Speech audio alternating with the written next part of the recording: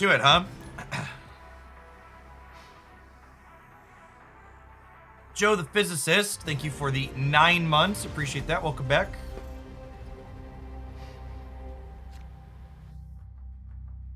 All right. Got some friends here for Carnage in the middle. Ready, set, Thanos. Mood. An eternal mood. Goose on the right. What are they doing into the space they're on to? It's like a Nightcrawler.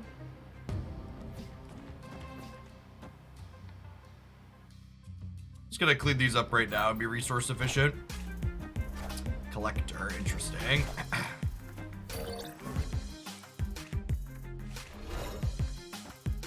A dig, thanks for the 5 years. Welcome back. Where are we gonna start proxying snap cards? Asking the real questions. So their collector's gonna be sliding out of the space throne thanks to the Bifrost. Punished for being aggressive with the Carnage on the Mysterio here. Do I want...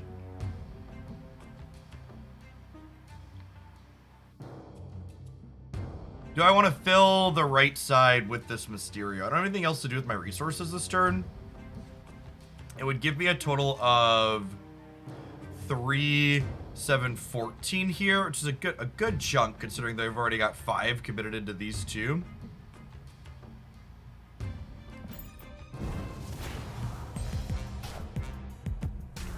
Hey, Sailor Jerry, thanks for the 2 months. Welcome back. Good morning, good morning.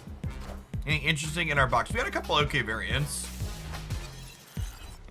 They got our Shang-Chi, which is notably not particularly good against our archetype. Aw, snap. Hey, let's go to Bryce. Thanks for the brand new Prime. And Corland, thanks for the 3 months.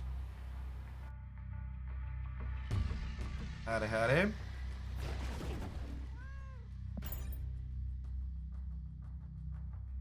Probably gonna be a retreat angle.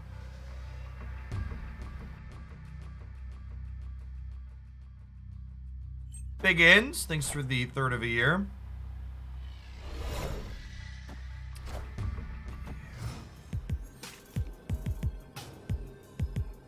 Ha. What are the odds this wins the game? Non-zero? I guess we get like Dino'd in the middle. They Dino us. It's a lot. I'll stay for 1 cube. We might lose to a Dino here though.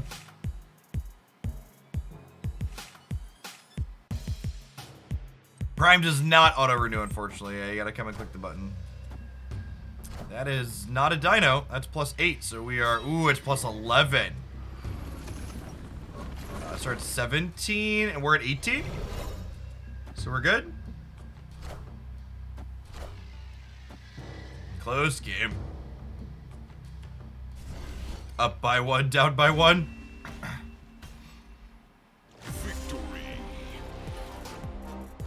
Is Darkhawk worth getting for 3k tokens? It might be if you're in the Thanos bracket, but I honestly don't know that it's a very good card generically anymore. Part of the problem too is like, because Thanos Lockjaw is everywhere, playing like Darkhawk is good into Thanos Lockjaw, but Black Widow isn't, so it feels hard to play Black Widow. I've been really impressed with Stature. I posted my highlight video this morning with the title that I think she's the best new Series 5 card since Darkhawk. I think that's accurate. She definitely seems very playable.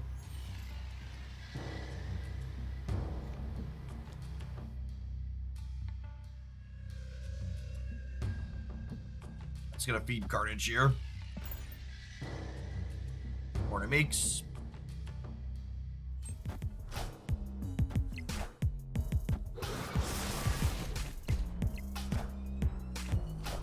Yeah, it's usually Darkhawk and Null, which you find more fun to play with. Well, I think Null is basically only playable inside of Galactus if you're looking at competitive decks.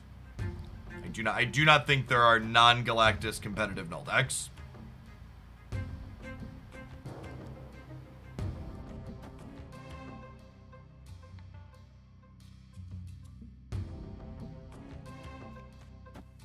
Play the demon out so it doesn't get discarded by Moon Knight.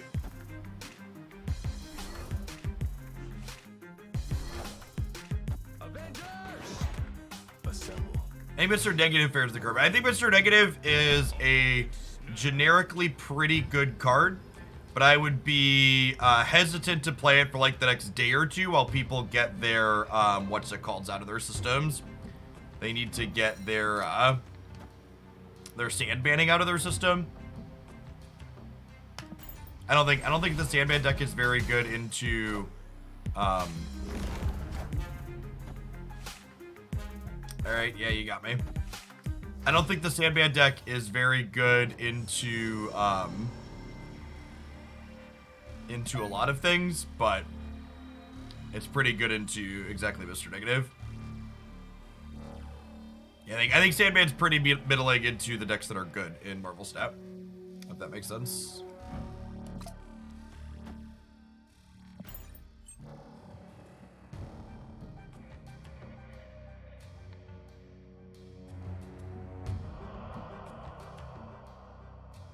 Does Wave make stature 0 or 4? It makes her 1.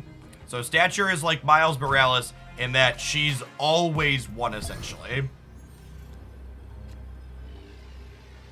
If her text is active, she costs 1. We have 3 cards, huh? We could get like Odin plus Wave tier, or Odin plus Hazmated here. I don't know, I got a lot of numbers. We'll stay for 2 cubes. They have this one card that beats us here. That'll do it. That'll do it. Wait, did they? We discarded a Valkyrie, right?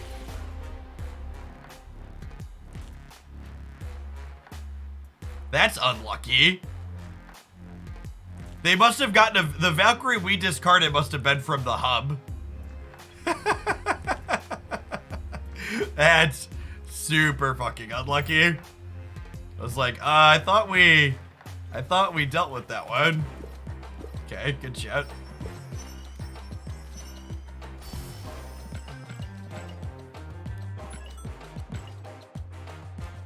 Hornet level.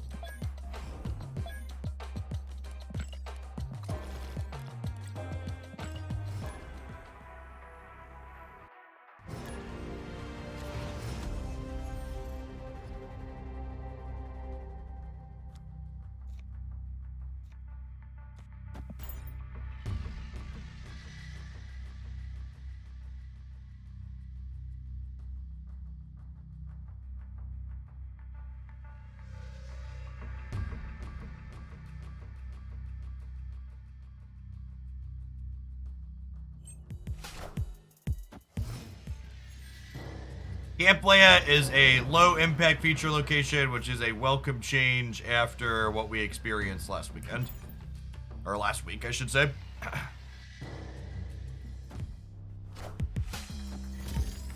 Punish for not carnaging right away. That's what it is.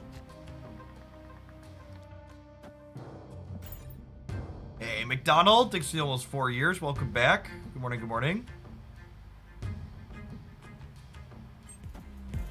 Shuri with Red Skull is likely one of, if not the best deck in the current format.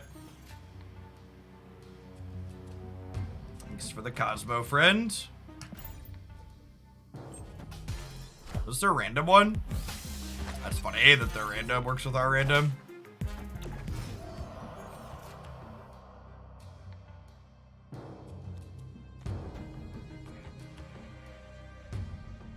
Why snapping?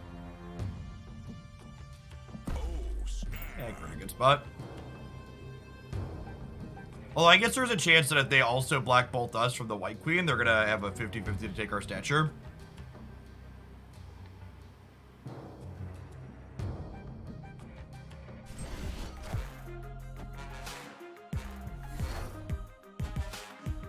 Unlucky.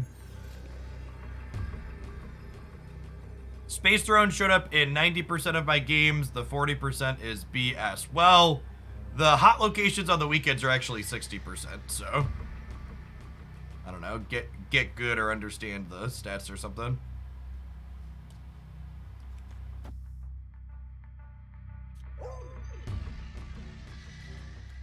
Is 16 enough to win here? It probably is, right?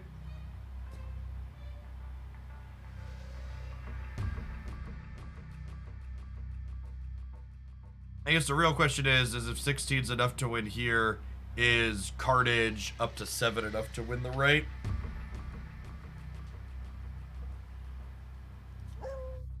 Really unfortunate that we lost our what's it called?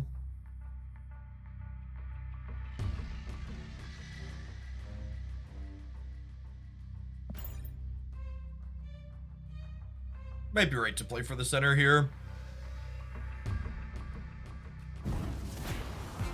Yeah, it's unfortunate. I think Black Bolt is narrow and only worth using with Stature. Well, Black Bolt saw actual no play before Stature existed, so I would say the answer to that question is definitely a resounding yes.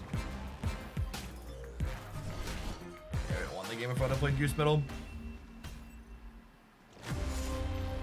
We also would have won if we had won the 50-50 here. Feels bad, man.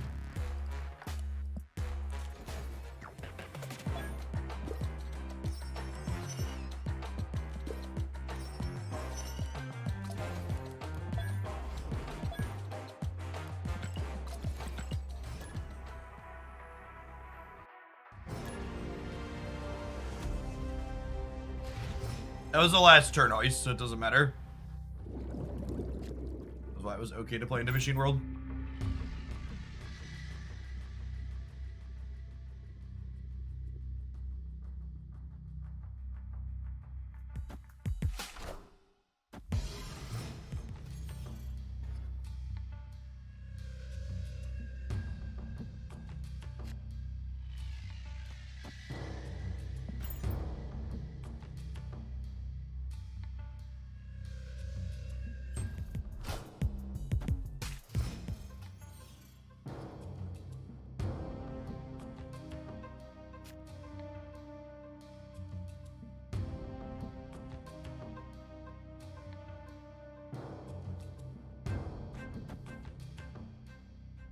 Yeah, here. Maybe like Nova Carnage next turn. Oh god. This is a Reality Stone? Are they giving us like a bunch of... One of these gotta be Reality Stone then, right?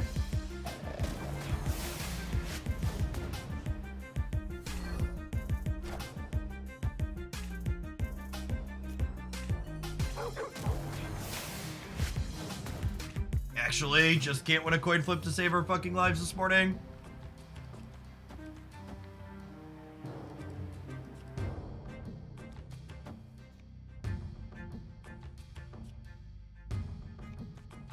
Guess we do this, but we're probably dead. St. Lovejoy, thanks for the quarter of a year. Welcome back.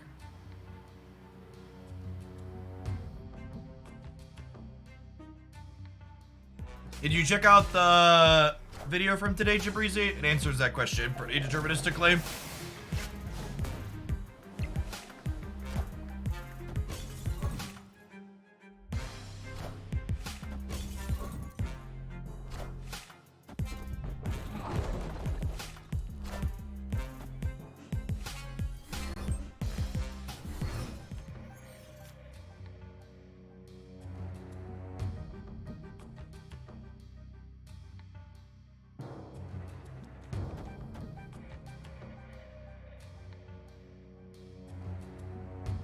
I think Black Bolt into Arrow Stature is a good turn 6. I think Arrow into anything is a good turn 6, yeah.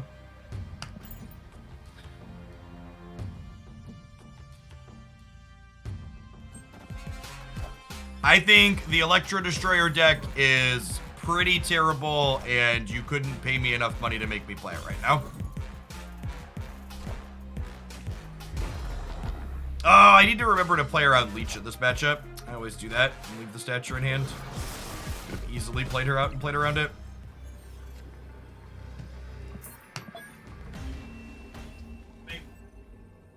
Escaped. The Electro Destroyer deck doesn't have any meaningful interaction for the best decks in the format right now, it feels like, and it gets dwarfed in the amount of points it puts into play compared to any of the Shuri decks. It is very much not competitive into the different Shuri decks that are running around.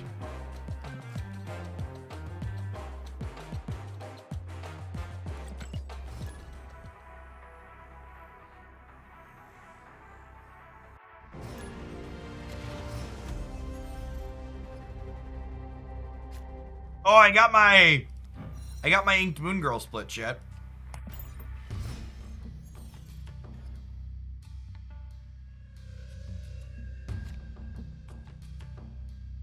There's a 0 more.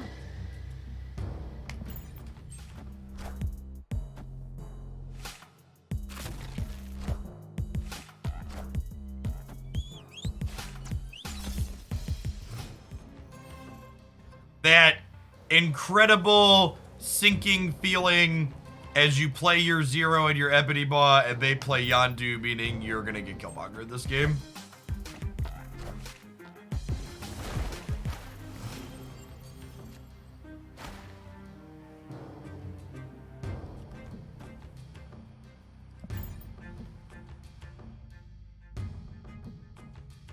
Yeah, Yondu Wave's probably Galactus.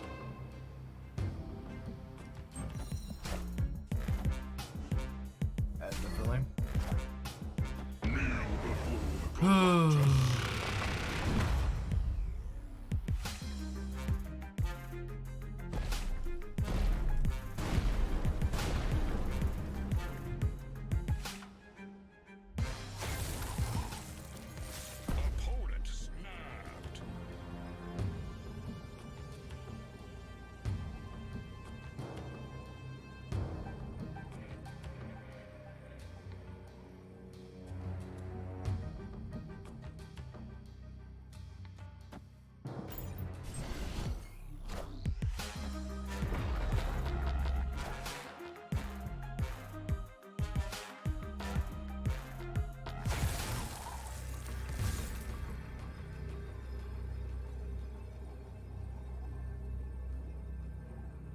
You know, people always ask, they're like, Jeff, why can't you just play the cards that counter Galactus? There's so many cards that counter Galactus. There aren't. The good Galactus decks.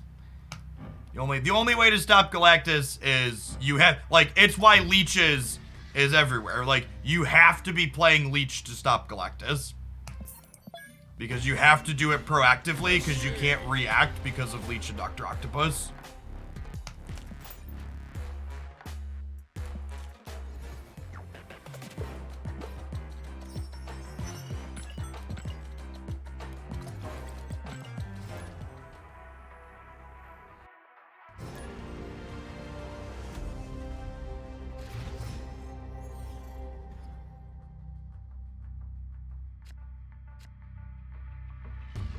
Yes, and some amount of the time, if you're not ramping into your Leech, they're gonna ramp into their Leech and Leech you first.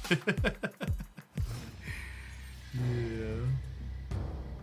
Feelings about new Sandman. It actually seems worse as a build-around card, but perhaps it's better as a tech card. It seems not good into the current metagame. Galactus doesn't really care about Leech. Shuri doesn't really care, Galactus doesn't really care about Sandman. Shuri doesn't really care about Sandman. The Thanos deck, by the time it's doing its things, doesn't care about Sandman. And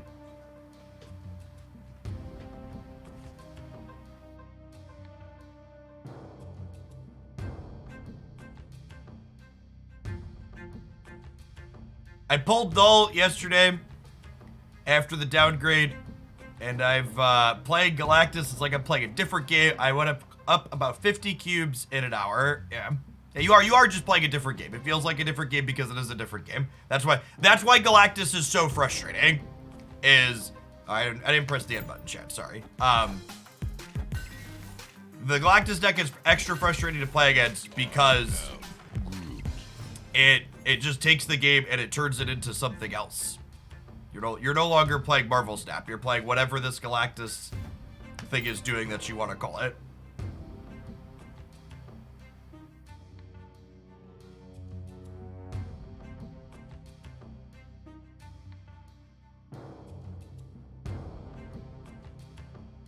Yeah, it feels like, yeah, honestly, for my Magic players in the audience, my former Magic players hopefully in the audience, Galactus feels like playing against Tron from Modern.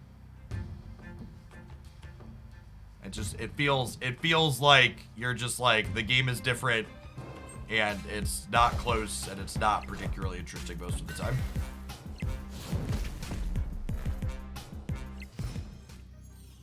Yeah, I mean, and honestly, people are like, people often ask, they're like, okay, Jeff, like, how can you, like, get through Galactus and stuff like that? It's like, well, the thing you have to understand is that Galactus feels like playing Magic's Modern format. Like, Marvel Snap's worst and most offensive decks are like the average deck in Magic the Gathering from the last couple of years. So from a how does this feel to play emotional perspective, it's like, well, that used to be always the case. And it's like, now it's like the outside, or like they happen and they exist, but it's not like what the game is about typically.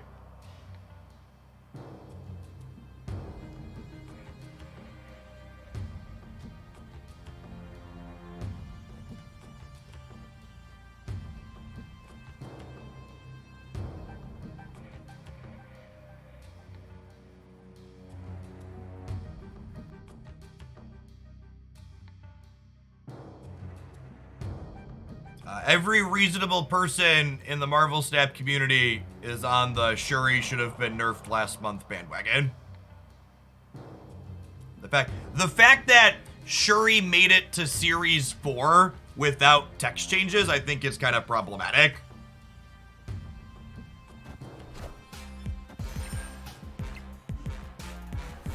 Friendly neighborhood Spider-Man here. I have been Spoodermanned.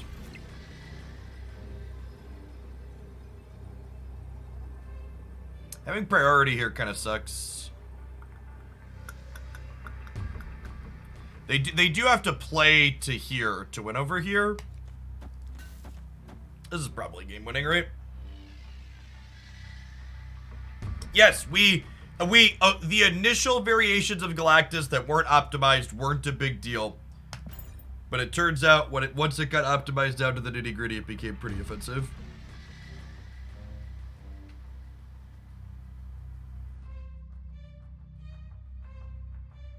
Jeff, the Sarah Collector deck on the Snapchat fan, the YouTube video isn't loading for it. Yeah, that's because it's tomorrow's video, Demon Tank.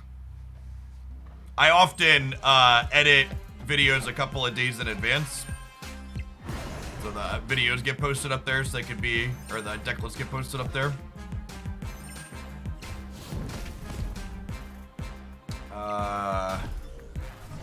Yep. Okay. Victory. It's my favorite Shuri deck at the moment. What's my favorite Shuri deck, or what's the best Shuri deck? Because those questions have two different answers.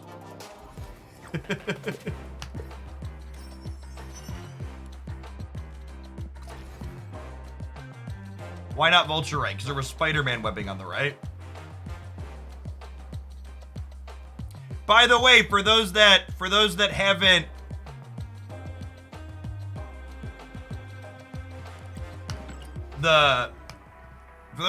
seen it, we got a whole bunch of bundled data mines with the surprise patch that dropped yesterday. So if you want to check that out, got a breakdown of those, comparing them to the two currently available Mr. Negative and Birth Pool bundles, as well as thoughts on how much currency you can expect to save up if you are free to play or spending, etc.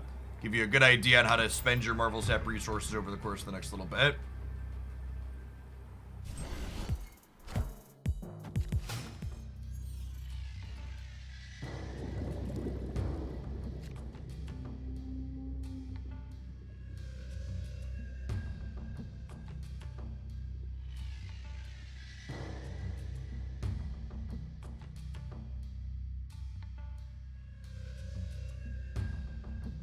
I preferred the Zabu Silver Surfer meta to the current one, if I'm being honest.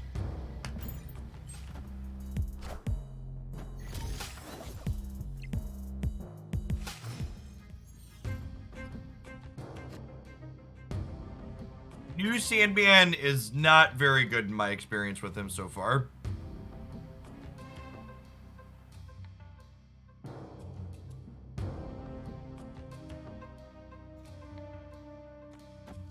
Just hiding 0. This might be like a hide 0 into Red Skull over here on the last turn.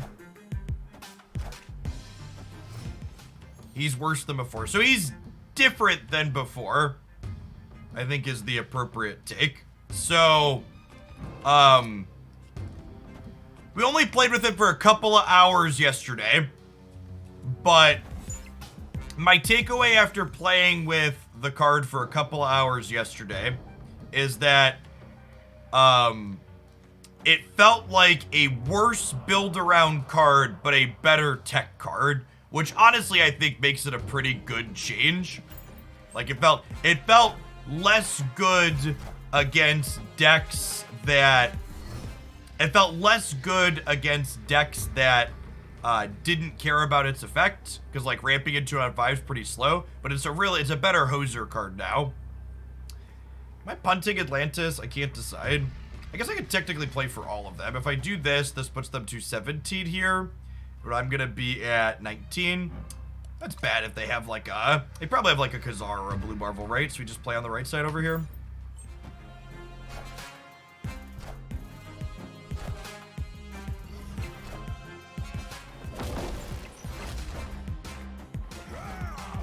Turns out they have Khazar and Blue Marvel.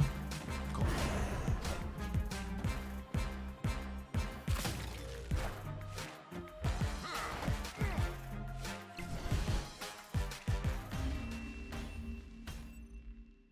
Victory.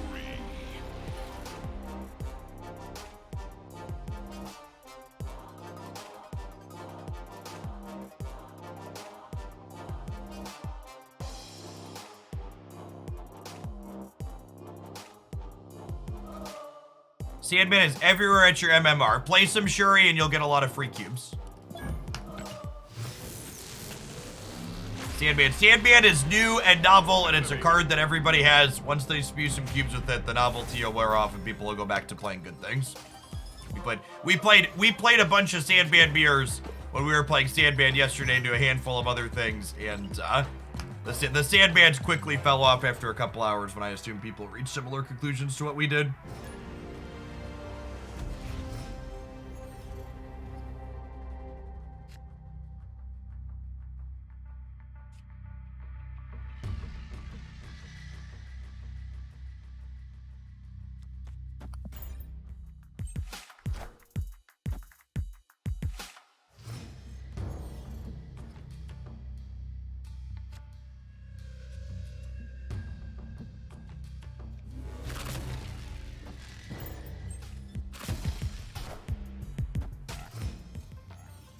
You don't have Panther, what would be another Shuri deck? The good Shuri decks aren't even playing Black Panther. The good Shuri decks, for point of reference, are the Red Skull 0 decks. Or a couple variations of the decks I'm talking about in this video here. Although you probably want to consider slotting in Armor and Cosmo as good deck cards for anti-play.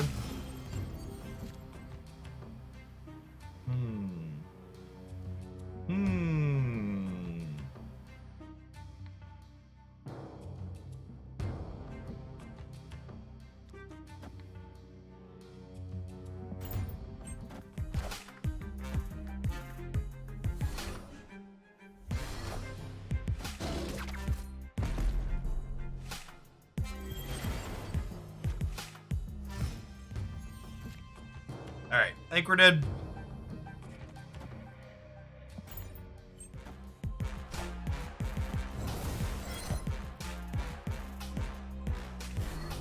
I also think I'm off this deck. Playing a deck that's soft to Killmonger seems like a mistake right now. This definitely feels like that. Also, posting a deck list on YouTube with Sauron and Stature in it together is a good way to get next to 0 views. If I don't love it, we're gonna move along.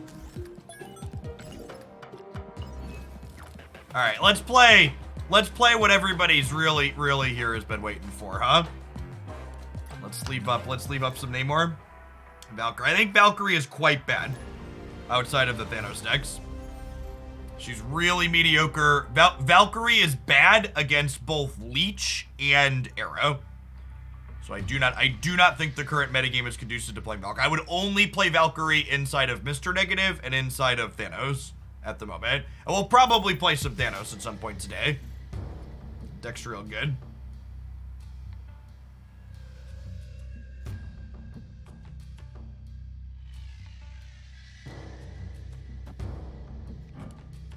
Fantastic is ready to win us a rickety bridge.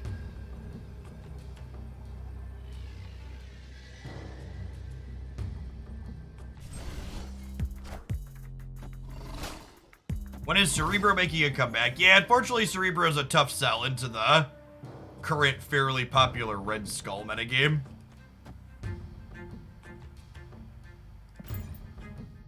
Sakar updated this patch, now putting a card into play at the end of turn.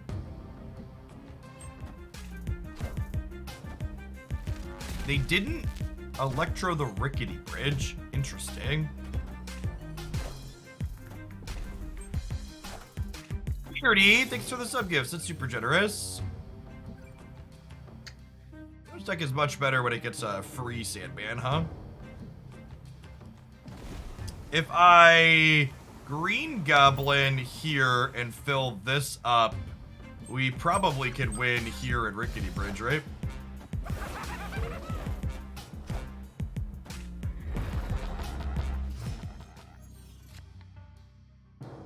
My cards don't need abilities anyways.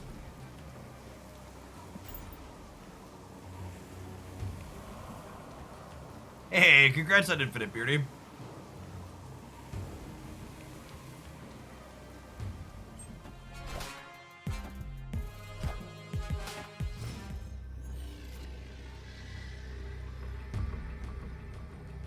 The claw.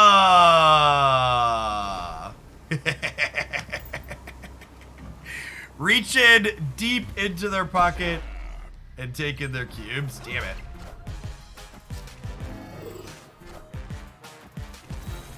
Oh, wait, do we lose to that? Is that how that works? Whoa.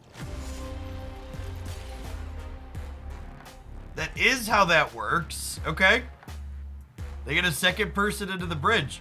Well, so I knew Carol jumps at the end of the game. I just didn't realize she was going to be able to go there with the other thing too, right?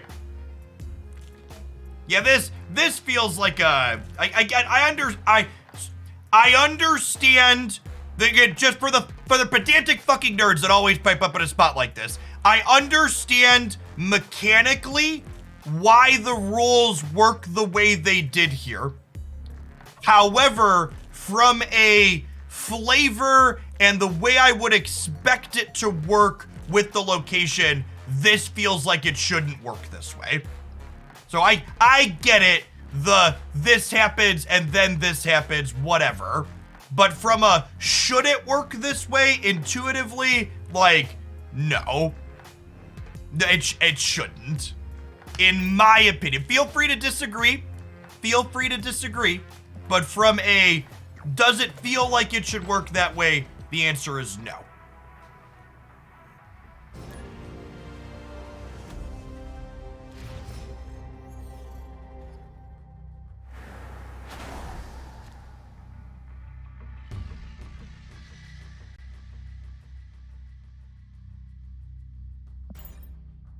We have Lizard into the Isle of Silence.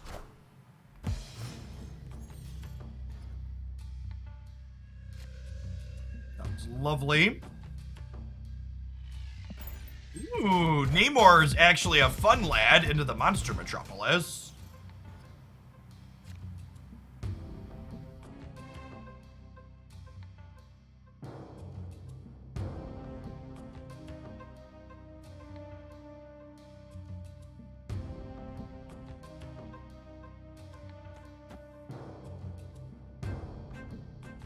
Am I punting the left? I might punt the left for this unspotted here.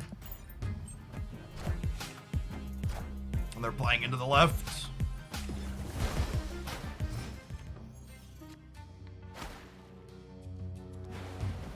Well, unless this is a Galactus gamer, which they could be a Galactus gamer, we don't have to punt the left anymore with the Killmonger draw, which is nice.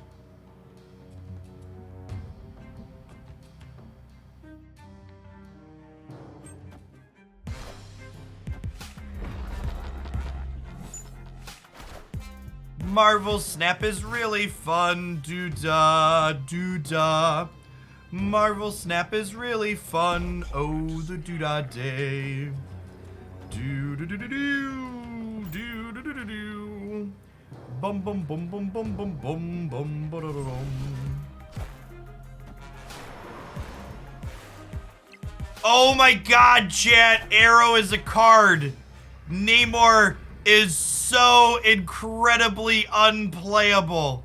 It is unreal how unplayable Namor is. Holy fuck. What a shitty fucking card.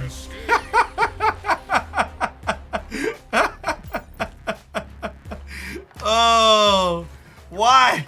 Why have we had 2 balance patches without arrow changes? Why have we had two balance patches without arrow changes? What? Oh, my poor lad. My poor lad.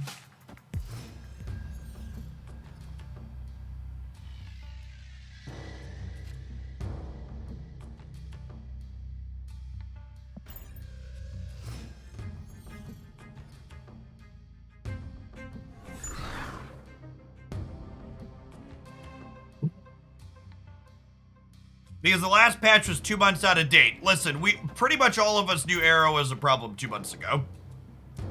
Arrow's been the best card not close for a hot second.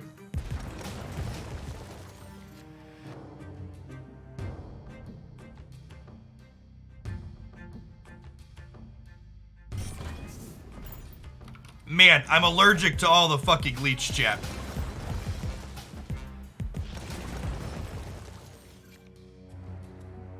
It's really bad.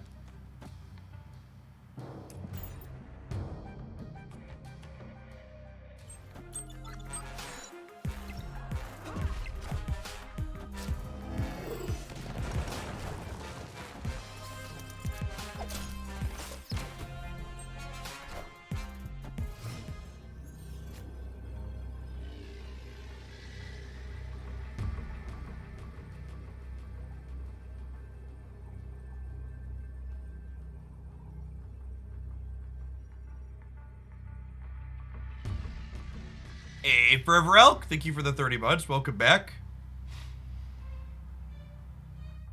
Lizard might win here. Well, Namor's better than Lizard. Shang-Chi doesn't do anything. We do lose to the Heimdall. Do we also lose to Doctor Strange? Doctor Strange is plus 13 here.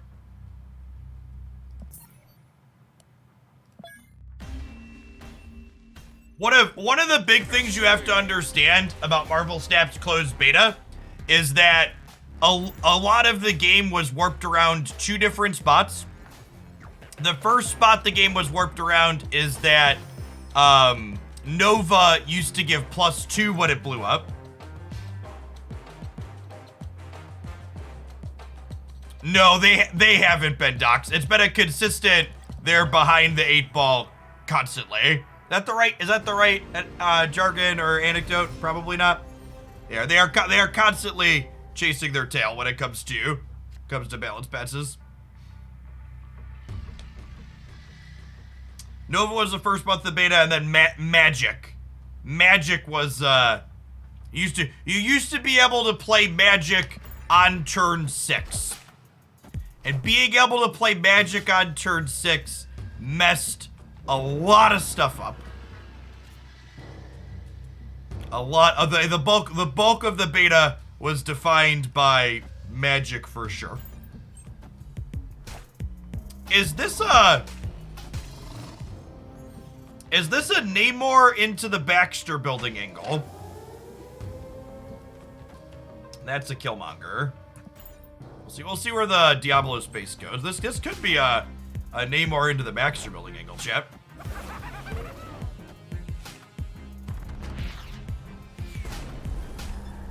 Damn. It might still be Namor in the Baxter building. So I get to go Namor here, and then I get to go Claw, And then we get to go like Killmonger Demon. I could also play Namor here, but that like screams that I'm going to Killmonger them. But I guess I could snap into it as well, huh?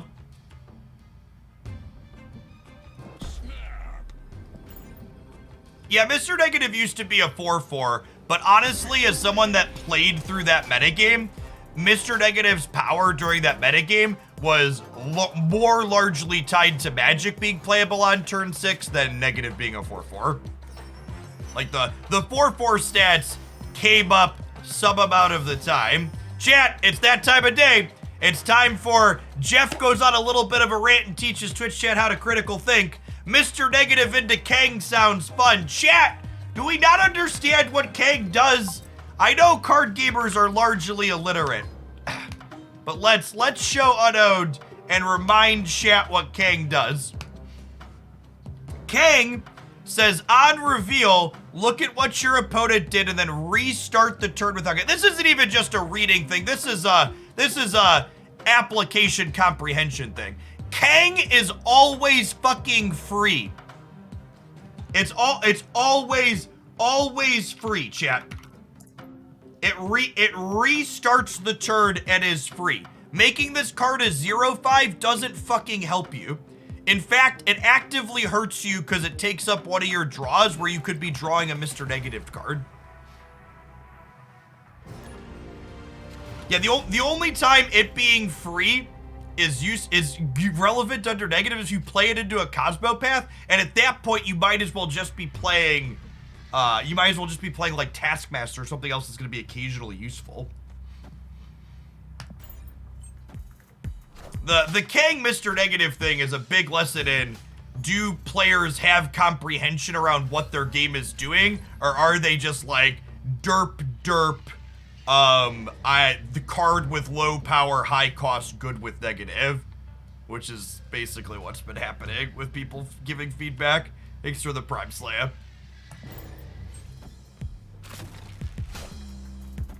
Okay, so I think at this point we snap into this, right? Honestly, I don't even really need to, well, maybe I am supposed to play here because of, I'm gonna play left, which might be greedy. If they have armor, we could get into trouble with the Mojo World. Cosmo, that doesn't matter. Rewarded for not playing middle as well, which is great.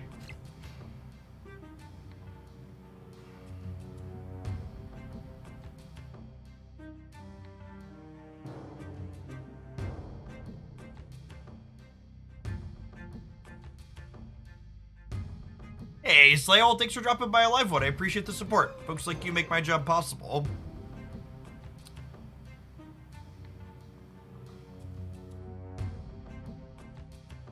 Huh?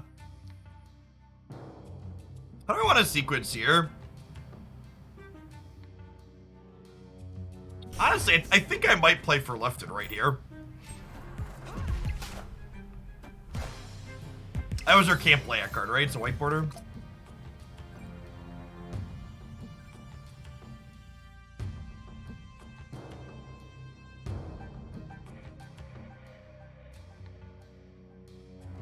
The question is, when am I playing the Killmonger? I think I want it to be a surprise, right? But the problem with it being a surprise means that I can't play the demon this turn. Like it almost feels like I feel like I want to do this turn. Just for the sake of resource efficiency. That leaves me the flexibility to like play 3-drop next turn. It gives up some cube equity potentially though.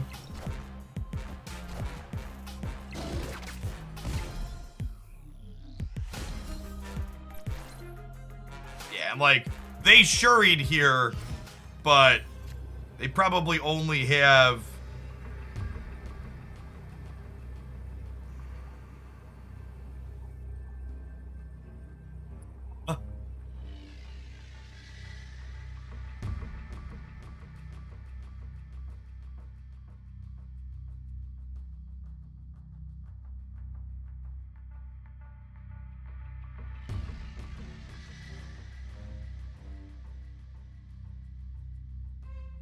You want to just play the goblin in the mid? Yeah, that's probably the case, honestly.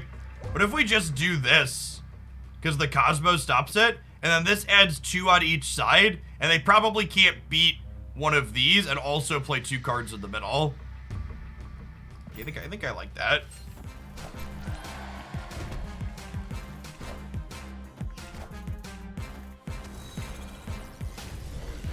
Yeah.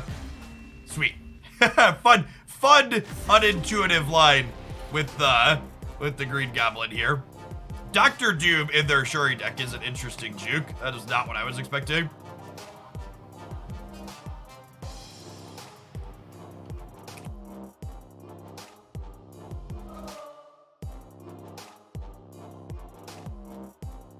Someone in chat asked, Jeff, can you explain why since I reach infinite, I only play against the same small pool of people? Yeah, matchmaking needs some improvements too.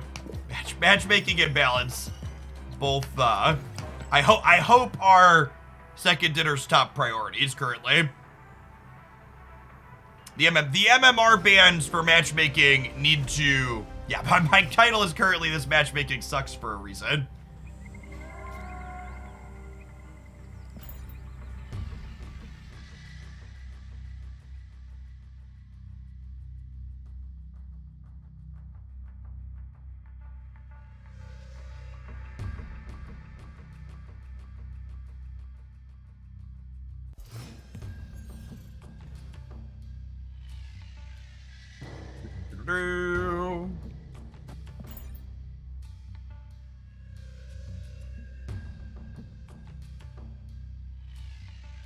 For the 2 people in chat that just commented about pairing into infinite players before you're infinite, again, part of the core problem with matchmaking at the moment is that your visible rank is not does not seem to be a large contributing factor in the matchups that you play.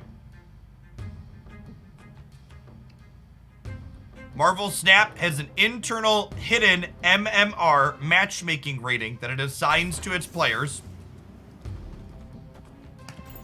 That seems to be the most important thing when it comes to determining who plays who.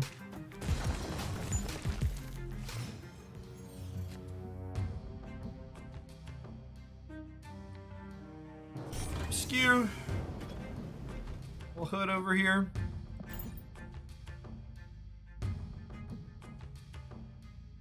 You feel like rank should be a factor in matchmaking? Well, it is something of a factor. Should it be more of a factor than it is currently? Yes, probably. They killmongered for me. Thanks, friend.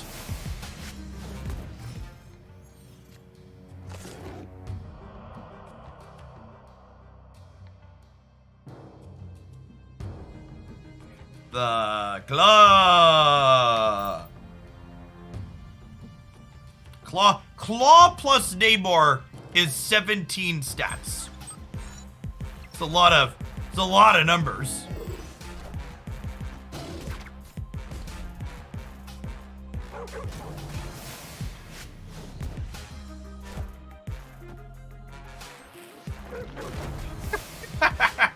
Get wrecked, little Lockjaw. Get wrecked. So long, bud. And I get to Namor here and Mr. Fantastic here. Opponent's draw wasn't very good this game, obviously, but it's a pretty good example of our deck doing a reasonable linear thing, right? Like, at the end of this game, we're going to end up with 12, 15, and we were going to be 17, 19 over here.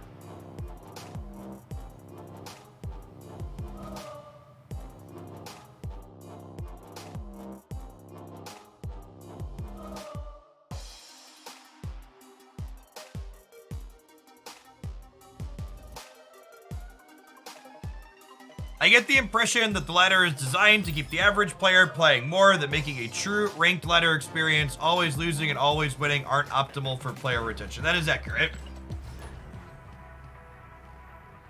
It's important to note that the ladder systems in every game, not just Marvel Snap, are primarily designed to keep people playing the game. There isn't, I have not really encountered a ladder system that exists that prioritizes player skill over just volume of games played. That's largely why these systems exist, is to keep people playing. The Marvel Snap Ladder just leans into it even harder than most. Sunbeam, thank you for the 2 months. Appreciate you re-upping. Welcome back. Pedro U, thank you for the Pedro U. Thank you for the brand new Prime. And Mar, thank you for the almost 3.5 years.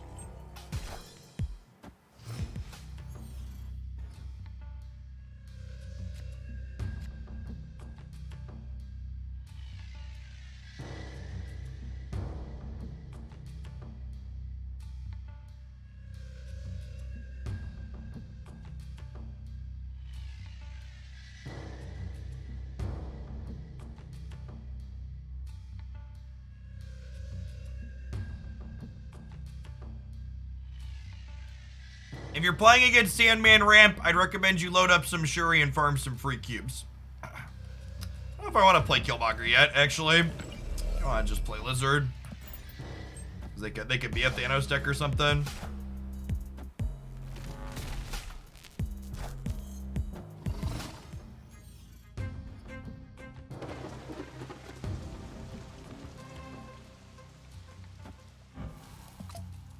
He's out over here. See where we end up at. Ernerk, thank you for the Prime. Appreciate it.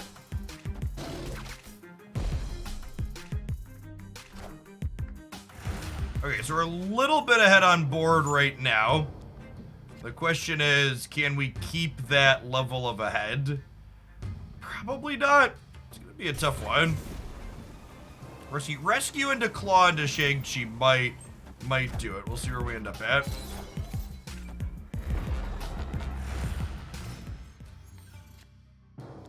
Marvel Snap is really fun. Doo-da, doo-da.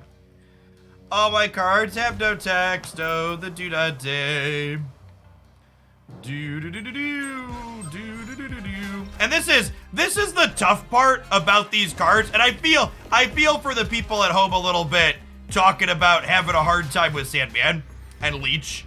Because, like, the answer to how do you beat Sandman and Leech is play one of the really small handful of good decks that make these cards not great. Like Shuri. Shuri makes both of these cards not great. But these cards are pub stompers. They're noob killers. They're brew killers.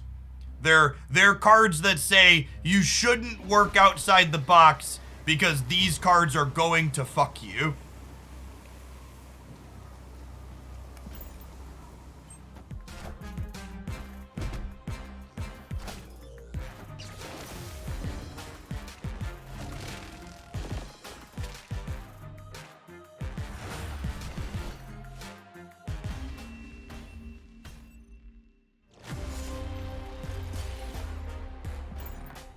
Any meta where Leech is good is very difficult to impossible to try and be innovative or interesting in. Most of the interesting decks in Marvel Snap need to just Alt F4 after they get leeched.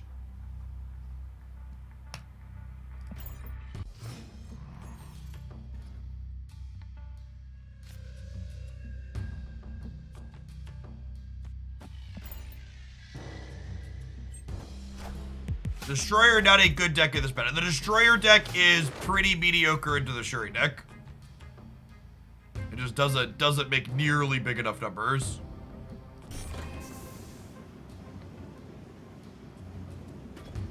Speaking of big enough numbers,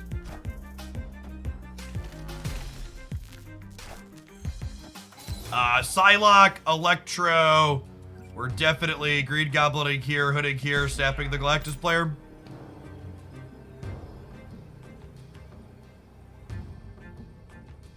Isn't everything mediocre in front of the Shuri deck? No, decks that play Shang-Chi well, or Valkyrie, are okay into the Shuri deck. But you're right that Shuri is probably one of, if not the best deck in the current format. Is an accurate, reasonable take.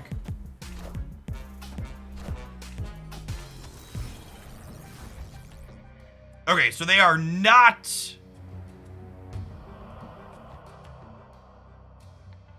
They are not the what's it called deck, Galactus deck. We claw, and then we Killmonger Demon Lizard on the last turn. He says before getting Sandmaned. Magneto, sure, that's fine for us, right?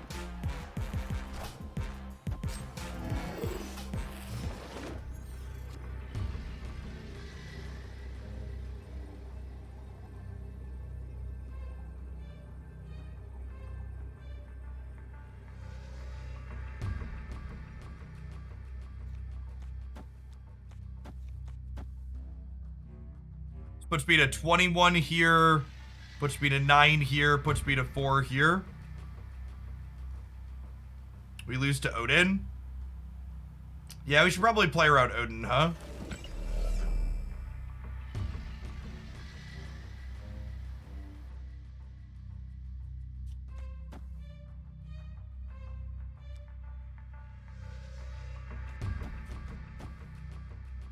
Speeds Odin.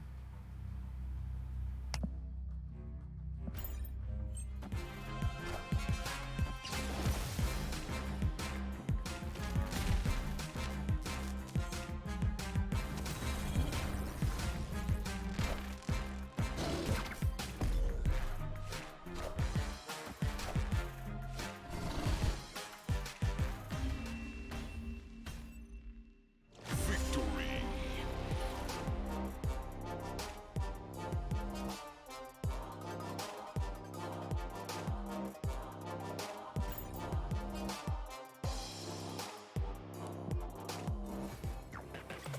The season's been tough for me. I got to 96 last season playing Sarah Surfer, and now I can't do anything consistently. I have no pull 3 cards. I have all pull 3 cards and no 5 and only a few 4s. And I'm always matched against top meta decks. Yeah, the lack of balance passes has made the current disparity. The lack of balance passes has made the Marvel Snap economic model feel worse than it should be. Something I talked about a lot when I talked about things I liked about the Snap economic model early on is that the Snap economic model with Series 4 and 5 cards only really works if the devs stay out in front of balance. And the fact that, like, it was, like, Galactus into now Thanos and Shuri, where these are, like, limited, hard-to-get cards, is really just pretty problematic for the average player in terms of being able to be competitive. Snap's economic model really does not work if we're not getting regular balance passes and making sure that the Series 4 and 5 cards need to just be different and more interesting, not more powerful than everything else in the game. Snap's economic model lives or dies based on that, and currently it's struggling, I think.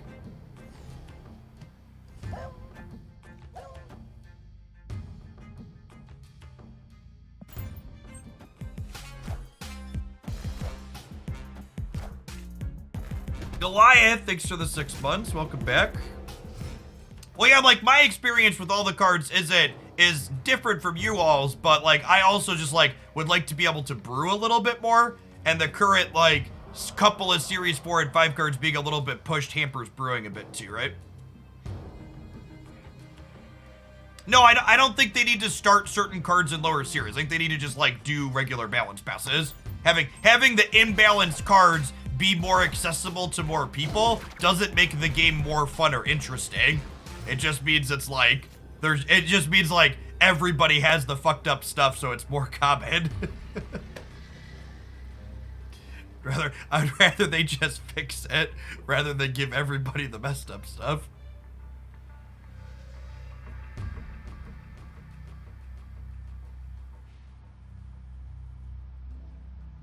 We could hood the Namor lane to play around Shang-Chi. That's a cute idea. Something to think about for future games. Good call out.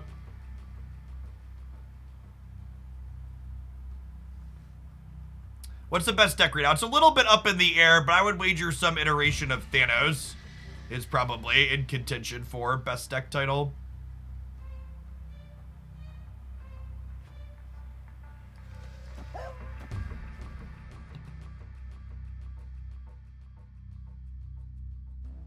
I need to beat doubled thing here plus 1 drop in one of these other locations.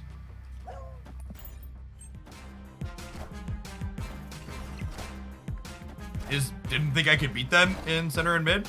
I guess our deck's a little weird.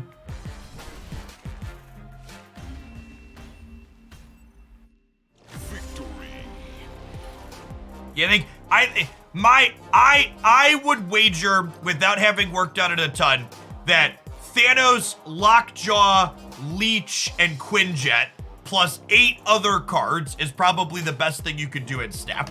And there's a lot of room to figure out what those 8 other cards are. I don't know what I would fill in with those 8 other cards. We're gonna try some Thanos later today and try and get some opinions on it. But those 4, and probably Shang-Chi or Valk. Some combination of Shang-Chi and or Valk is probably in the other 8 cards. I think that's a good, accurate, reasonable take.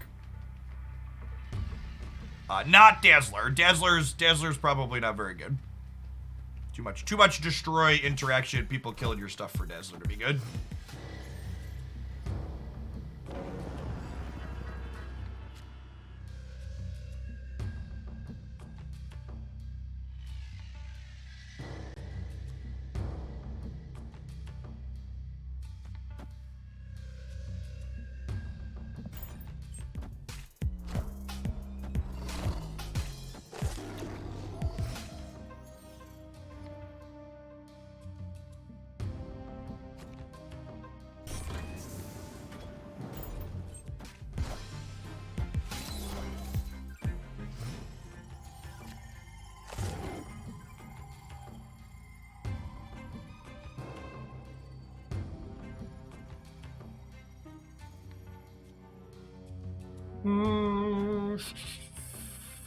Definitely Mr. Fantastic in the middle.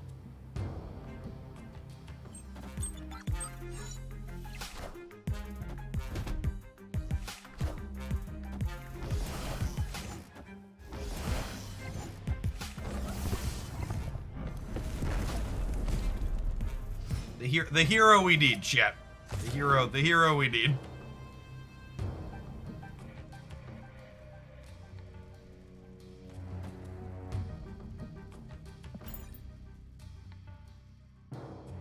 Being Shang-Chi-able in the middles, maybe a little bit loose.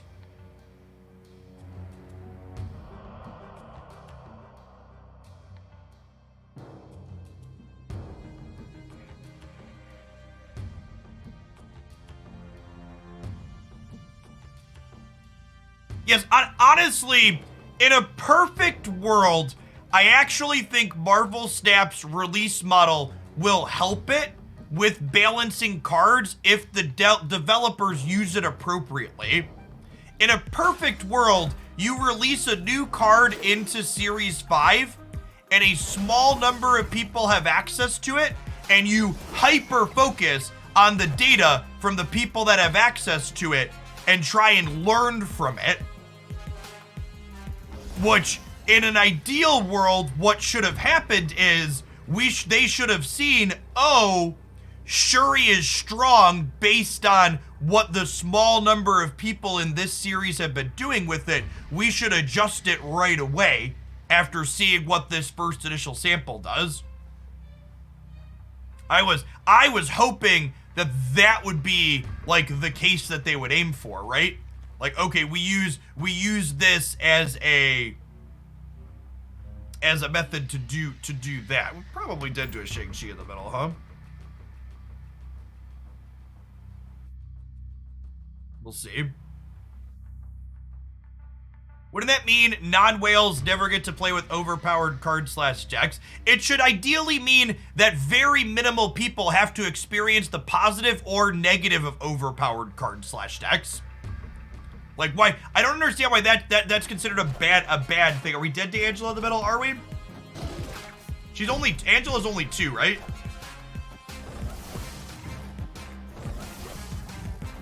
Oh, they have Thanos. Yeah, the Angela was only 2.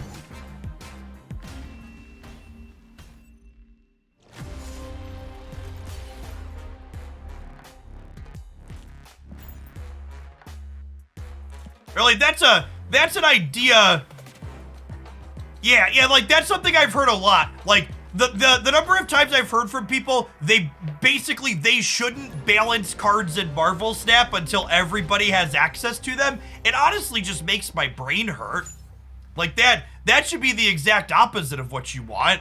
It's the exact opposite of what I want. I want things, by the time something is popular and propagated to everyone, I want it to be well balanced in both directions, right? Like a lot of people only talk about the busted cards. They should do it in the other direction too, right? Like when a card like Dazzler or Shauna or Shadow King releases and people have it and it's not worth fucking playing because the card's fucking atrocious, Sentinel, they should buff them before they, or Sentry, not Sentinel. They should buff them before they get to everyone. It should cut both ways.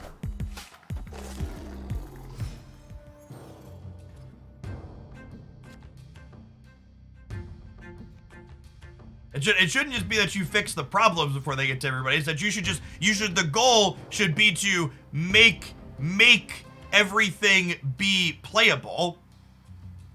But here, okay, and this is the fucking problem that really, this bothers me, that people have such strong opinions on this and don't fucking get it. The idea that Series 5 is pay gated is fucking idiotic and it makes me so mad. I'm gonna stand up while we rant. I'm gonna take a deep breath and I'm gonna try and have a conversation with people that are spewing bullshit in my chat. Everyone has access to Series 5 cards in the end game. Everyone. Every player has access to Series 5. You have to spend $0 fucking to get access to Series 5 cards. You just have to be an end game player. And people that spend some money get to end game status faster, but they don't get there instantly. It still takes them literally fucking months to get there. There's no shortcut, I spent money and I get all the things and the game is pay to win. Like, you literally can't win with people. Like, the game's fucking pay to win because someone spent some money to get a thing, but also even people that spent money had to spend months to get their thing, so that doesn't matter either. It's like, there's actually just no winning.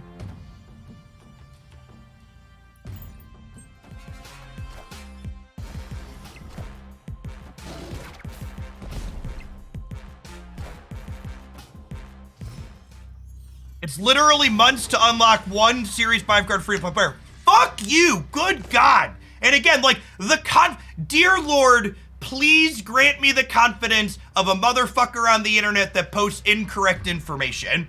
Like, it's wild to me how people will post things confidently that's just wrong. When you are an end game Marvel Snap player, you get 6,000 tokens a month for fucking free. Spending $0 goddamn. $0 goddamn. You get 6,000 tokens a month for free. And I get it that Reddit has made you very mad. And Reddit has told you that you can't play Marvel Snap without spending money and the Series 5 is pay to win because the random shitters there don't understand how the economic model works and don't care to figure it out. And it's easier to just be mad about it than it is to take a second and understand how it works. Speaking of works, I don't know if this works or not. It's just it does not take you months to get anything. Mods deleting every disagreeing comment. I am not deleting disagreeing comments. I'm deleting comments that are wrong. When someone tells me, listen, chat, if one person tells you 2 + 2 is 5, and another person tells you 2 + 2 is 4, telling the person that 2 + 2 is 5 is a fucking idiot and just wrong isn't having a dissenting opinion or squashing dissenting opinions. Posting something that's wrong isn't disagreeing. It's posting misinformation. And that's the fucking problem in 2023 where we live. It's how we got to so many fucked up places in other parts of the world. Is people are like, you have to entertain both sides and all opinions are valid. No, some people are just fucking wrong. Some things are, this is how it works and this is how it doesn't work. And if you're saying it works how it doesn't work, it's not your opinion, you're just fucking wrong.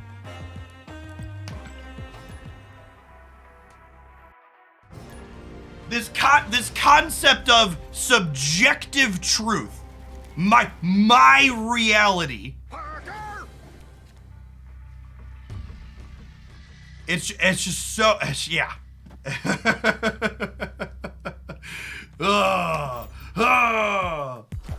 How much do you have to play to get 6,000 tokens in a month? When you are an end game player, you get 6,000 tokens in a month just from doing your dailies, from doing all your dailies and weekly missions.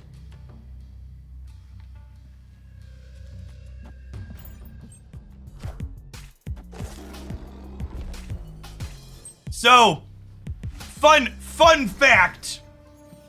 I'm gonna have to upload these after, but my 10 minutes a day. Yeah, my emote artist. My emote artist just sent me the finals on these, so we're gonna have an old man yells at the clouds here in a second. Fredo, thank you for the prime. We'll have these up tomorrow. I'm not gonna take the time to like upload them midstream, but we'll get them live for tomorrow. Mr. Namor would love to be in the negative zone. I'm sorry, Namor. We gotta send you into Reddit. Nobody deserves this fate, but God gives his toughest battles to his strongest warriors. I hope you understand.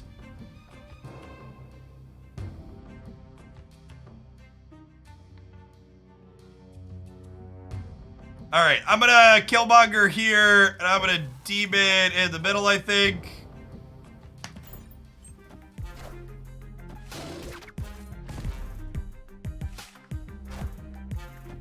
Yeah, that's the other thing too. Like, it's a marathon, and spending money moves the finish line a little bit closer to yourself. Not only that, but you still have to play an incredible amount of Marvel Snap. If you're spending money to get Series 3 complete faster in Marvel Snap, you also have to play more. Like, if you're doing the fully free-to-play, it takes you 6 months to get every Series 3 card, you only really have to play and do your missions every single day, plus a little bit more to get some extra boosters. In order to get, what's it called? In order to get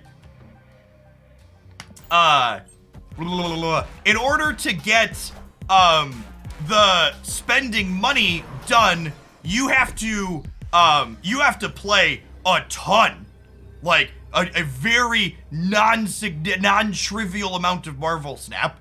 Like, if you're max spending, in order to use all of the credits you're buying every day, you have to be playing like 6 hours of Marvel Snap a day. Like, it is a lot. It is a lot of Marvel Snap gameplay. So it's still not even like other games where you just swipe your credit card and you get the stuff. You still have to swipe your credit card and then play a ton to get the stuff faster. And again, it still takes you months.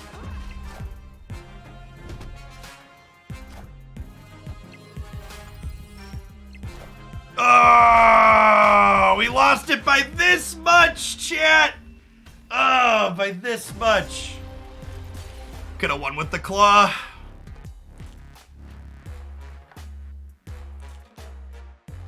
Yep.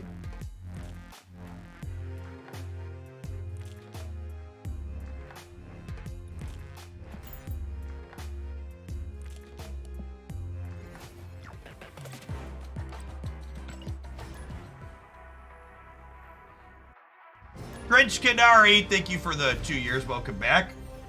Aiden Dinner, thank you for the sub gift. Brave Edits, thank you for the 2 months of Prime. Appreciate the new subs, Ominous Looking NPC and Fredo. Play Tycoon coming in hot for the 3.5 years. And my fist! Good to have some of the old timers back.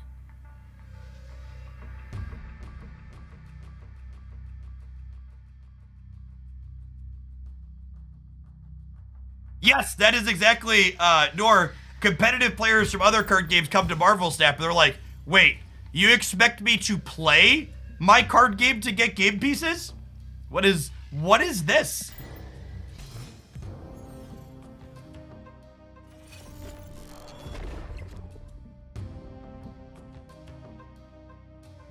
Why would I want to have to play my game? Have free-to-play players since launch reached the end game? Not quite. It's like 6-ish months, so they're gonna be hitting end game. Small spenders since launch are reaching the end game. If you're someone that's been buying the season pass every month and using your gold appropriately, you're Series 3 complete right about now.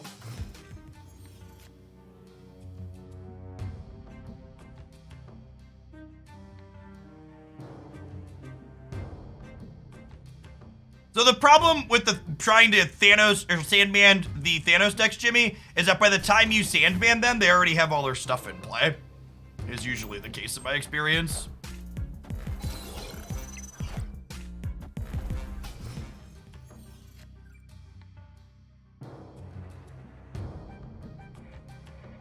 Yeah, our brew is a bad time against Sandman.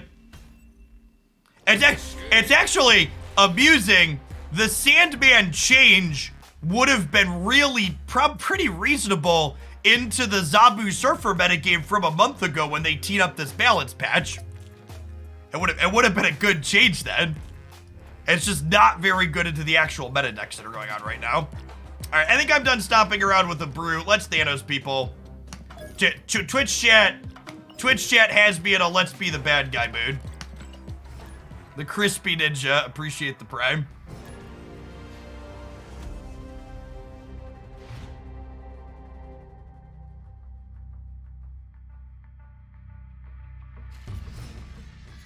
It's been 84 years. Yes, when I say Marvel Snap Endgame, I'm referring to Series 3 Complete.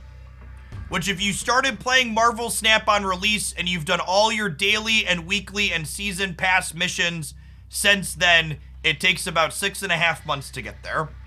Which, if I'm being honest, I think is probably a little on the long side. I think they could probably afford to make that even shorter.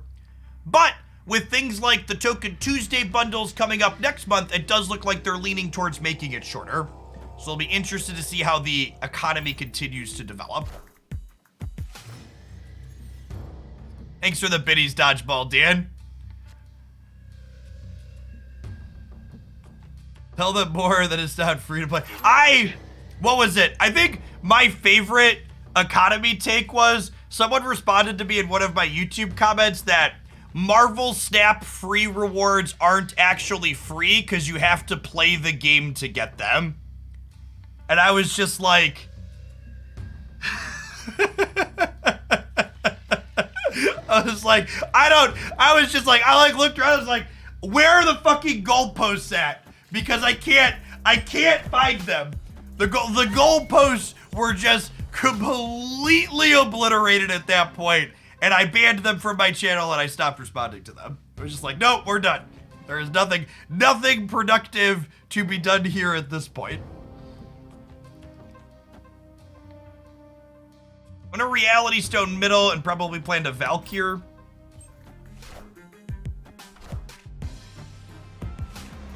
Oh no! Oh, thank God. Whew! Whew! Thank you, opposing Reality Stone. Never doubted you for a minute. It was almost tragic. Almost.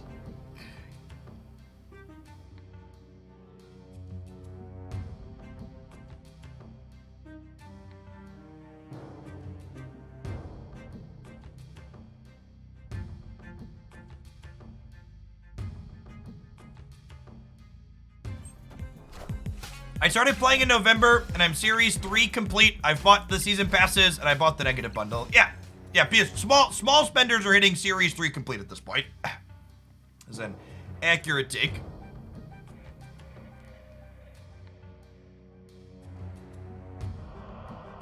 Yep, there's another one. Just hit Series 3 complete today. Fresh Series 3 Helicarrier is the last one. Yep.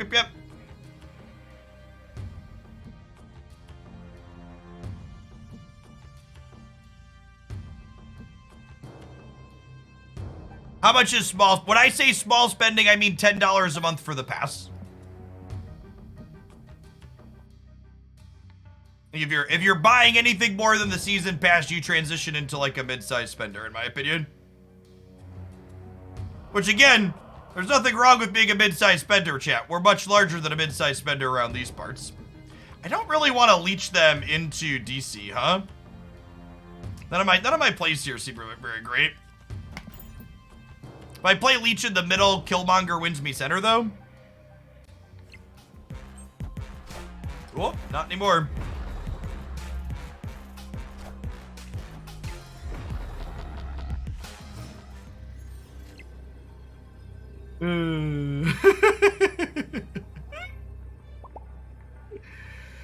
Yeah. Really stimulating, exhilarating gameplay here. I have to imagine this type of end game is the titillating gameplay that Second Dinner is looking to develop with Marvel Snap.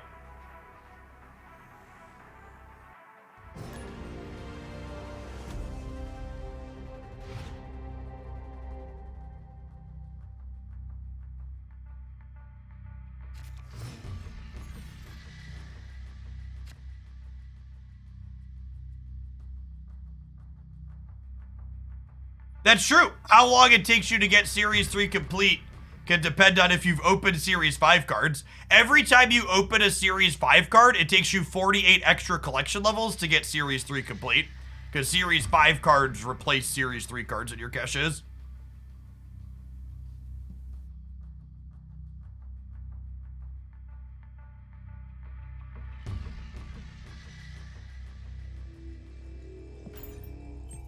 All right, we've got Lockjaw. Honestly, I think I'm supposed to snap here. I have Lockjaw and Mind Stone. Yeah, it's an annoying location. I'll snap anyways.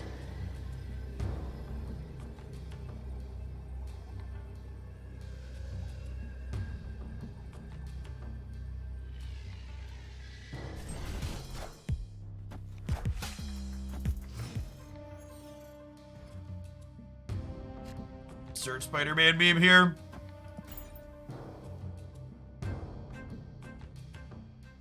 They changed the drop rate of Series 5 cards. I'm like 6K collection level and I've yet to open. I have gained over 8,000 collection levels since they added Series 4 and 5 cards, and I've opened 0 of them. Wilker, thank you for the 2/3 of a year. Welcome back, appreciate it.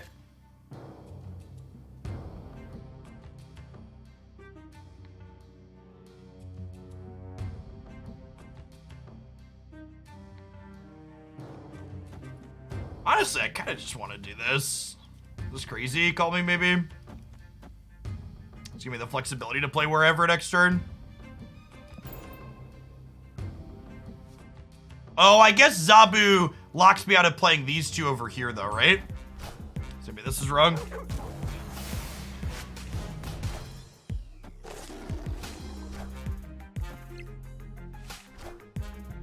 Also, for people that are new at the channel, do you see how I talked about the economy?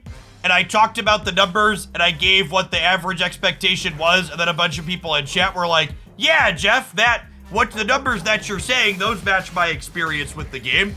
Yeah, that's because I've probably spent more time thinking about and farming numbers related to the Marvel Snap economy than any other person you're going to talk to outside of Second Dinner.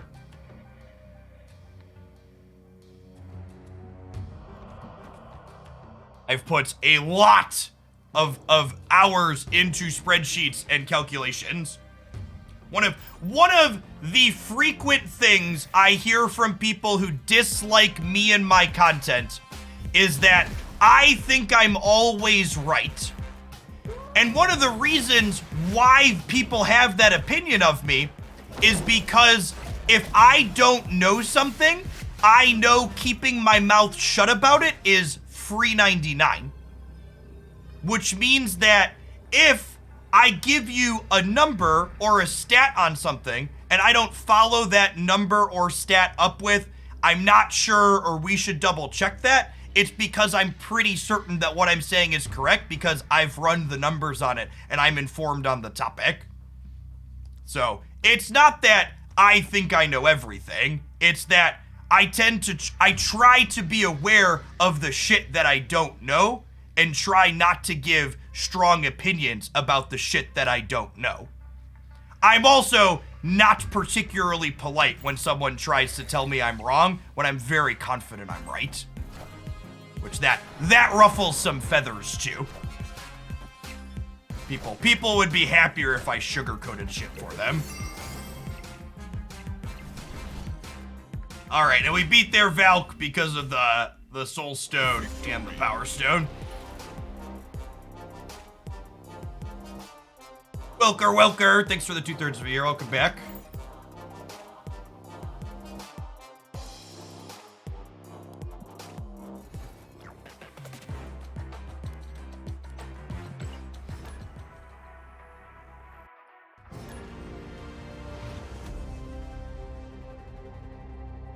Oh my god. When we said we wanted a Thanos animation, I don't know that anybody meant we wanted this big giant wind up fucking Thanos animation at the start of the game. Like I wanted a like, I don't know, like the stones do something, or when he gets 10 power something happens. All the stones slowly getting put into the deck at the beginning is really cumbersome.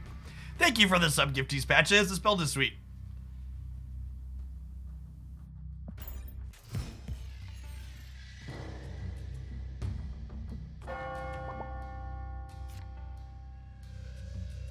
I think we're holding on to the rocks until after we lockjaw here.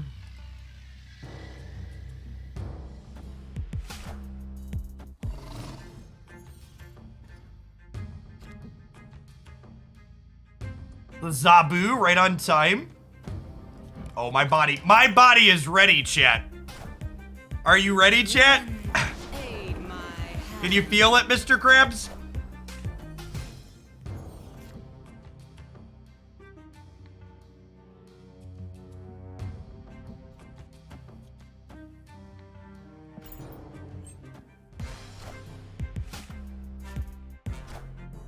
I should have snapped them here.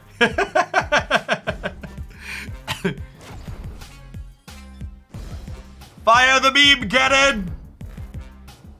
I guess we can get X-Mansion diffed off the Reality Stone, but seems like a pretty good setup for us here. Oh, the X-Mansion already happened. We're good. JK LOL.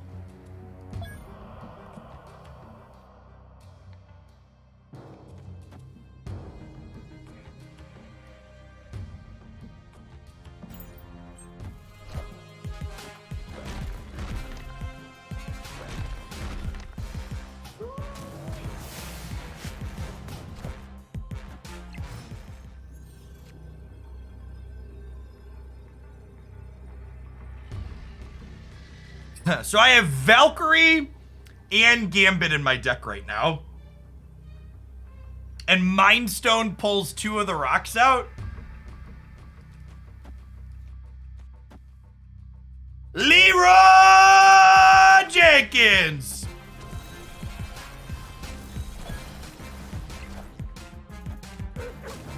Oh, it pulls all the stones out. Get the Gamora! Get the Gamora! Rats! I have no regrets, chat. I live but only once. You can't have regrets, chat.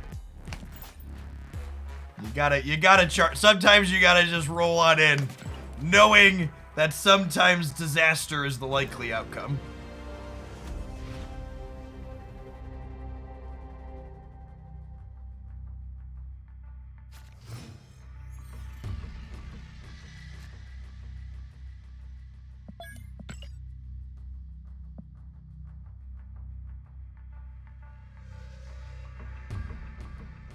I snap this.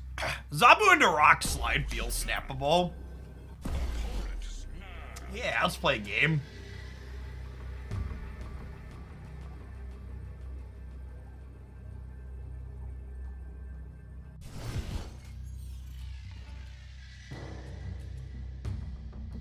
Boom.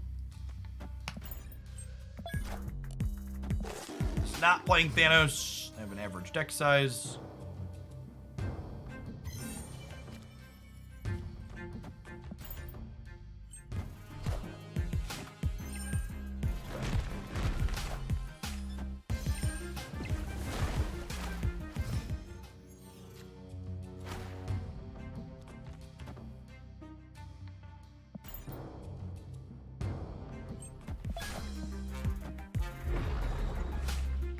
I got a leech here because they could be, Galactus.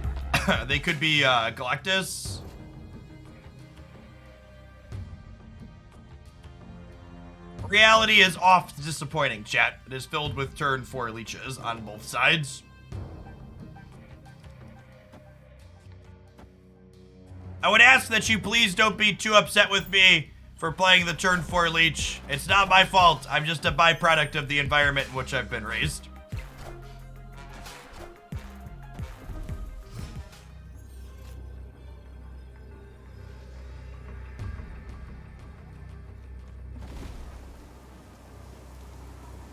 This beats Doctor Doom, right?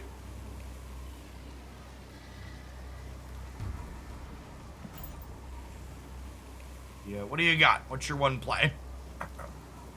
This beats Doctor Doom, and it beats Magneto.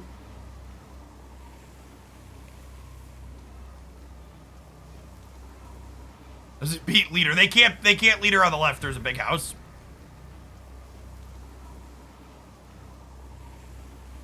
And this is like kind of a textbook example of like what the experience was with us playing Sandman yesterday. The Thanos deck gets on board early and doesn't need to play a bunch of cards late.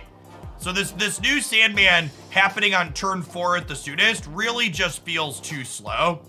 Like they just don't have enough stats on the board, and we just like out-tempoed them early. So it just didn't matter that we could only play one card because we played one card. It's good enough. DMC Dog, thank you for the 3rd of a year. Welcome back. Appreciate it.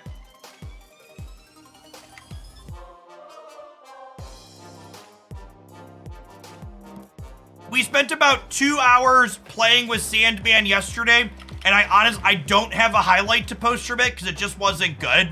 If you want to see us flail around with Sandman from yesterday in an uncut session, the Jeff Hoagland YouTube channel has that up there for the first 2 hours of yesterday's video. My takeaway from playing with the new Sandman is that the new Sandman is a worse build-around card. Like, ramping up into it did not feel good like ramping into the 4-mana Sandman did, but it felt better as a tech card. This Sandman probably would have been pretty good into the Zabu and Surfer decks from previous seasons. So, like, decks where his effect is good, it got better against. But I think it's worse as far as, like, being a build-around goes. Can you make a logic roadmap for new players? So, Marvel Snap, like most good games, doesn't really have this super binary flowchart where, like, these are the things you need to do to be good.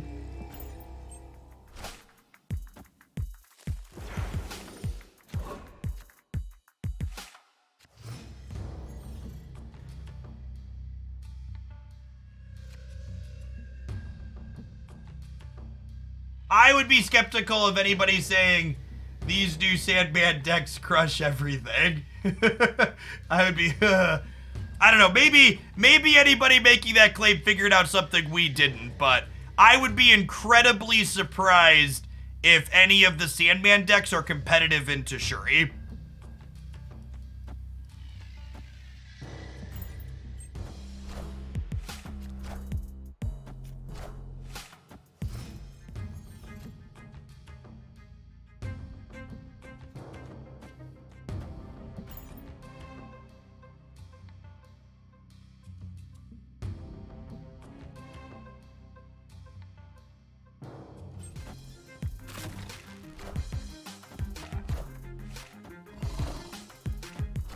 What has not been your experience, Thanos? Your experience has been that it is competitive or that it isn't?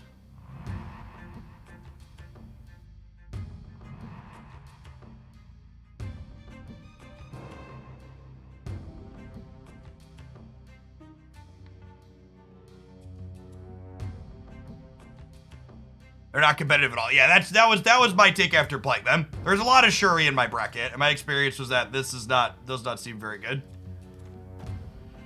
I think I'm killmongering to clear these out, my stones or whatever. I think we're winning the middle regardless. What about Sandman, Sean, and Doom? So the problem is going wide just isn't very good into this format. Because the, what's it called, decks go really, the Shuri decks go really tall in 2 different locations is the problem.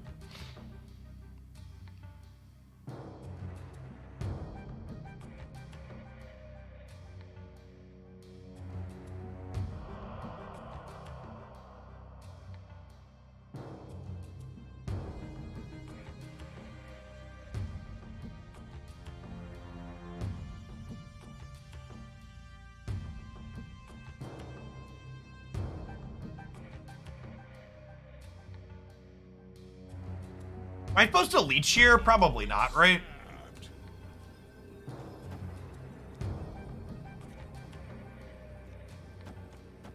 I think we're supposed to leave here.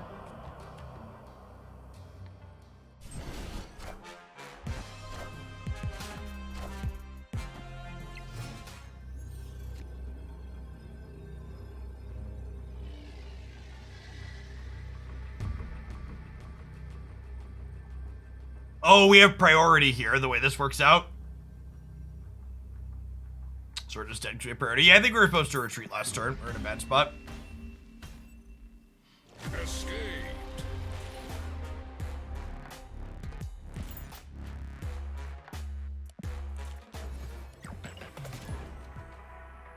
I don't know that I'm convinced that this is better than playing the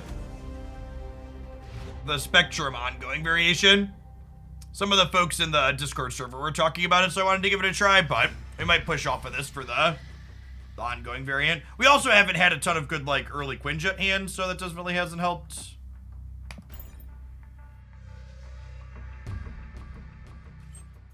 I feel like Sarah has fallen off recently. So, Leech is a really popular card in the current metagame. And Leech is Sarah is pretty bad into Leech.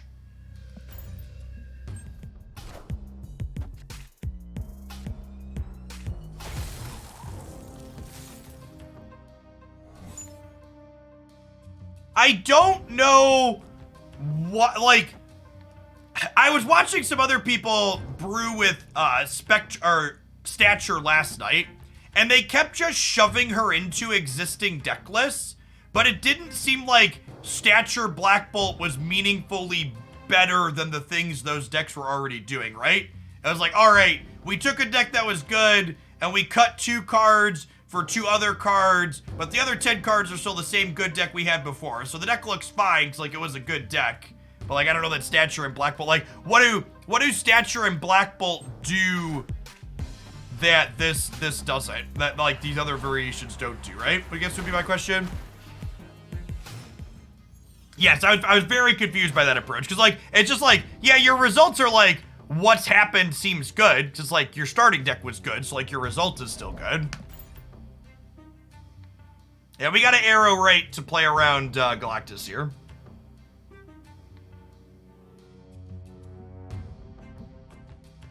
Someone said nothing seems good in Leech. That actually hasn't been my experience, so I really like playing Titania Hood decks. And the Titania Hood decks have been pretty good into Leech decks in my experience playing them so far. Not a huge sample size, but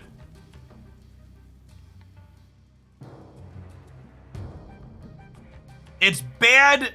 It's a bad thing to slot new cards into existing successful decks. So it's not bad to make improvements to existing decks, but the keyword there is it's not bad to make improvements. So you need to take a step back and ask yourself, hey, did this change that I just made improve the deck, or am I just making a change for the sake of making a change? That card rec command that I reference in chat frequently is the question you should be asking yourself when building any deck, not just when you're making card suggestions on my stream. What problem? Why should we add the card you're suggesting? What problem do we have that the card that you're suggesting solves? And what should it replace? Like, answering those questions is just good deck building. Opponent snapped.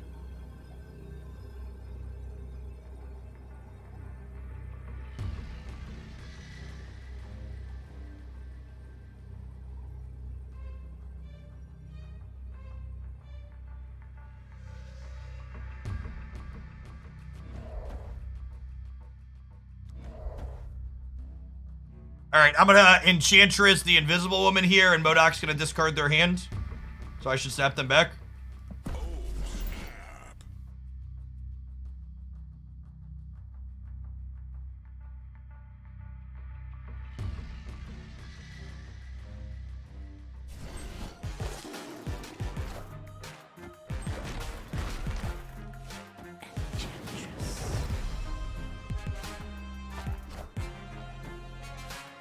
Okay, not quite MODOK discard their hand, but we were headed in the general direction. Same difference, really.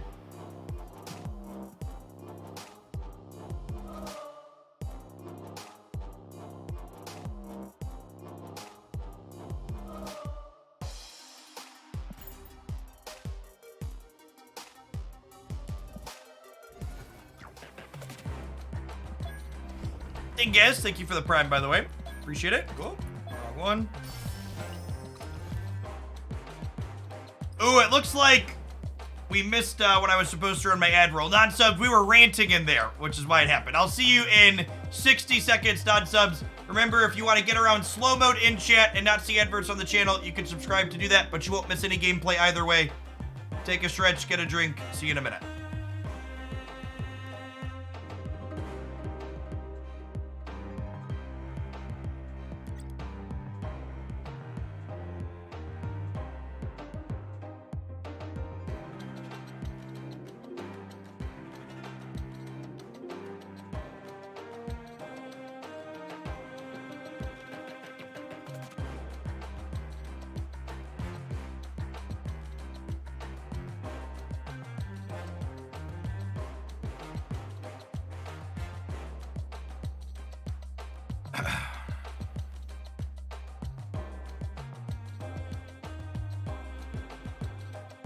Thanks, Yempeku. I think Darkhawk could work in a negative deck.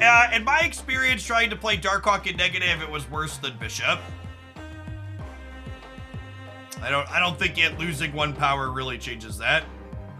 Are the Shuri decks running Cosmo and Armor now? Yeah, I think the better builds of Shuri are playing Cosmo and Armor.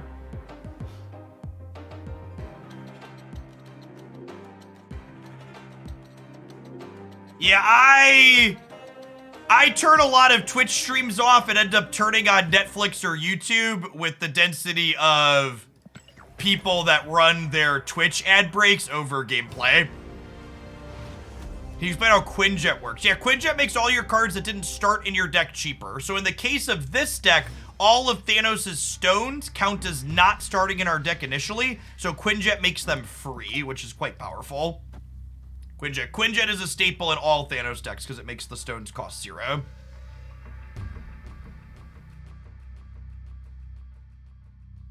What are your thoughts on continuing to rank up past Infinite with a new deck you're comfortable with versus trying new stuff and possibly dropping MMR? I think the way Marvel Snap's matchmaking is basically broken at the moment, increasing your MMR significantly once you get to Infinite seems like an incredibly bad thing to be doing. So I would discourage you from trying to try hard unless you enjoy playing against bots.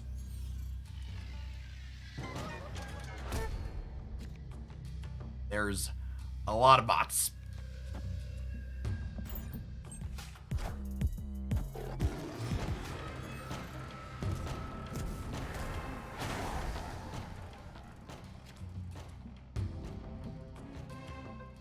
Well then. Do you have all the cards? Yes, I am currently collection complete.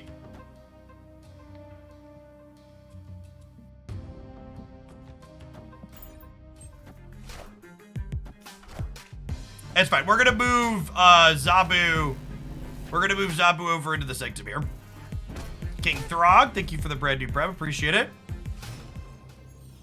Yes, all of the streamers that I've seen playing Marvel Snap at ranks 200 plus, when I tune into their stream, they're frequently talking about how they mostly play bots. And that's not their fault. They shouldn't get basically punished like that for being good at the game and climbing up, because they just mostly play against bots. And when they're not playing against bots, they only play against the same handful of players that are also in their mostly bot MMR bracket.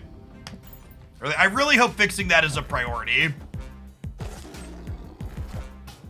Approximately how much do you have to spend per month to keep up with Collection Complete? Once you get Collection Complete, it's like $200 to $300 a month to stay Collection Complete. The exact price varies a little bit because, what was I say? The exact price varies a little bit because,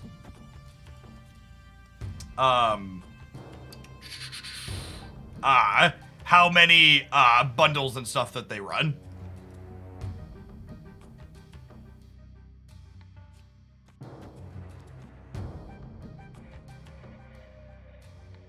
Yeah, I mean, I don't know any of the players that are super high ranked that are like, this is some big accomplishment.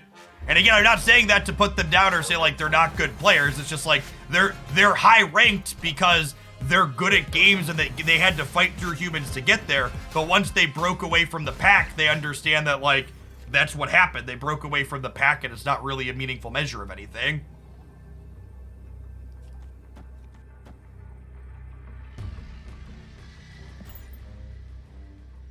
How many tokens do I currently have? I think I'm sitting on like 8,000 or 9,000 tokens.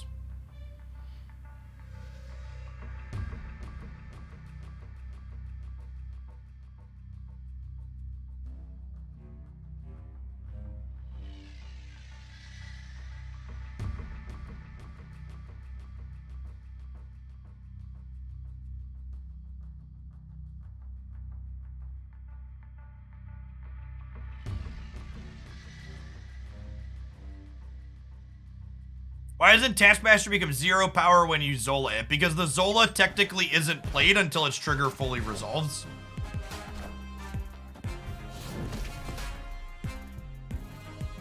Got this here. Solid game for us. Victory.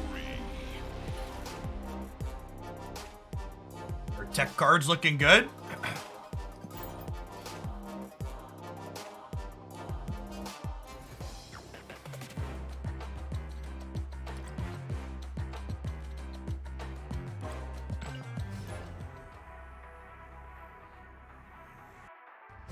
Two turns 4 on turn 6 is pretty good.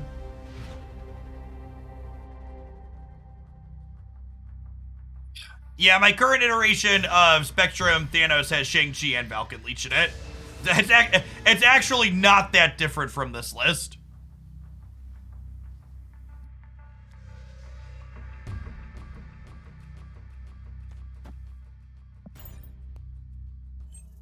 This is literally all Marvel Snap is now. Thanos and Galactus Studio Series 4 or 5 cards just lose. I mean, I spent 8 hours on stream yesterday playing 0 Thanos decks, and we spent the first hour and a half this morning not playing Thanos decks, but, you know, please go off.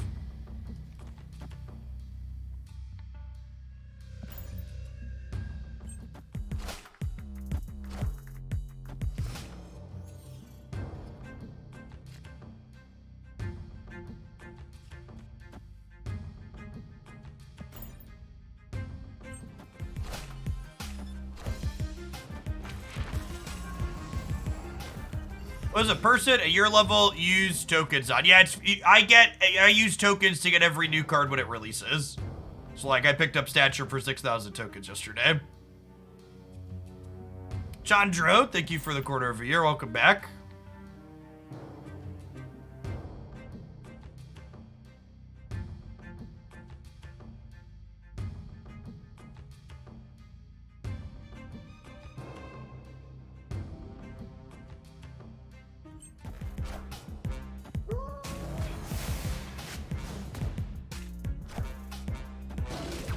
Killmonger cleaning out the extra ones in my lockjaw path is amusing.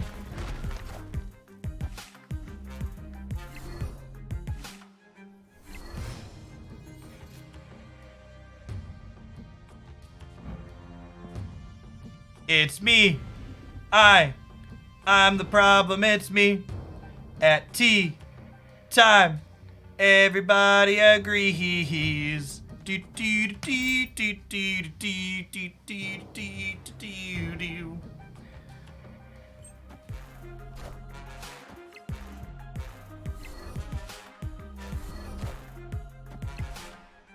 Oh, you know what? We didn't have priority here.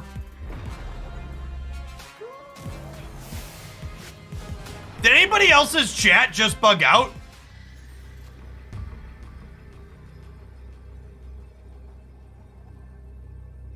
Yeah, where Twitch was, it just told me, yes, it just told me I was banned in my own channel, chat.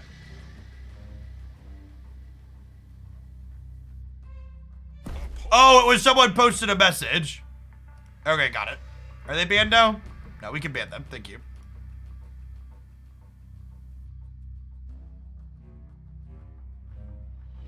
Yeah, Mons, when someone posts outright spam like that, you just get rid of them permanently. Are we dead? I think we're dead.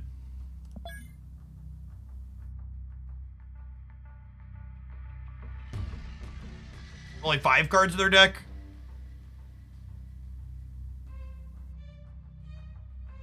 Yeah, I'll give him a cube.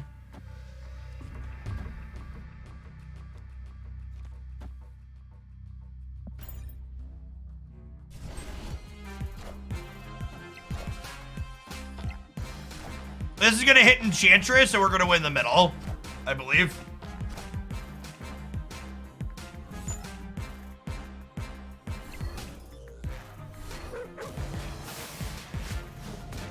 No! Rip. We actually won the right too.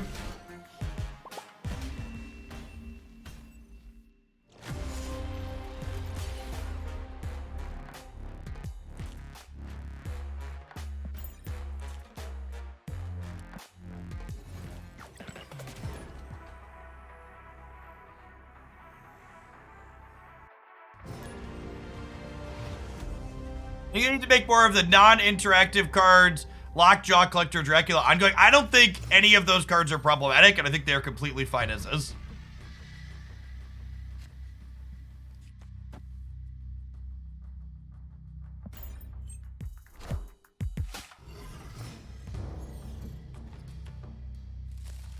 We have a favorite card in the game. Yeah, Captain Marvel.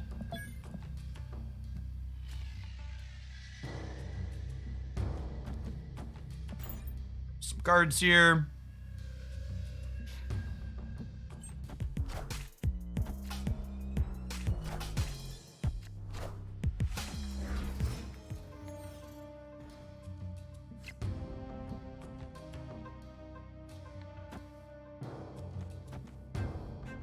Let's play to the negative zone. I'll grab a reality stone at some point, I'm sure.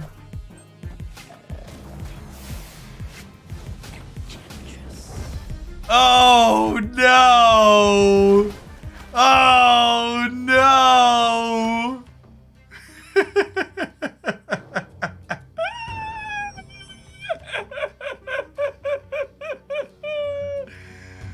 Oh no! These random tech cards might not be very good, Chip.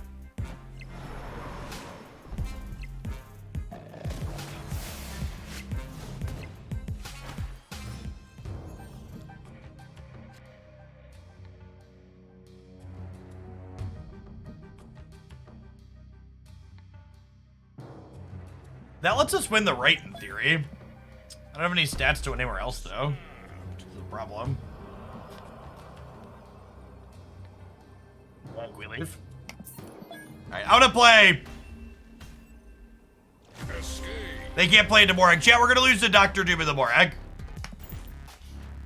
The Hawk only has 4 power, and we're gonna lose to Dr. Doom and the Morag. I think I'm off of this build. What's the one I want?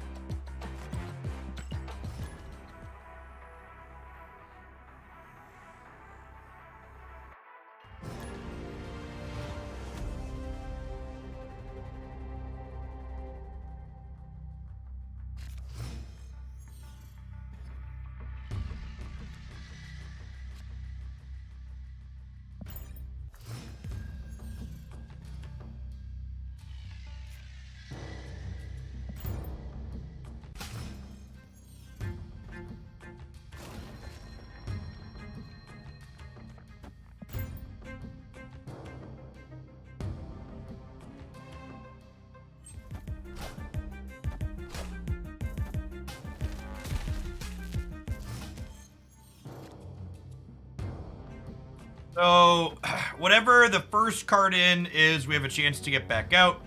I want to get this one back the most and this one back the least, I think. So we'll play in this order.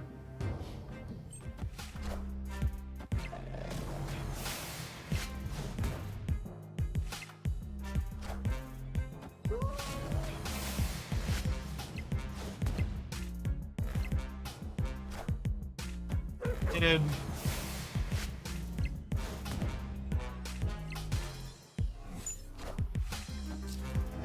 The claw. Okay, so we can put a little bit extra power into here eventually.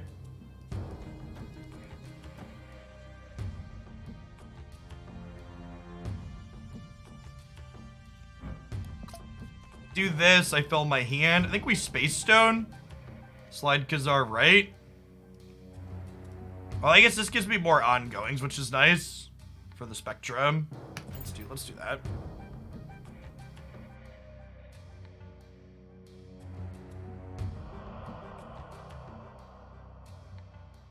Chat, someone in chat says, I've been poking around with the Cerebro 3 deck. It feels like it is everything I want in this meta. Shang-Chi, Red Skull, Leech for Death Wave, Magic for an extra turn to fight Cerebro, but I never seem to get enough power on the board to do anything meaningful. Yeah, that's largely been my experience too. I agree that, like, from a textbook perspective, it seems like this should do everything you up, but it just, like, feels like it comes up short pretty consistently.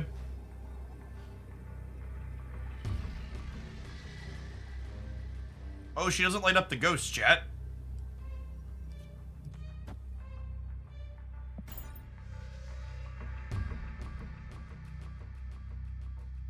They could also Spectrum. Yeah, but I'm going to 15 and they're only going to 14 if they Spectrum.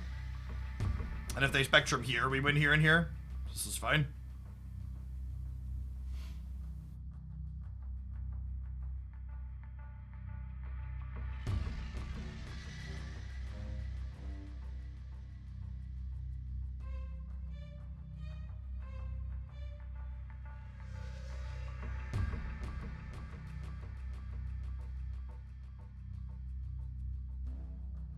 They're just dead. Victory. I was a really big proponent of the Spectrum Destroyer deck for a long time. I don't think the Spectrum Destroyer deck can keep up anymore. I think as long as Shuri is as big as she is, it just can't keep up with the numbers in the format.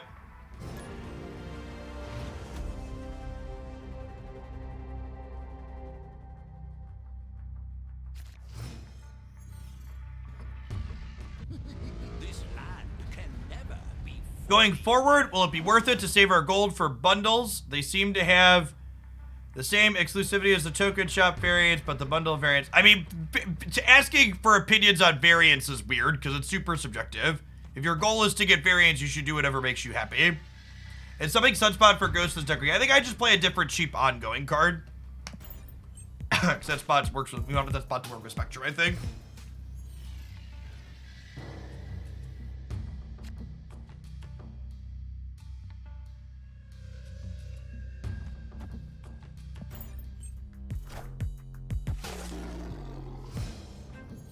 What is the answer to the Shuri deck? The currently good Shuri deck is good because there is no easy answer to it. The best builds of Shuri now are playing Armor and Cosmo to give counterplay to your counterplay. And sometimes you're just going to lose, is the long and short of it. Gonna snap them here.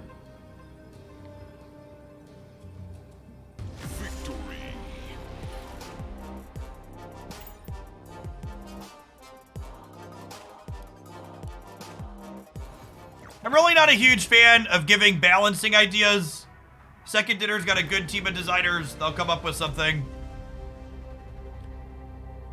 Almost every time the Marvel Snap team takes a shot at a rebalance, they hit more often than not. So I'd rather just let them do their thing. Some misses, like the leader nerf was an over nerf that hopefully they adjust back from, but most of the times when they adjust things, they remain playable. What's the best Shuri build? Something with Zero, Red Skull, Taskmaster, Cosmo, and Armor. I don't know all the details, but it starts there. Probably want Titania and Lizard in the mix too. For people that are new to the channel, we're not really a big best deck stream. I largely play games for fun, like some kind of filthy casual, so. The Nova's kind of scary. Implies that, they're a Killmonger deck. Really hoping to draw armor here.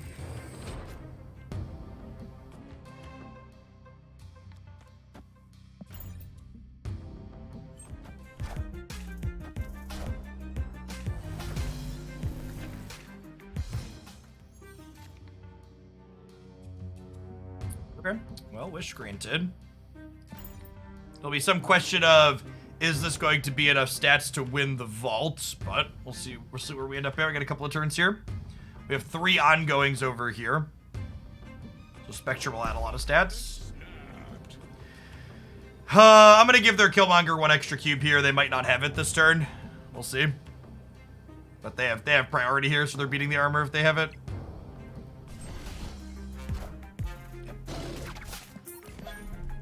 Sometimes the Thanos decks die to Killmonger. That's true of this one and every other. You're always gonna lose to a tech card sometimes in Marvel Step. Just gotta take your licks and move on.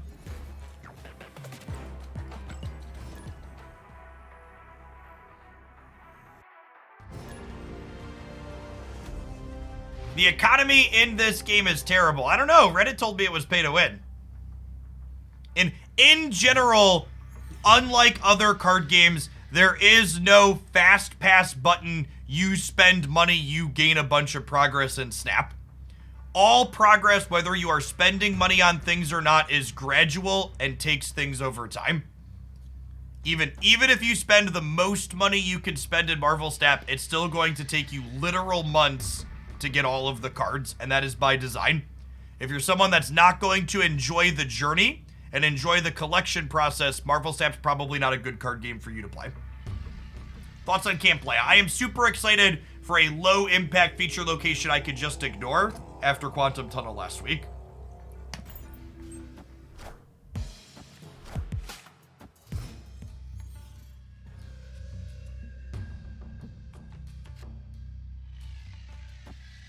Time Stone and Power Stone. I'm playing Power Stone into the unknown location here because I want Camp Leia to be an open location in case we draw Lockjaw. Am I standing up? Yeah, I split my time while I stream sitting and standing about 50-50. So I sit about half the time and I stand about half the time.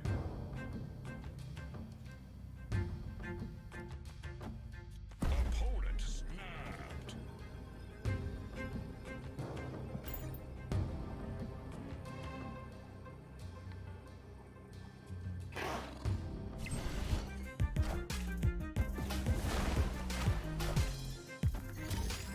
Does Ghost and Valk work on the same turn? It doesn't, unfortunately.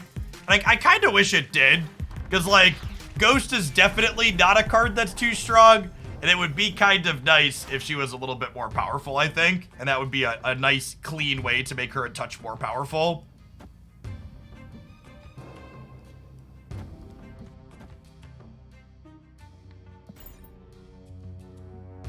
We're in a pretty good spot here. So they waived us. We get to go Blue Marvel.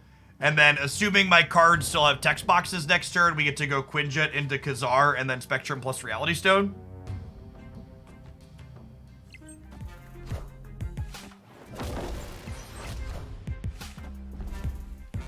My cards don't have text, but Sandman. I think I just want to do my best to be ahead into every location here, right?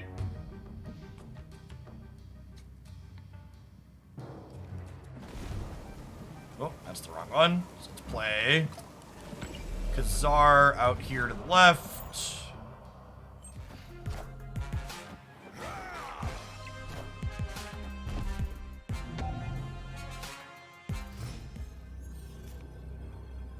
Ha! I think I'm a little bit scared of that, and I'm gonna go ahead and Spectrum here just to play around Arrow on the last turn. Well, I guess if they Arrow, we win anyways, right?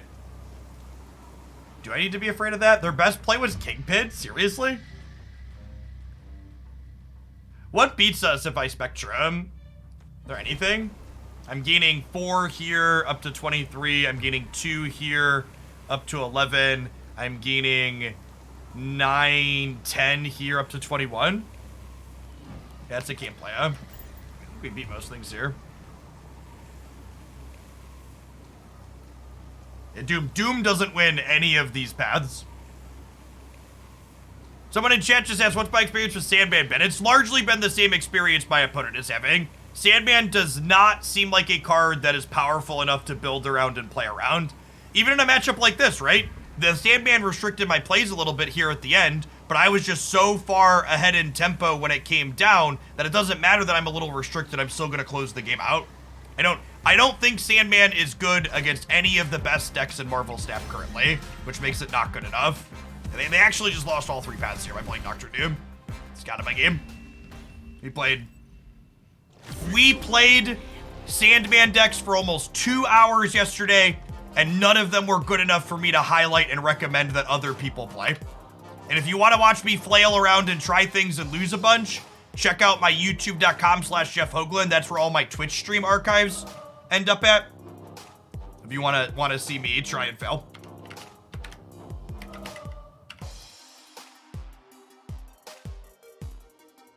Is Sandman worse than before? I actually think Sandman is a worse build-around card than before. Decks that were like trying to like do a thing with Sandman by locking the opponent out, I think were better when they could Sandman on 3.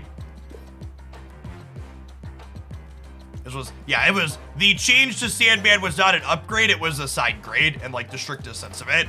It's worse in some spots and better than others. I think one of the spots where it's notably worse is in these decks that are trying to build around it. Yeah, it's better. And honestly, again, just to compliment where compliments are due, I think making Sandman a better tech card and a worse proactive card is good. A Marvel Snap game where Sandman is a playable proactive card does not sound fun to play. That is not a game I'm super interested in. Proactive prison cards suck.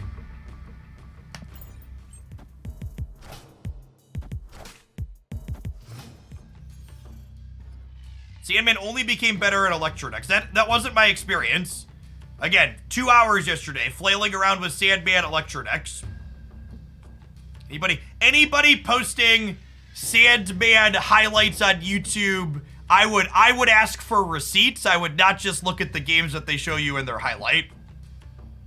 If you look at my YouTube highlights channel for the last 2 weeks, I believe I have approximately a 98% win rate. But if you look at the receipts, that's not really the case. Which is one of the reasons why I make a point to post my Twitch streams, because posting my Twitch streams on my secondary channel is me providing receipts for anybody that wants them. Anybody that wants to see, hey, what's the organic, honest experience with these decks Jeff is playing, they have a place that they can go get that for my content.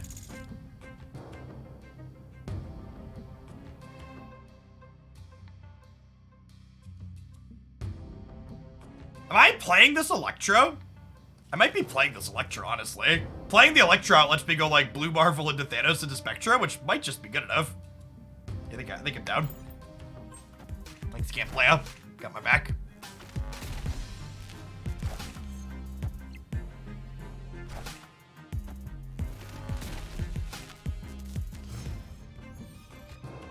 Yeah, I saw you tag me, Tepic. I'm just not really interested in playing Galactus decks.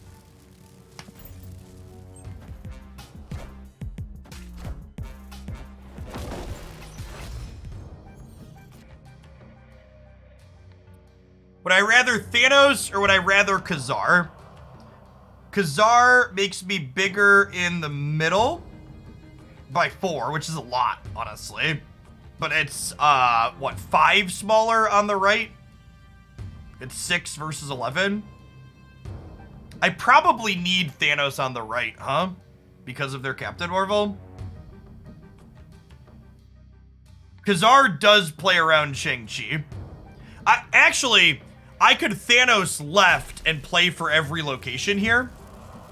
That's probably the play, is Thanos left into Spectrum, right?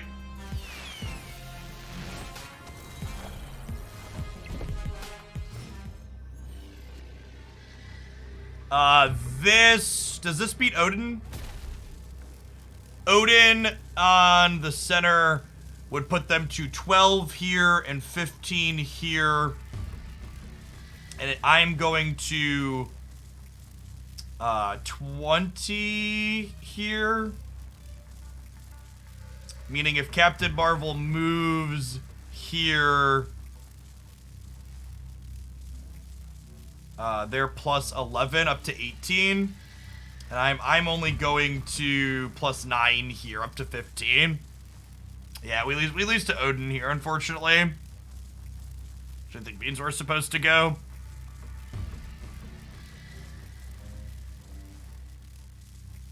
Yeah, I shouldn't have spread out because of Doctor Doom. I should have just played tall for the right lane. I should just assume that they're doing it. Escaped. I genuinely don't know if, like, it's so hard for me to judge any deck that Collins posts just because he's playing a different game than I am, than most of us are.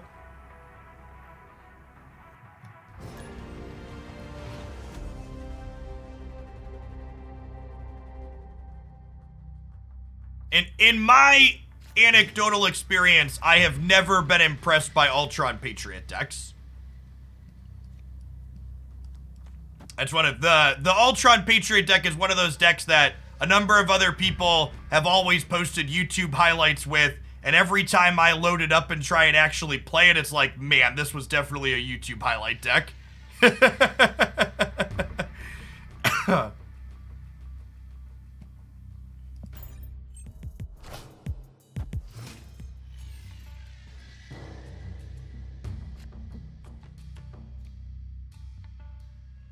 Collins has said he doesn't think that deck is very good, it's just a bot farmer. Okay. Then my intuition is on point. I would trust Collins' intuition. He's a good player.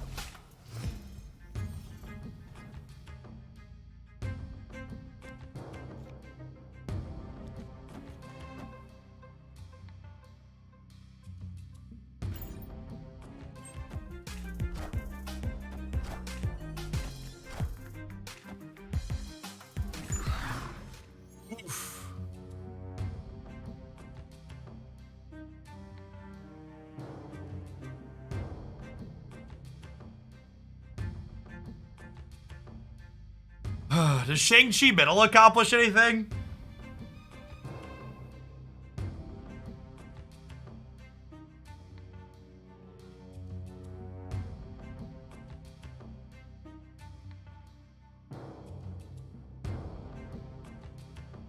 It probably does, right?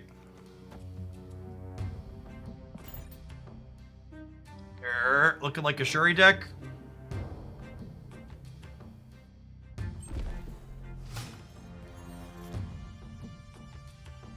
The main thing you lose to is Wong Odin decks. You need to play more good cards if that's the case.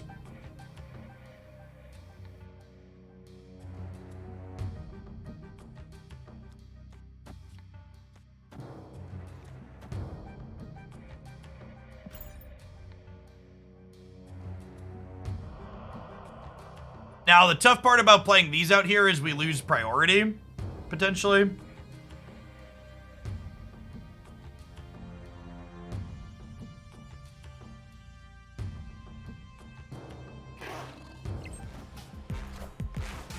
Perfect.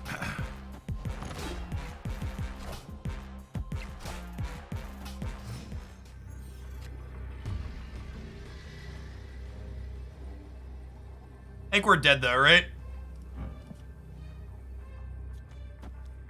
Spectrum only +6 over here. They're able to get a large pile of stats into there.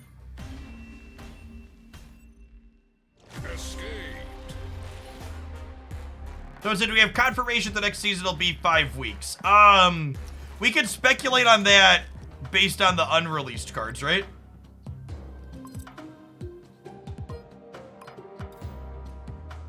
So we know next month is Nimrod with Kitty Pryde, Master Mold, and Teenage Warhead. Speculatively, it looks like April. It looks like April is only 4 weeks as well. There's Hitmonkey for the season pass card right here. And then we have Jeff the Shark, and then these two as Series 5 cards. So they could patch again, right? Like we're still a little ways out. There might be a fourth card in here.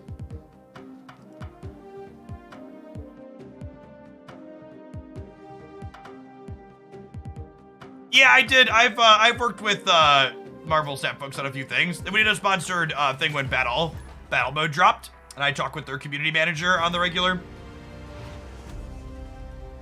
Kang next month. Kang is next week. Kang is the last card of this month. Hey, Chuchaka, thank you for the quarter of a year. Welcome back.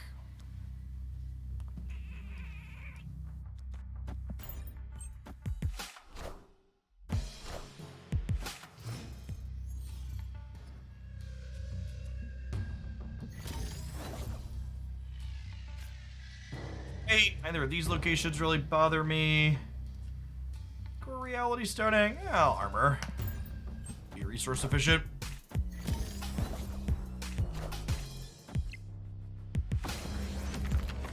Sure. Ooh, that's an Inkified Quake. A Quake gamer, chat.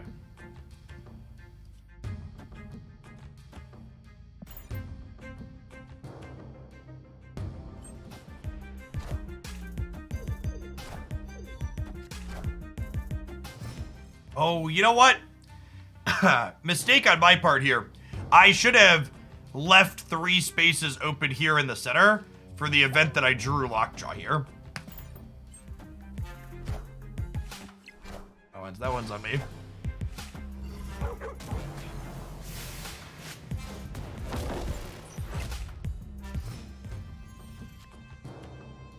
Power Stone's not a bad draw.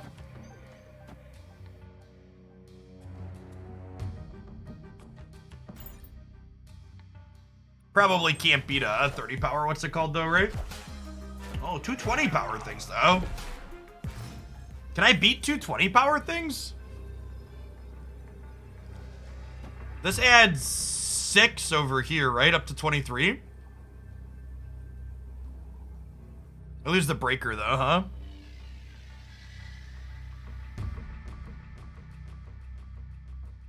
They just went, or they just went here and here. I mean, we're only going to 16 in the middle. I'm assuming they're going to She-Hulk plus Taskmaster here. Is the likely play. So they'll be plus 19 here in the middle at 22.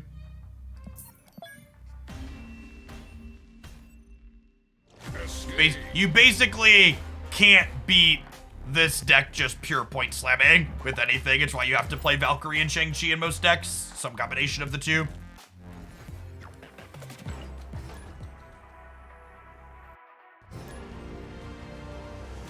I've never seen you actually play Thanos. Well, so that's why they actually added 3 points of attack to Thanos. Is the best thing about Thanos is the stones. Playing Thanos is largely an afterthought. So they buffed him in a pretty significant way, but his stones are still the best thing about him. Not particularly close.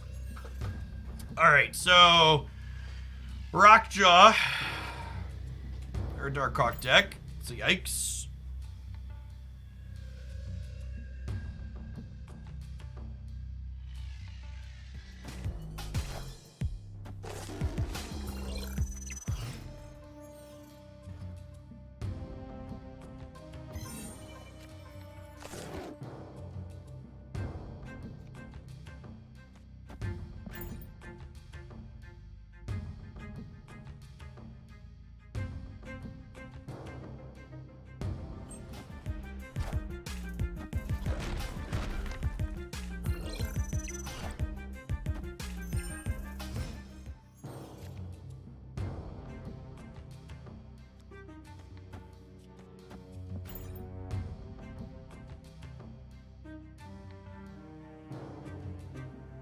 Thanos and Galactus are both reasonable pickups for Series 5 stuff because they're cards that won't be dropping series for the foreseeable future. So as far as like getting the best bang for your buck, they're good pickups. You want my overall thoughts on current Series 4 and 5 stuff? There's a tier list up on the YouTube channel. I do an updated one of those at the start of every month.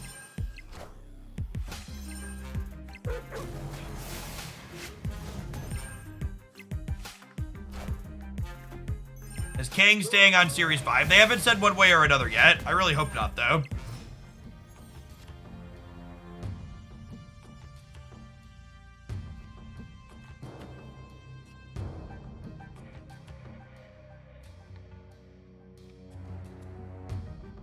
Do I want a time stone here? Or do I want to be able to Shang-Chi? I kind of want to be able to Shang-Chi, huh?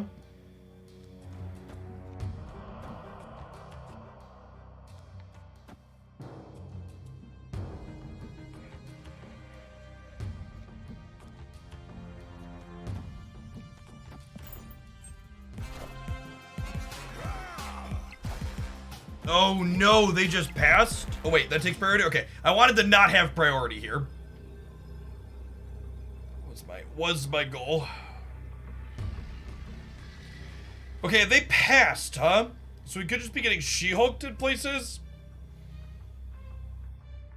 Looks like they're playing the old Zabu Moon Girl deck from previous seasons. It's pretty good. You know, I don't know that we could actually beat them here, huh?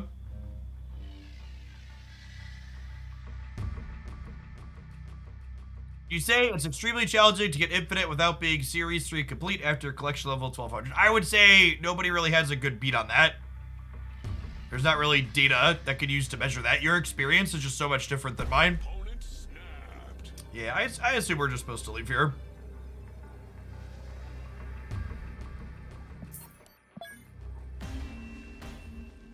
I don't know. Honestly, it was kind of silly that they buffed Thanos while it was still very playable, but I must say, I am enjoying Marvel Snap as a game a whole hell of a lot more with Thanos being the best deck than I was when Deathwave and Galactus were everywhere. This archetype feels like it has so much more counterplay to it in interesting and meaningful ways than the Galactus and others had. Snap them here because I have a time stone and a lockjaw.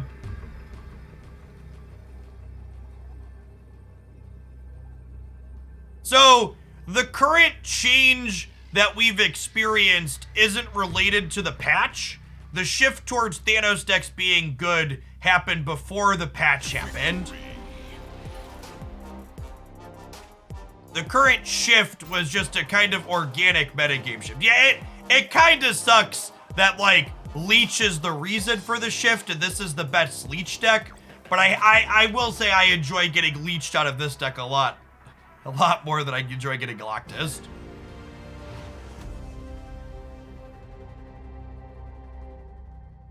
What caused the initial shift to Thanos decks being better? Thanos is the best Leech deck.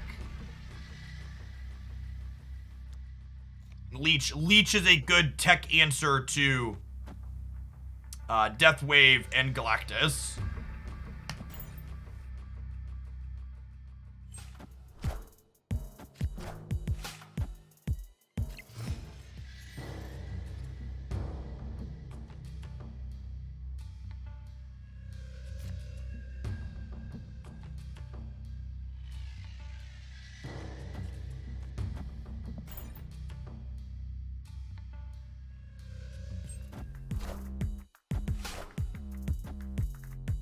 I mean, I'd prefer not to get leeched.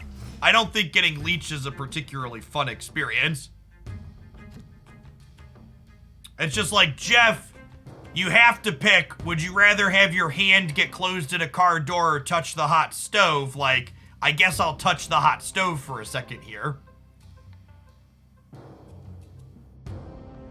If you were like, Jeff, do you enjoy the idea of either of these things? You're like, nah, not really. Maybe if we did, that would be ideal.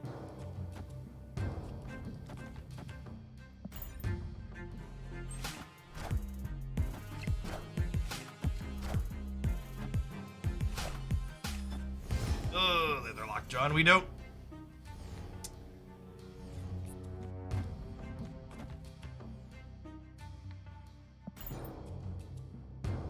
the Thanos deck still good without Lockjaw? No, it's much worse. Most of your best draws involve Lockjaw.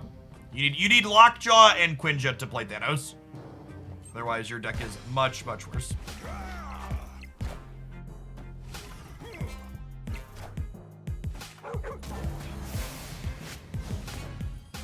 Okay. Rude. Come on, Rockjaw, I believe. My Rockjaws are never this good. It's very unfair.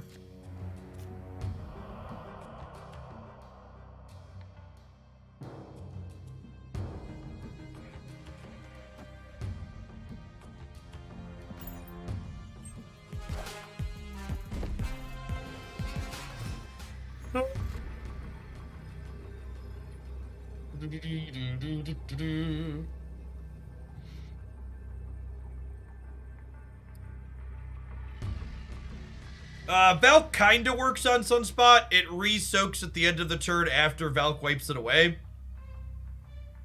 And they have a blue Marvel here, so we're probably dead.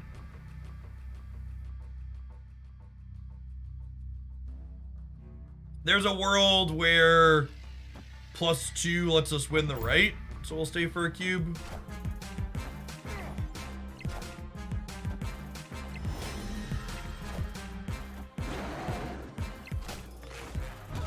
Lost all three.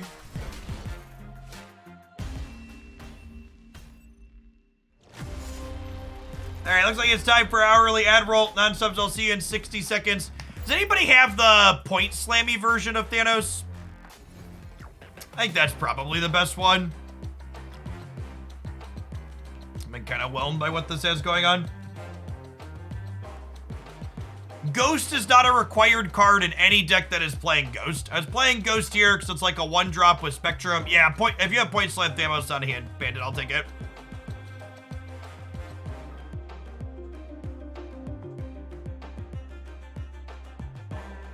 That one's probably good in the Leechy mirrors. Point Slam Thanos, make sure you have Shang-Chi or Leech. It's probably where I want to be.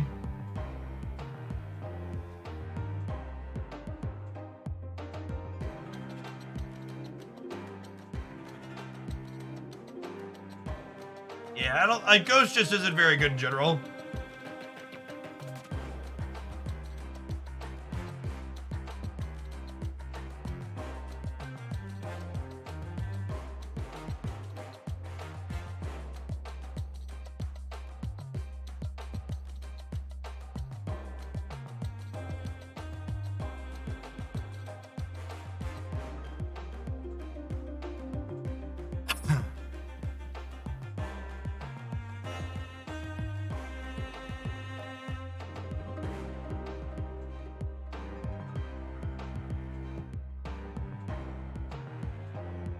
Yeah, this looks good.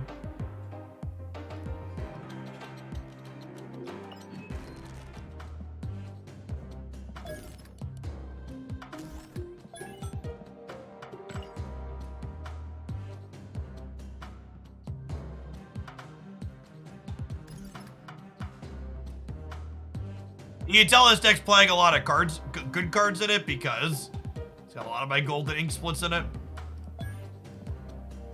Nice amount of boosters on that arrow variant. Oh, I should be upgrading these in advance, right?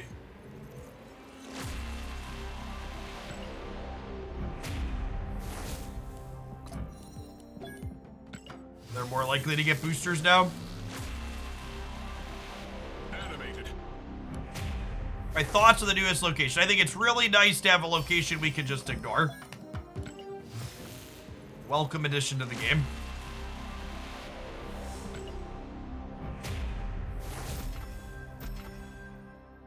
To have at least one split on every card. Most cards.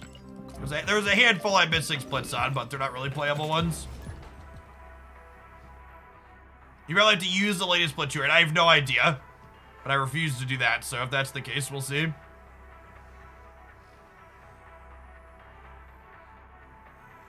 I think you should play Wave over Blue Marvel. I can see that. What does the booster change do? The booster change makes it so if you have a card in your deck that needs boosters to hit its next upgrade level, it's twice as likely to get boosters at the end of a game. Not guaranteed, but twice as likely. For those of you at home, if you're wondering what true skill looks like, this is what you need to hit infinite, okay? Get good.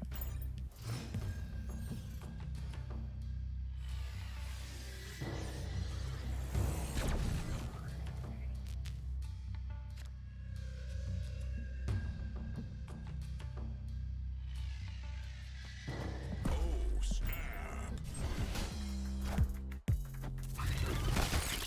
Dude.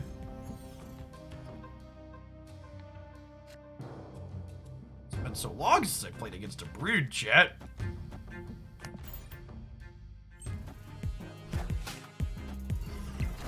Oh, they're Patriot. Okay. Okay, so I'm gonna go on a limb here and suggest that we're probably not leeching our opponent. Oh, this is a bot. Yeah, it could be. Name, portrait, Patriot with no boosties. Yeah, probably a bot.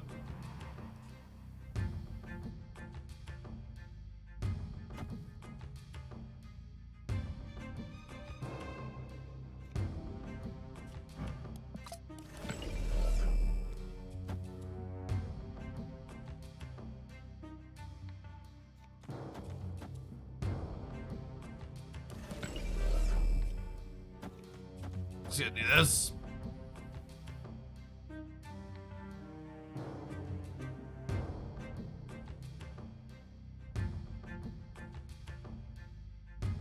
Cosmetic bundles should give you 155 boosters for variants in the bundles. Yeah, most of the bundles do that. You wanna move the dino? Nah, move the lockjaw. I have another lockjaw here.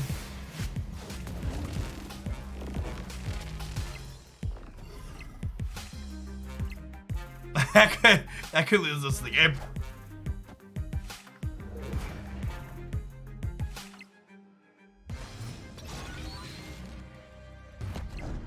Ooh, that's nice. That's nice.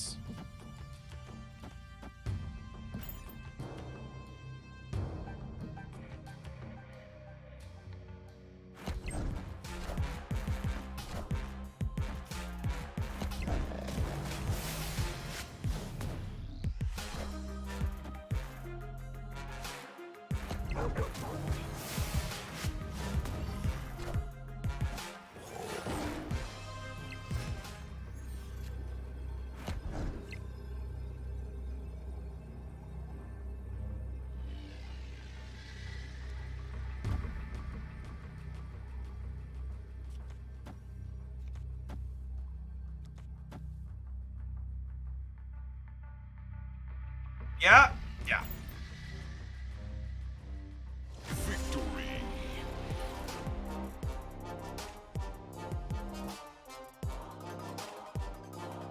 Don't space stone. Why? Oh, because it wouldn't hit anything. We should sunspot instead of space stone because there's only 4 cards in our deck. Mind stone draws 2. Yeah. And then it flips into 1, and then this one draws something and then not go.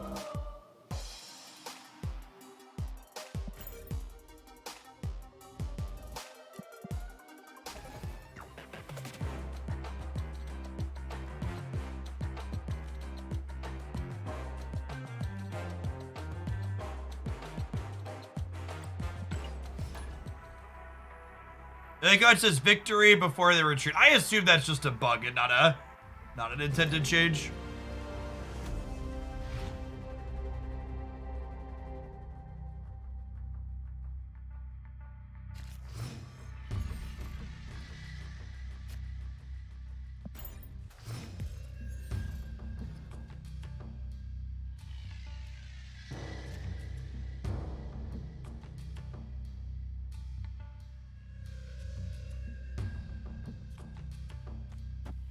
I think we actually just vibe with the lockjaw in hand, right? We'll play the stones after.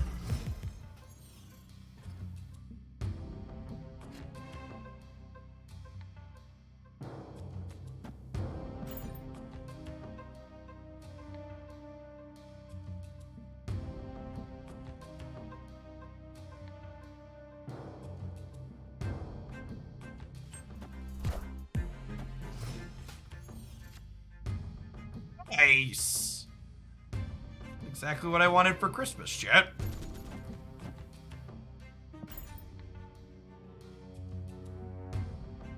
This is the wrong half game. I don't know. We still a decent shot here. Or just not doing a whole lot either. Play like a devil dinosaur and a Magneto and go to work. It's sad how some of the worst cards in the game have the best effects. Cyclops Punisher et al. Quality animations.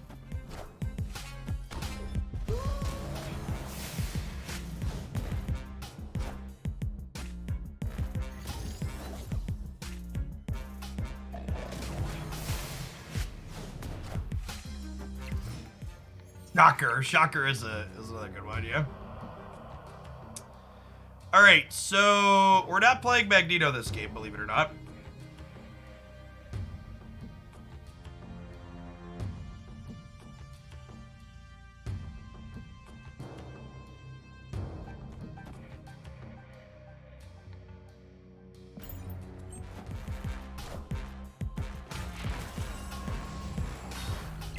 Oof.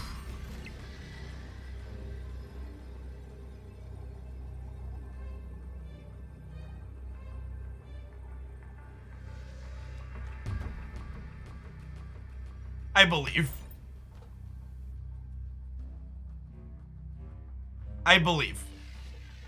I believe. 15 power dino wins left, 14 power wins right.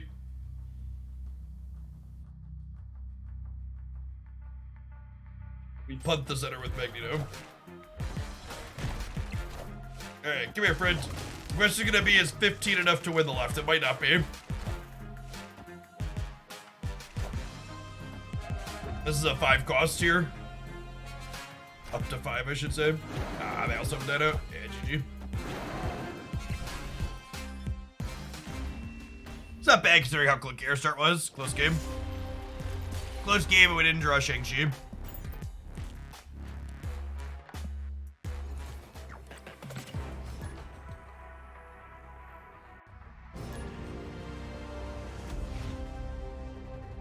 Not Series 3 complete. I just opened a card. How many more collection levels until I open another card? You're guaranteed 1 card per group of 4 reserves.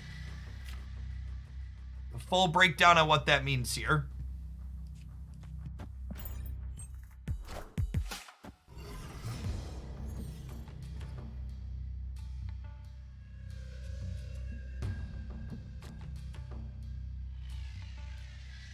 Just pick up. Snow in the middle.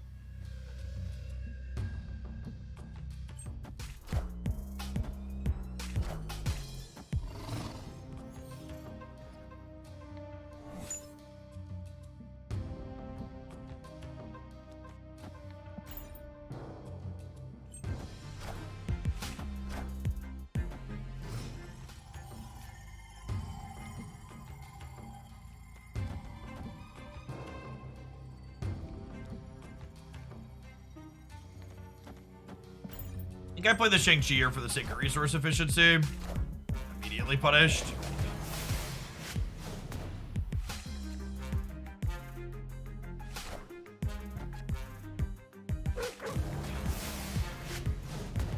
The deck tracker appears to be bugged at the moment.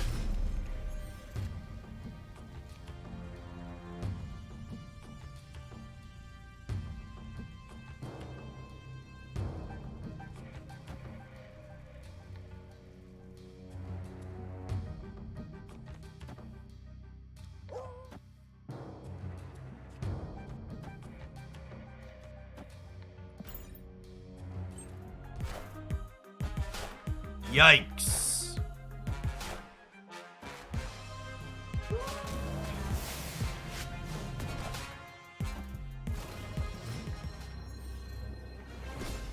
That's a big part of the power of the Shuri deck. Getting to pass into She-Hulk. She-Hulk plus Taskmaster. So their output range of how many different ways they make such big numbers is just so high. do. Their numbers are so big, you basically can't compete in terms of raw stats, so you have to be able to be predictive with stuff like Shang-Chi.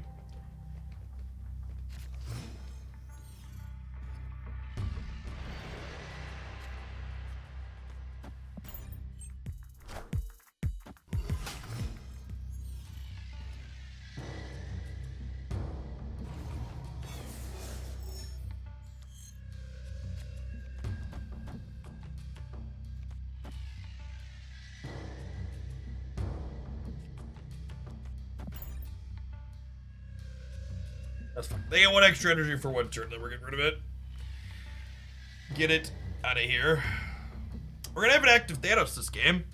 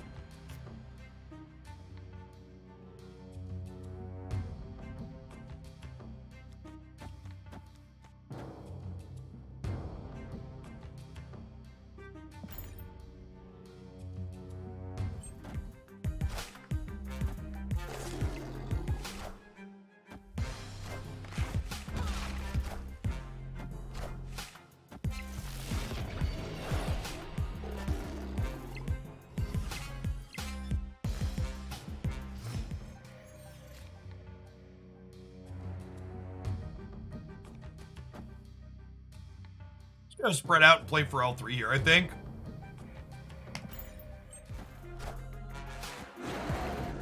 Power Dino on the left here.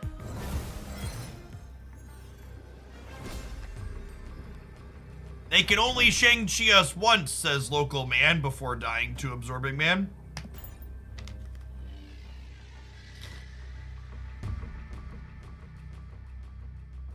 It's a real shame we didn't draw Leech this game. Card makes their deck embarrassed.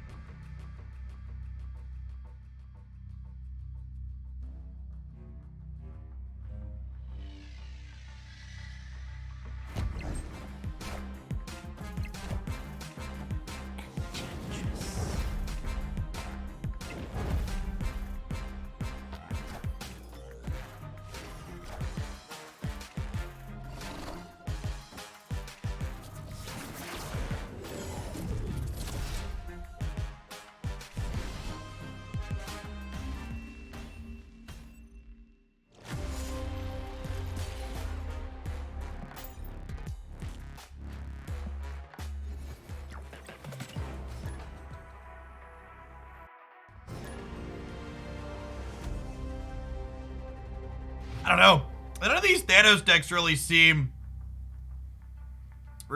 that scary. Sitting on the other side here.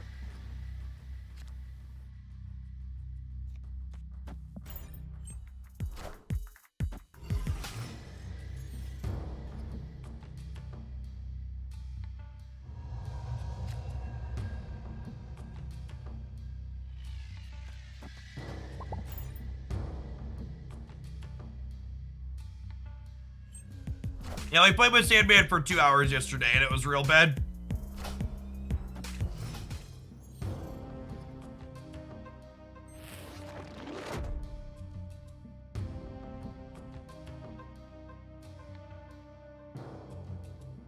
That's cool. I didn't want to play cards anyways.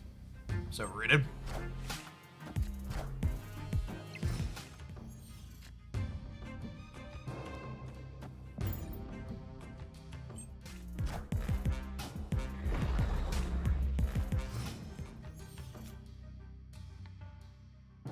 Stature's great. Stature's one of the best new card releases Marvel Snap has had in a long time.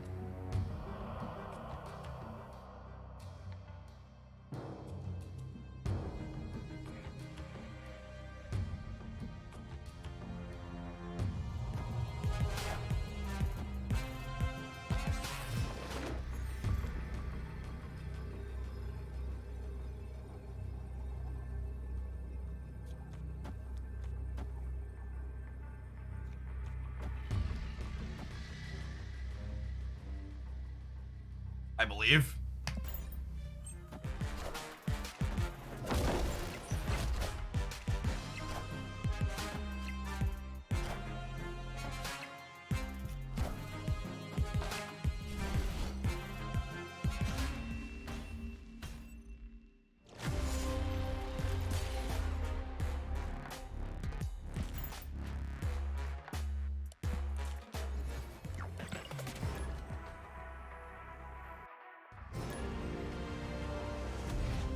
Hey, Jeff, I always watch you play Magic. Never knew you played Marvel Snap on stream. It must have been a second since you dropped by then. We've been a full-time Marvel Snap stream, truly sharp, since the game released back in October. So gosh, that's what, 4 months now?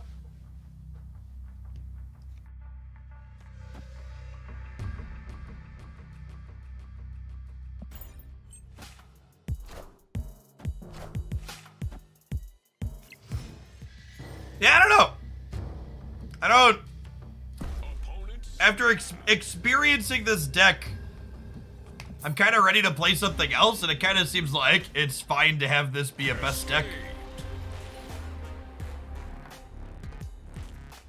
We played Magic Arena the day before Marvel Snap released. That was the last day. It's like October 17th or whatever it was.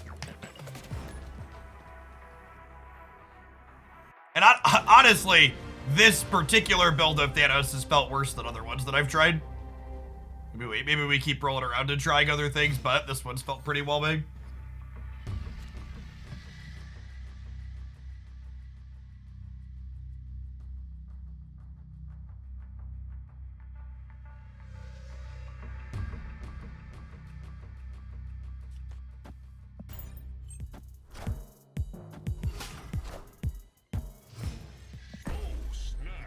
Yeah, I should have snapped before the Quinjet flipped up for sure. Do I ever miss being a full-time streamer on Magic the Gathering? Not even a little bit. For the last year and a half to 2 years or so that I streamed Magic the Gathering, I was typically dreaded logging into Magic Arena in the morning, and it definitely felt like just your typical average job. Generally, Marvel Snap has had its high points and its low points, but more often than not, I enjoy what I'm doing when I'm playing the game. There's a lot more good than bad. And that was the inverse for Magic the Gathering was the case for me for the last little bit. It was a lot more bad than good. It was a means to collect a paycheck and provide for my family.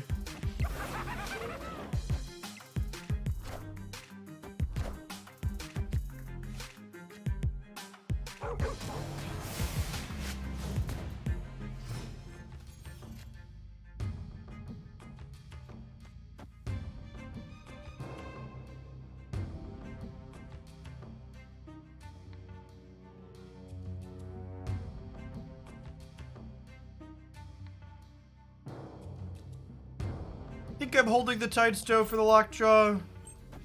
Can't decide.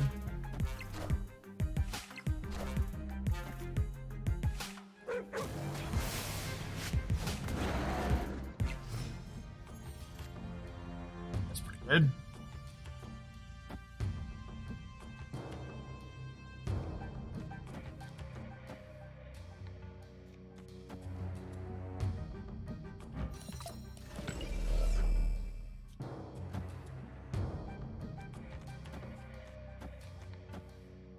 I think I'm holding the Reality Stone to kill Limbo next turn, fam.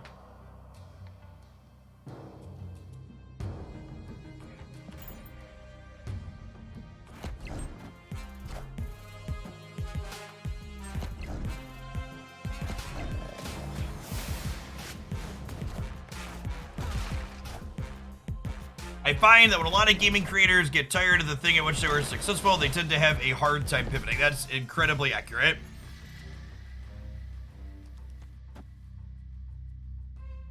In fact, if you look at my Twitch metrics for the last, like 2 years before I picked up Snap, you'll see a lot of different variety content in there. Me trying to throw noodles at the wall and see if something else can stick. But in general, it's pretty hard to pivot out of your niche in Twitch.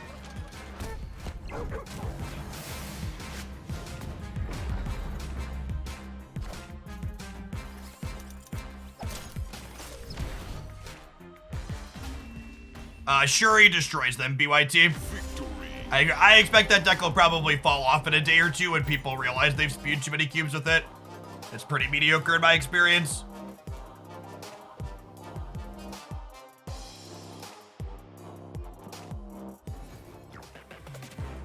I think the fact that Limbo doubles the cubes when you get rid of it on turn 6 is atrocious and offensive and should be changed. Anytime cubes are raised and stakes are increased, it should be mutually agreed upon by both players that the stakes are increasing. Limbo being removed, doubling the stakes is like forcing your opponent to call your raise in poker. It's very nonsense.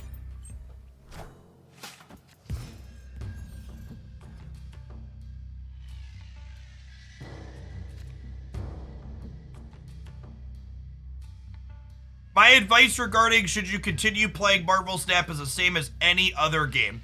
If at any point you find yourself logging into any game, whether it be Marvel Snap or anything else you are playing, purely because you feel compelled to do the missions, you should take a break and uninstall that game from whatever device you typically play it on. All of these games are habit building, and it is very important if you're going to be someone who tries to enjoy them that you monitor and understand how it impacts your mood and makes you feel. And if the game stops being fun for you, then you should stop playing it. My also number one piece of advice, and this is that's another piece of advice I should say, is whether it's Marvel Snap or anything else, you should never have only one game be your only game. Having all of your enjoyment and your hobby time committed to one single thing is a good way to end up frustrated, because all games, regardless of how good or bad they might be at any given point, are gonna go through periods where you're just not going to enjoy them for a variety of reasons. Frequently that reason is gonna be lack of balance or lack of speed with balance, in my experience, but there's other reasons as well. And having all of your entertainment eggs in a single basket is typically a good way to get really sad.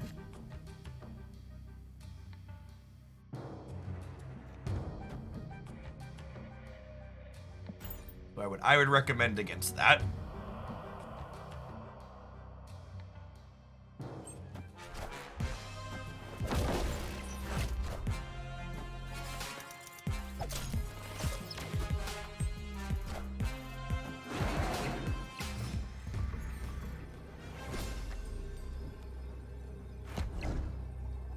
If I play a second, yeah, they're just in again.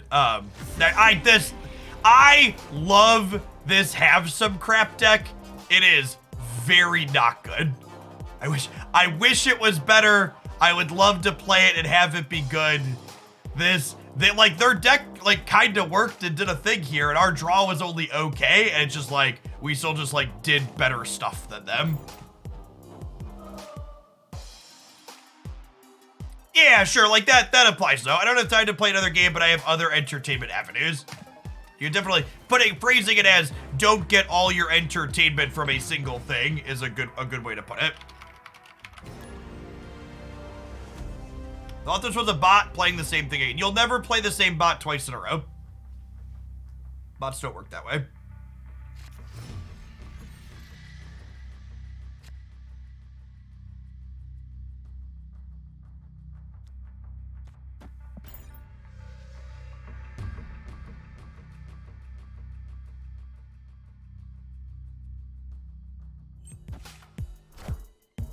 You got a non-pixel variant from a season cache. That's not legal.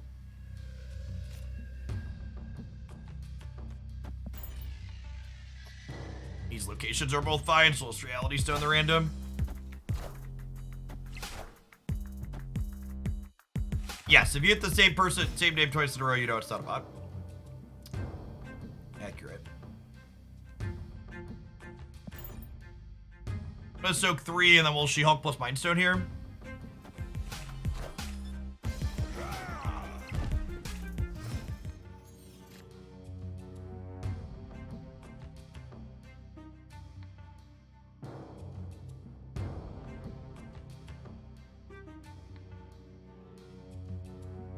Where do I want to compete? Do we think we can compete in the middle? I don't know that we can.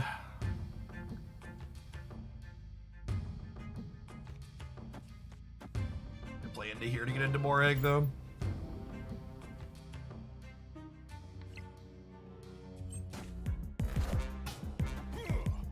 Just spent a good second wondering why this deck ran Moon Knight.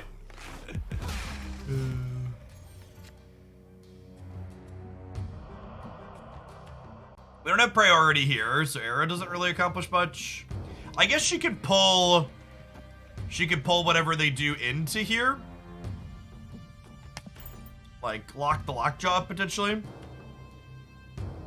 What's your opinion on taking your MMR after hitting Infinite to climb easier next season? If you intentionally take too much, you'll trigger their anti-cheating mechanism and you'll just get a bunch of bots. Which doesn't sound particularly fun. Grandma Twitch, thank you for the quarter of beer. Welcome back.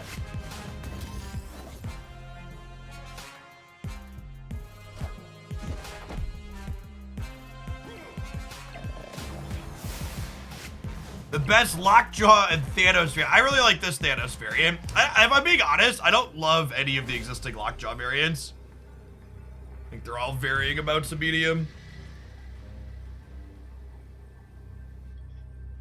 If I play Thanos mid, he's plus 10 up to 15, and then we tie a blue Marvel.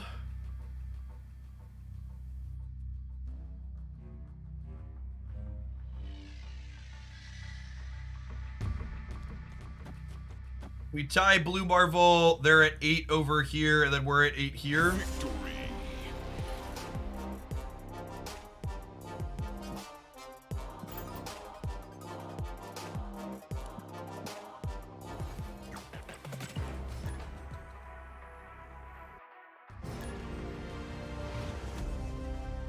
We've been playing this deck for like half an hour, and I haven't written down any games that I felt were interesting or compelling to do a highlight with, so.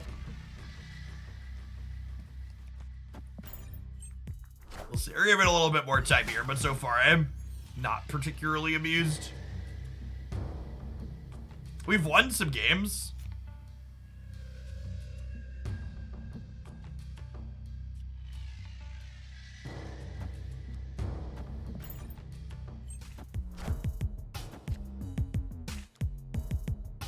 I don't have any strong opinions on any Thanos variations at this current point in time.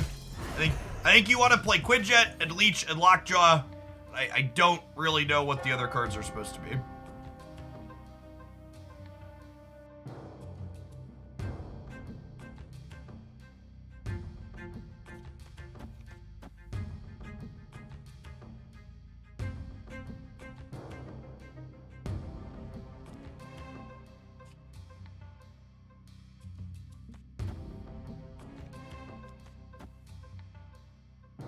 I don't think I want to wave here.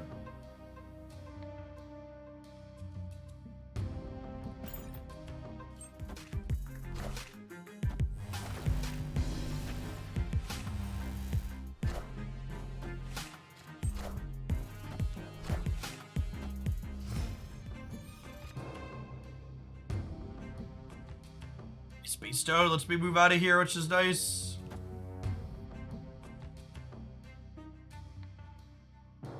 Thanos is active.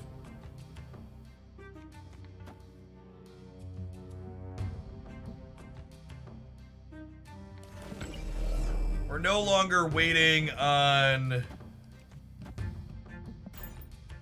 Lockjaw. We've got other things to play here.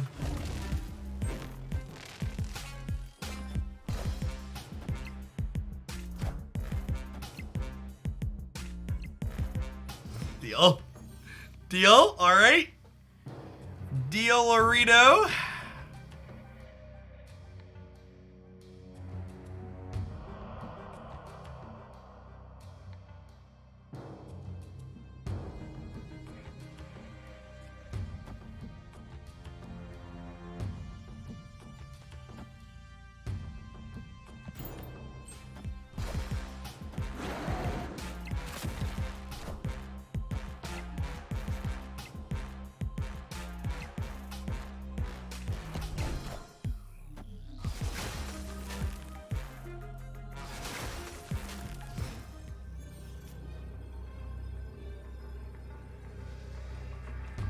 We have a 21 power Thanos, and it's just like not even worth playing. Our worst hit here on the Sunspot is Lockjaw, but odds are we're hitting Blue Marvel or Chavez, which are both pretty good. Victory. Got him. That was alright, we can write that one down. We'll write the note fine next to it. Any new Sandman decks? No, I don't think any. I have yet to see a Sandman deck that is compelling or feels playable.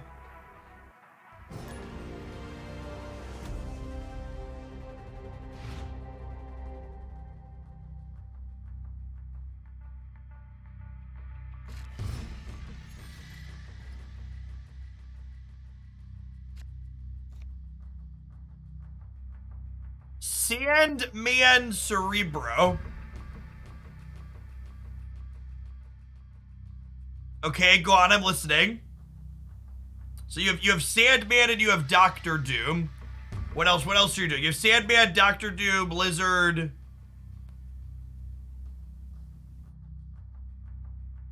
Titania, Miles, Polaris.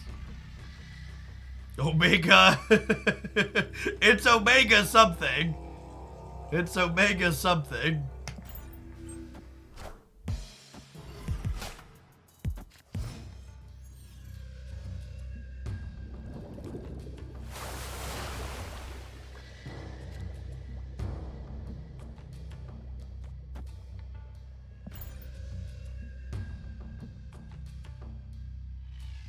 Captain Marvel can be good to Ashuri. I think Captain Marvel is an excellent tech card in Ashuri deck. Gives you a lot of fun flexibility.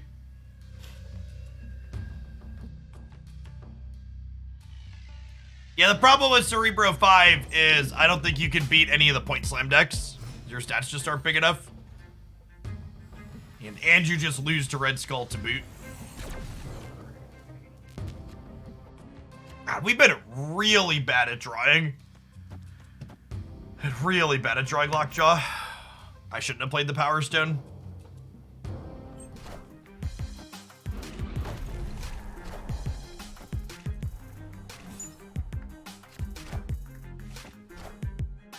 Punished appropriately.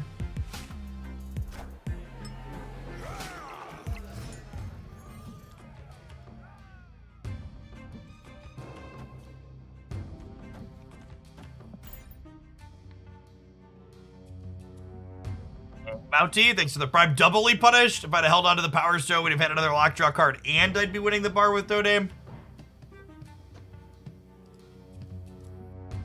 It's supposed to be a Justice stream chat.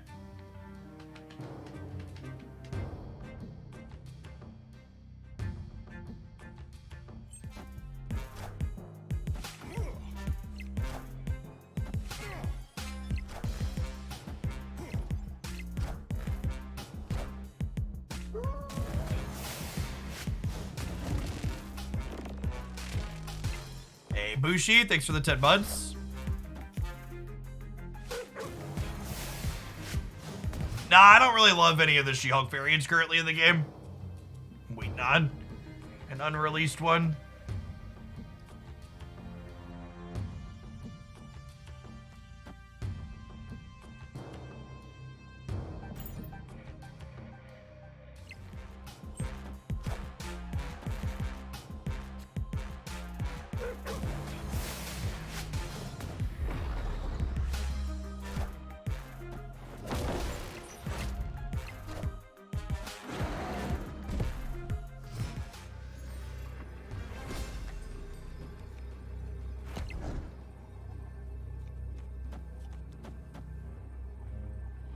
I played Time Stone already, right? So Thanos is active here. I think their Thanos might also be active, though. No, they're Short of Stone. They haven't played Soul Stone yet. One of your largest lads, please. He be thick, chat. He be thick.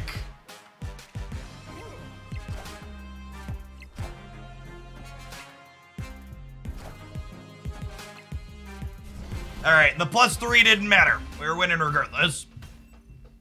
Victory.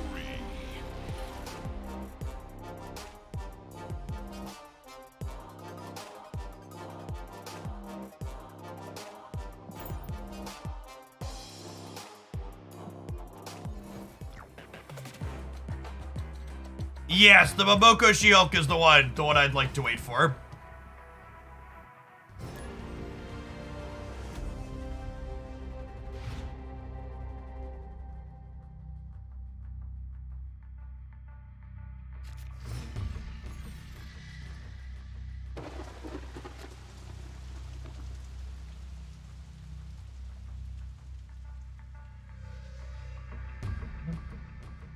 I just get rid of this one.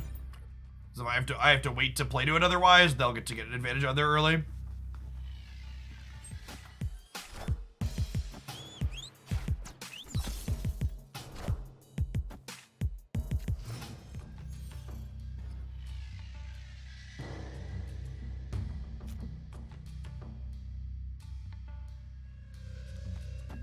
Sunspot on the right. Space Stone or Mr. Fantastic, maybe let us get into here. Maybe I'm supposed to Sunspot middle and then Lockjaw right so I can Fantastic middle.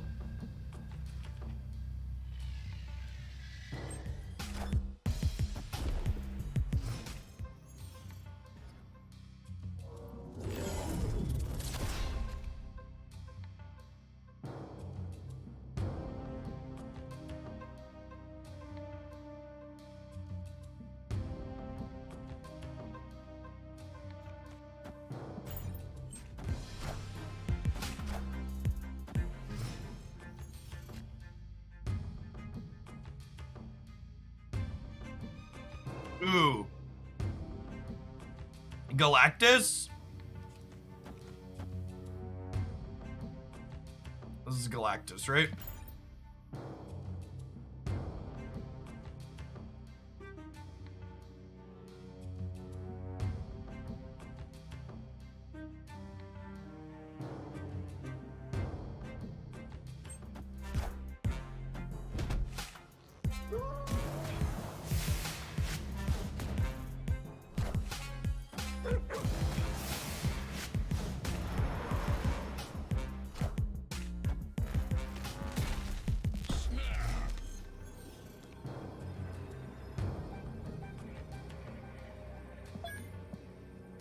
Skill game, chap.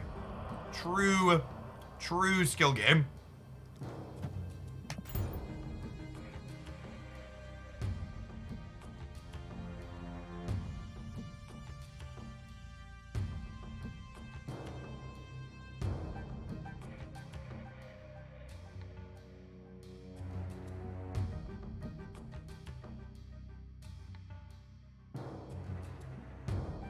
I might not actually need the leech since we messed up where their cards are.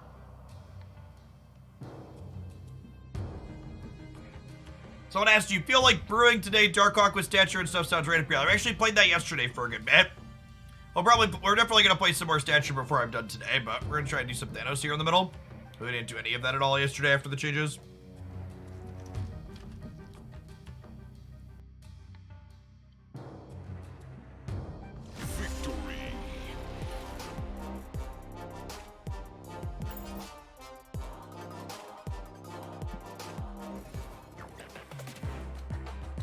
This build, getting to put Galactus in the ground with Arrow and Leech feels good.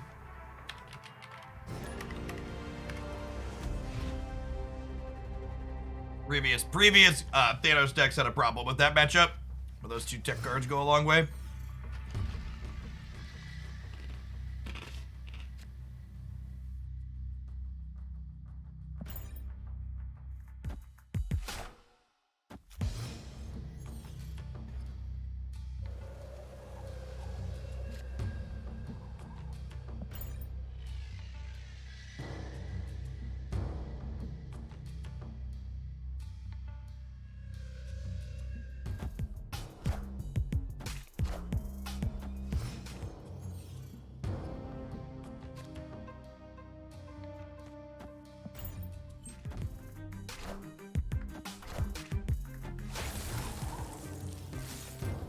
They gotta be reality stoning here, right?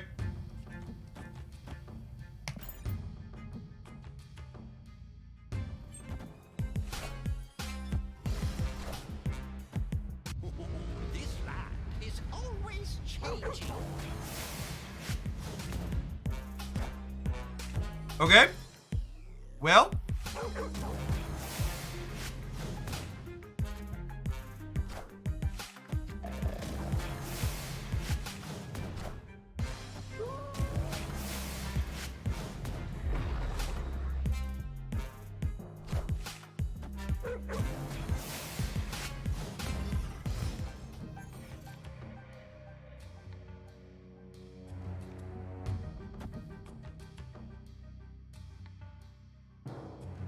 We vibing on Shang-Chi for now? I think we're vibing on Shang-Chi for now. I'm gonna go Blue Marvel. Actually, I'm gonna go Blue Marvel in the middle. Am I? Yeah, I'm gonna Blue Marvel in the middle, time stone here. See where we end up at.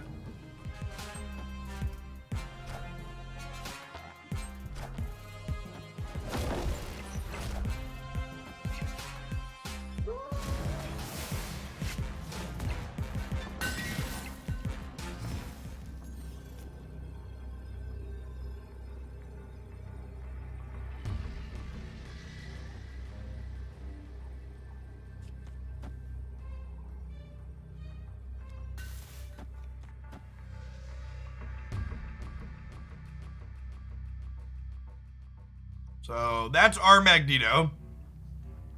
We get to Shang them here. The Nibbler is actually kind of awkward because I can't play for all 3 locations. I guess Gambit randomly plays for all 3 locations.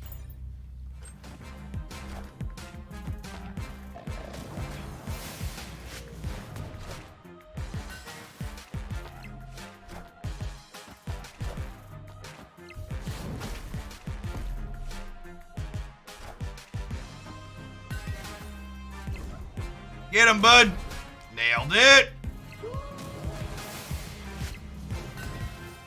A truly skill-based battle of wits my opponent and I are engaged in. Sniper good sniping.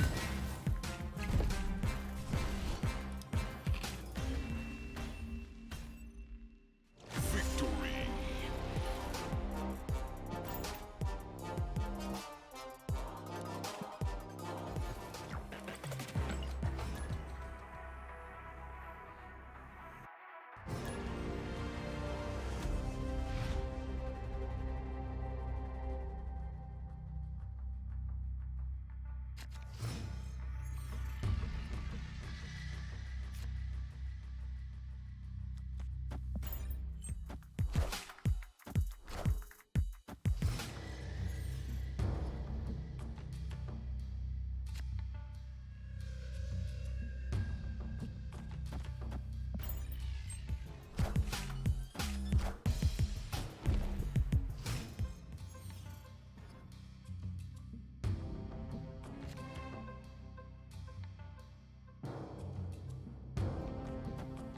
You have a snapping strategy for this deck other than Lockjaw and Stones. Not really.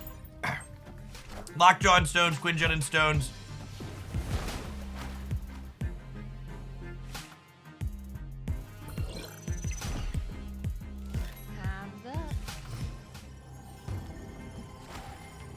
We just assume they're gonna play 1 card and then Arrow beats them, right?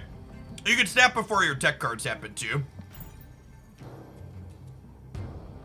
It's a reasonable time to push the button. If they soak, I win center and right? We're losing to Dr. Doom. We are losing to Dr. Doom. That's true. The claw. Goodbye.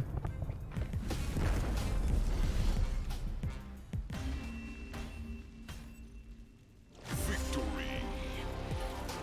Texas Flip. Thanks for flipping your Prime sub this way. I appreciate it.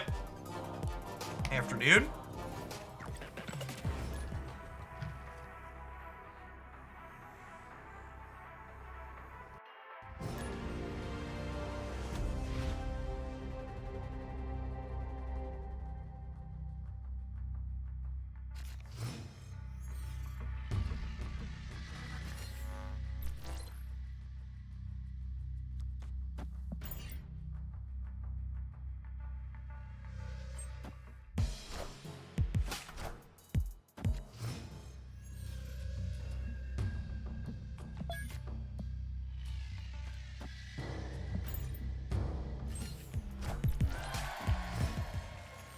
My favorite location is Sinister London.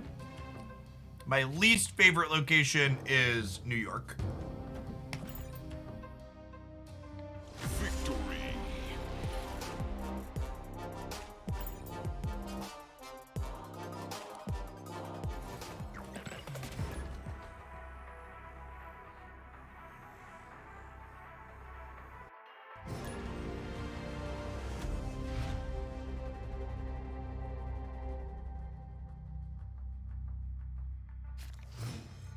You think no will get moved down to Series 3 or will it stay 4?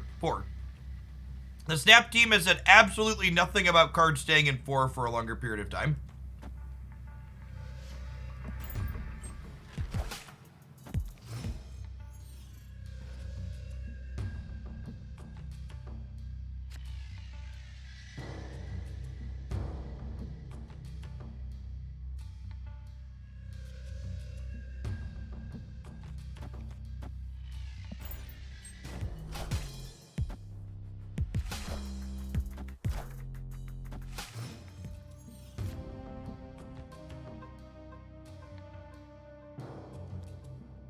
I like cosplaying the Angela path here.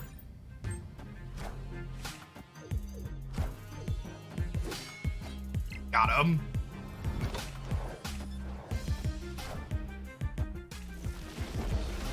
Damn it, Heimdall.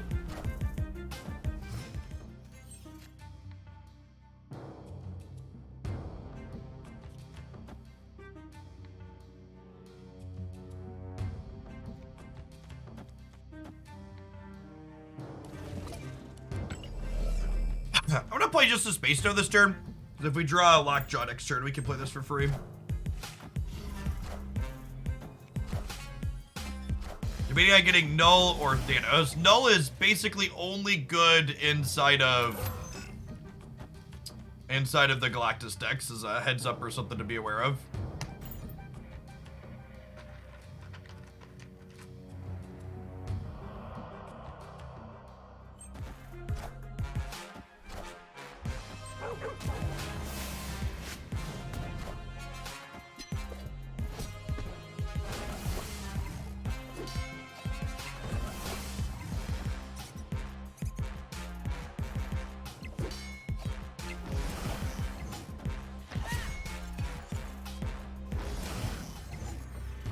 Believe we have died?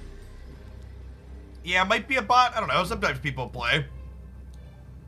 People play zoo decks. Escaped. Alright, I think I'm bored of this deck and I'm gonna go back to... Let's play the Namor deck some more. That one was more interesting.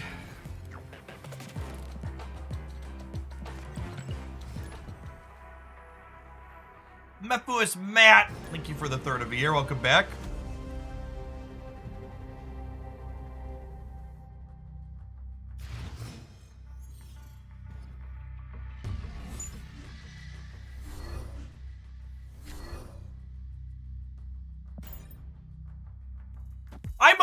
I'm mostly just someone I really don't enjoy.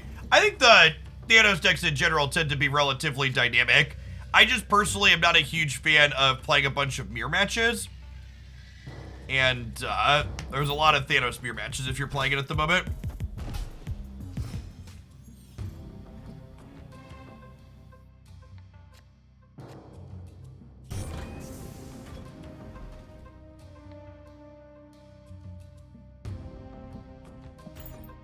Can we snap the Killmonger into the Sunspot?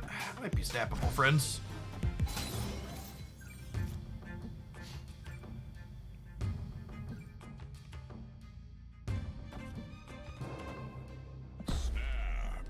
Snap before it happens. Get to go Hood into Killmonger here, and then Namor into Demon next turn.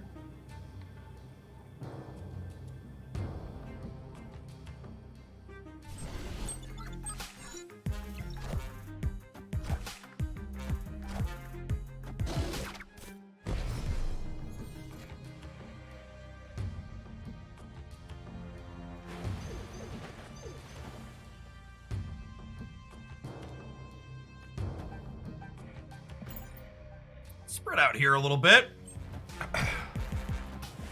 Namor drops his 11-pointer on the right here for us.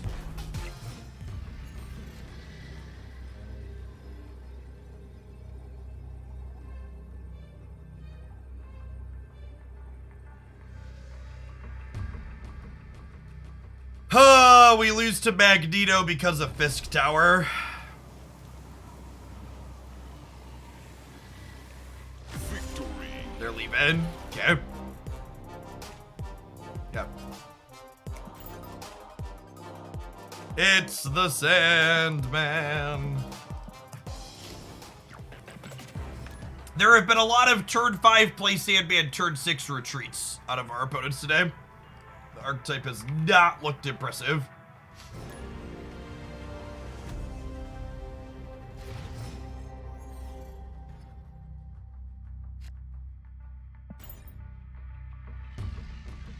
Yeah, there weren't any Mr. Fantastic variants I really loved, and then we opened this new one for Mikash. It's pretty reasonable.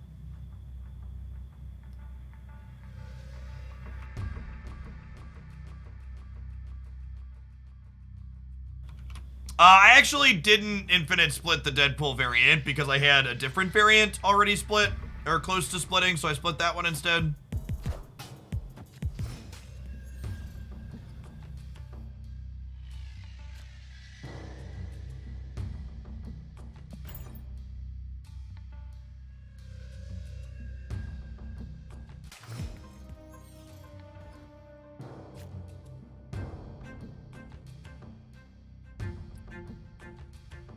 Well, we have Killmonger against their Thanos deck, which is pretty good.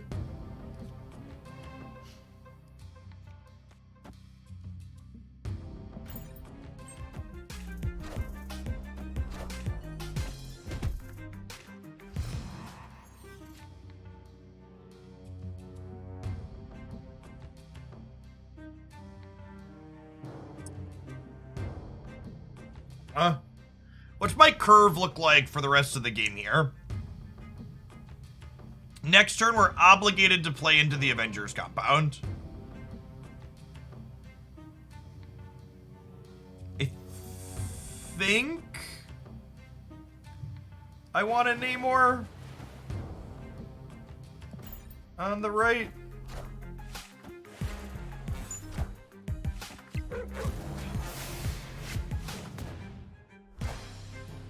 Shang-Chi down is great for us. Clear for takeoff. Do we think I need Claw to help Namor? Probably not, right? I can always do that next turn too. What if I went Rescue into HUD, and then this leaves me the flexibility to Demon and Killmonger next turn, or Claw and Demon, depending on what looks good.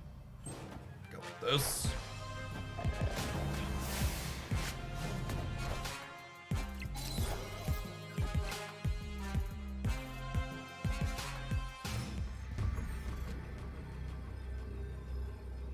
Yeah, I think this is just Killmonger and then Demon left, right?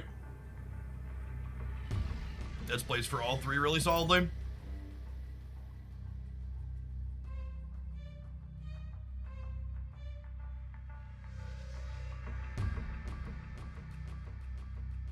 They're gonna arrow us. We do lose to arrow, yeah.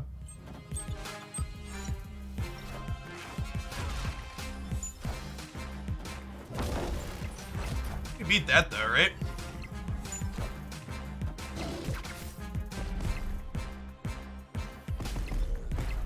Yeah, solid.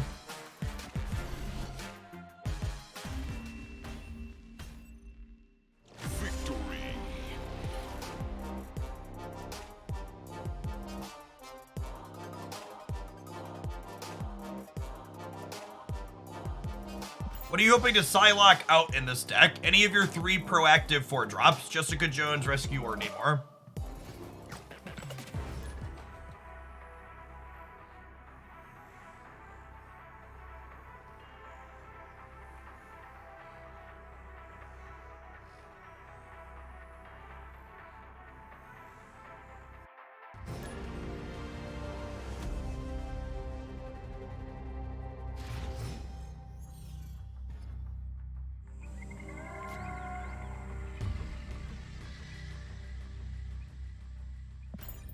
The Namor variant was a season pass card from the beta.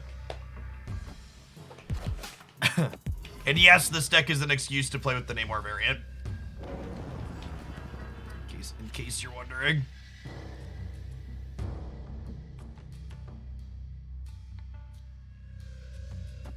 I want a Zabu mid. I want a Zabu. I don't know if I want to do it mid though.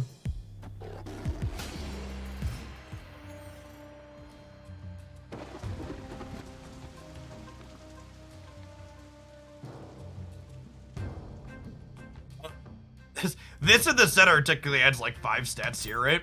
Potentially. Yeah.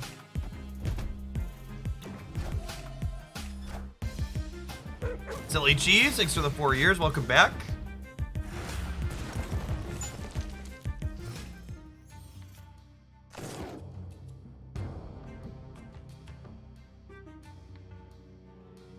Am I using Killmonger to turn the Quinjet off proactively? Or are we waiting to use it at the end of the game? I think we're waiting to use it at the end of the game at this point.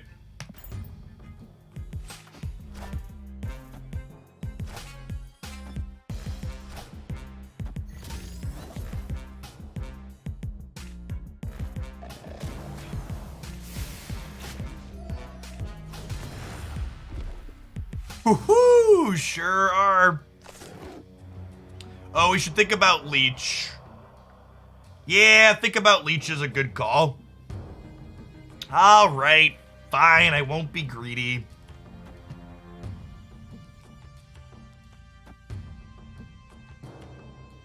Oh, snap. Snap before it happens, just in case we get Leech-a-rooted. Folks asking why are we playing Green Goblin? Green Goblin gives us a roundabout way to put extra power into the Namor path. If your opponent's beating your Namor by a little bit, you could Green Goblin across. It also gives you a little bit of counterplay against Galactus, because fuck that guy. But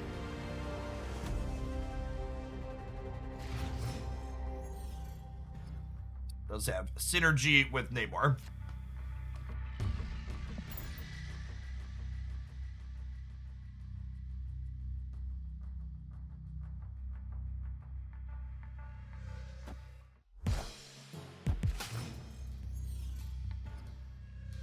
Zabu mandatory. Yeah, my deck with 4 4-drops really wants Zabu. Having the strangest sense of deja vu.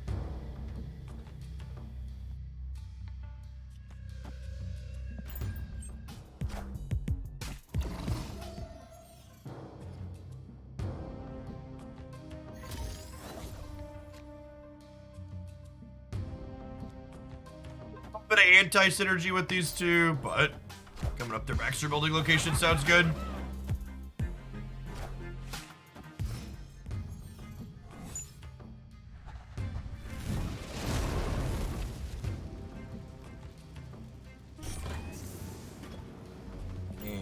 Landed.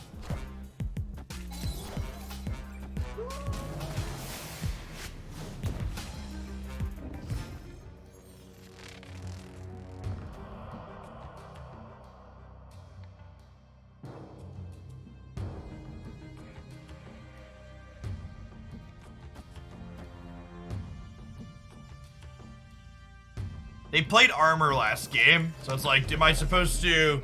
The non-greedy play here is just Shang-Chi them now, right?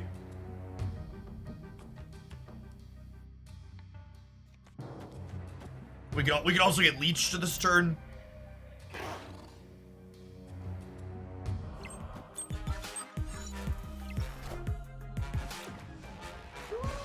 Ooh, or they could move it to Wakanda.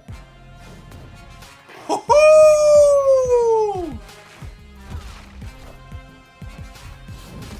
Sha.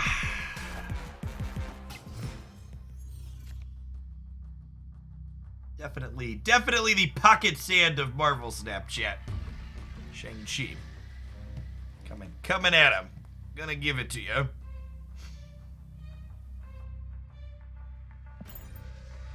And we'll claw the left, and then we'll Mr. F, Killmonger, Demon on the last turn.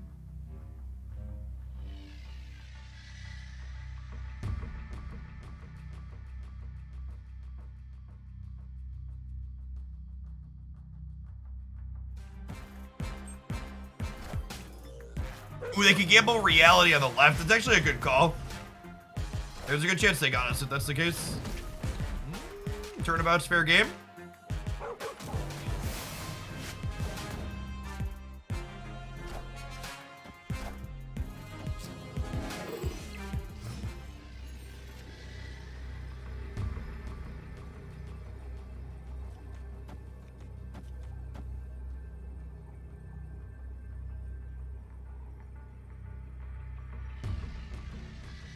The Green Goblin out is clever.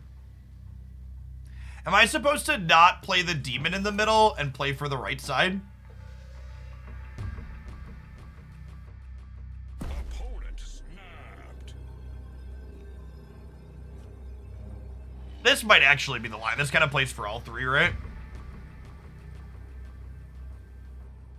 So let's do this.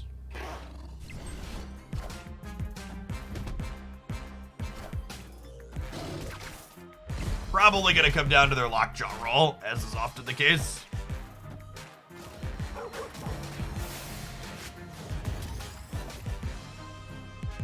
Well, that's terrifying. I think they got us, fam.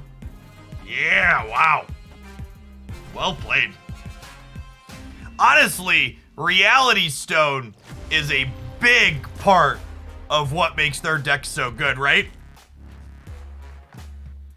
We should cut the hood for Titania. Titania has synergy with Green Goblin for board clogging, and you can Killmonger to remove Titania on their side of turn 6 if you need. So, I kind of disagree with that. I think Killmonger makes our hood pretty trivial, and Titania early actually makes our Killmonger worse.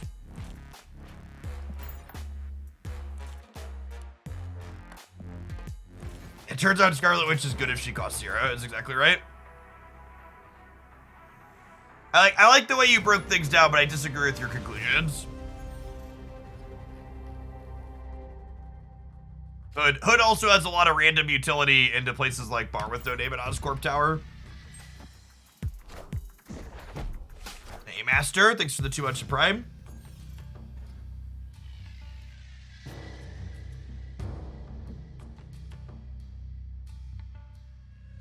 I'm gonna Killmonger on 3 to clear the hood, and then we'll start demoning.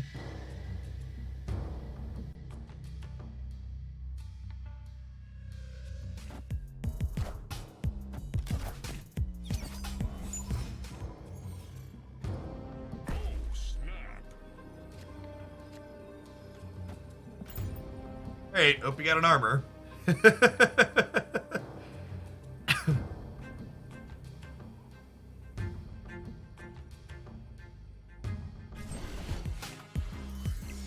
This could be armor 1 drop. Oh, gosh. Oh, honey.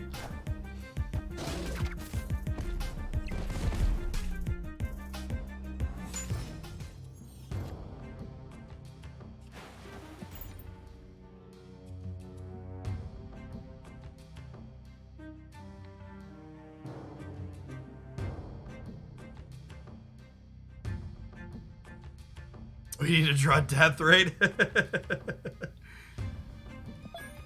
Casual 7 cards destroyed, no big deal. 1 for us. Killmonger living up to his name. We're gonna take our hourly ad break after this. Appreciate everybody hanging out. As always, if you're new to the channel, you won't miss any gameplay during our ad break. I try and schedule those in between games so you don't miss anything. But as a general reminder, if you enjoy my content, you want to get around ads and chat more often, avoiding slow mode, subscribing to the channel does do all of those things.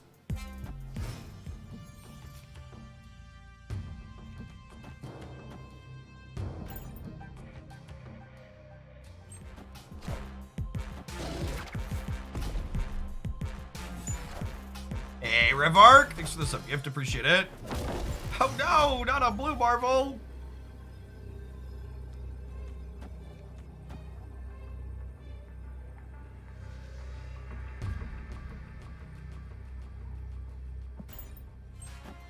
This is the part where we lose to an Ultron.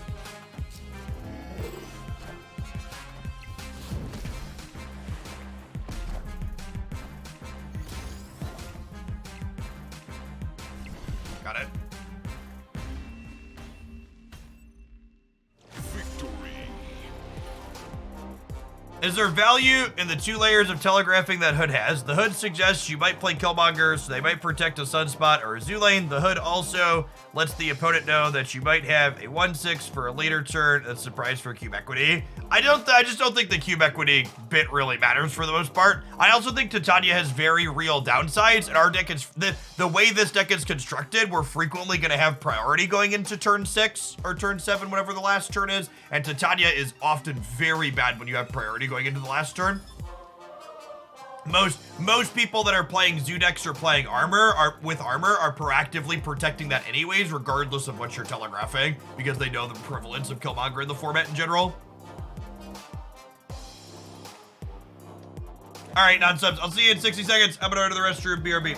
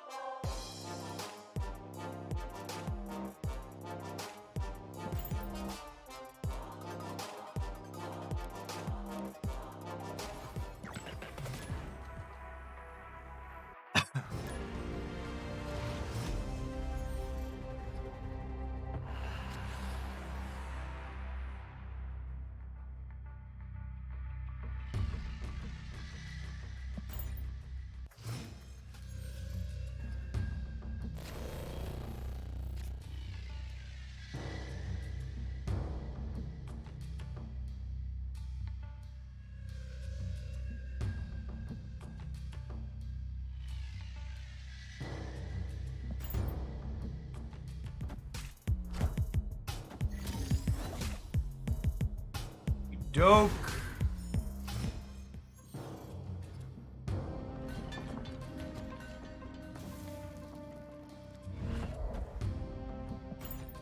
Set Green Goblin across here. Or we can retreat for 1 cube. Escaped.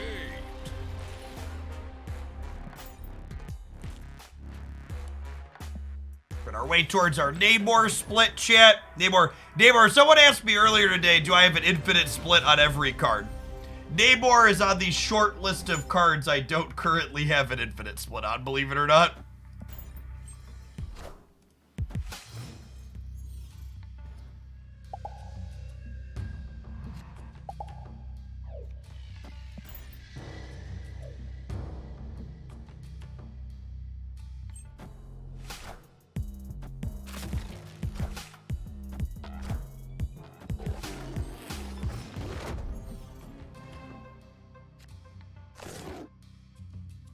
Random, but I wanted to get back into Genshin because I want a chill game to have things around to do sounds nice. Anywhere you can point me to not be so overwhelmed. The game has a lot and I want to be efficient. If you're in the subs Discord, Coffee, there's a pretty active Genshin channel. Or Genshin thread underneath the Gaming General channel. If you pop on in there, there's myself and others that are always happy to answer questions. But honestly, one of the things that's just like great about Genshin is it's very much a single player game, right? Like there's no PvP, you're only ever competing against yourself, so I find it very easy to take it and be chill.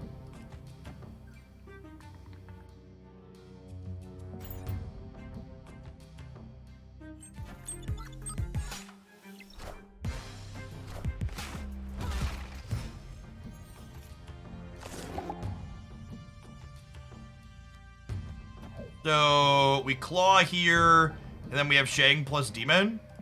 Snap him, we're in a good spot.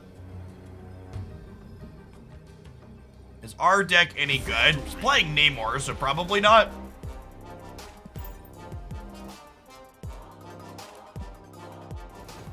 Bulkrin, thank you for the 2/3 of a year. Welcome back. For what it's worth, chat, I think the floor on your deck is relatively high if you can manage to put Killmonger and Shang-Chi in it right now. And, like, our deck is playing both of those cards, so as far as, like, is it terrible? It's probably all right, right? Like, we're doing a couple of the busted things. Yeah, I do most of my Genshining on the PlayStation 5. I play they added a card game to Genshin. I play that on my mobile, but most of my gameplay is on the PS5.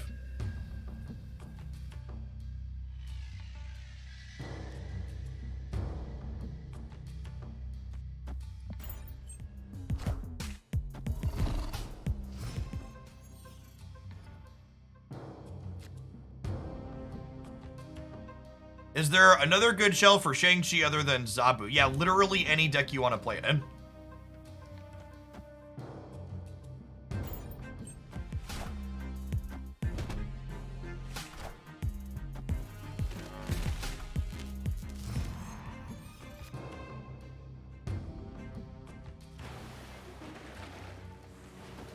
Or Namor over here on the left.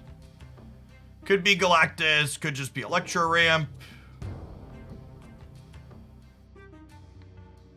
We have Green Goblin for next turn if it looks like they're Galactus. Just Electro Ramp. Got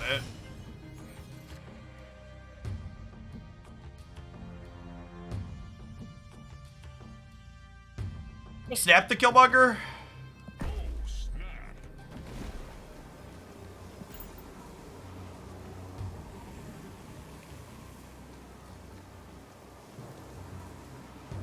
No, Yolaine and Hutao didn't really flesh out any of the team builds I've been playing for him.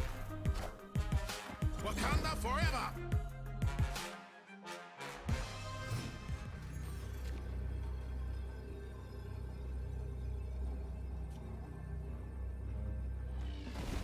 Is beats Zola but loses to Doctor Doom.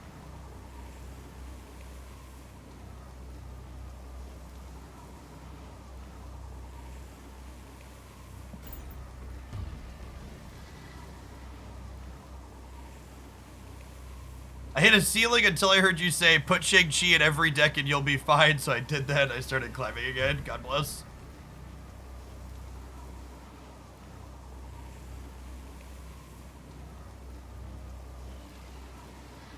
Sandman did something. Yes, it gave them a coin flip to win the game. Potentially.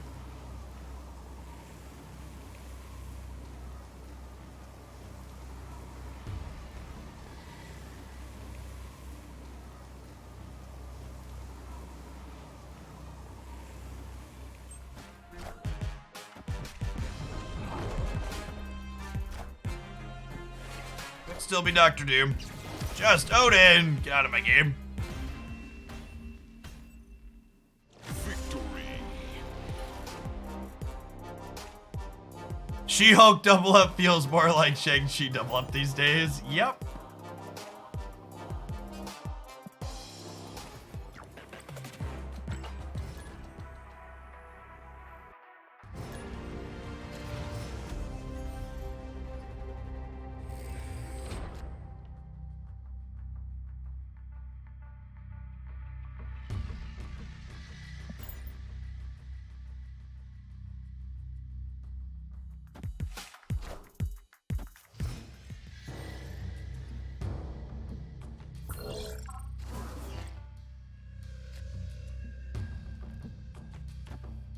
Have a rock, friend.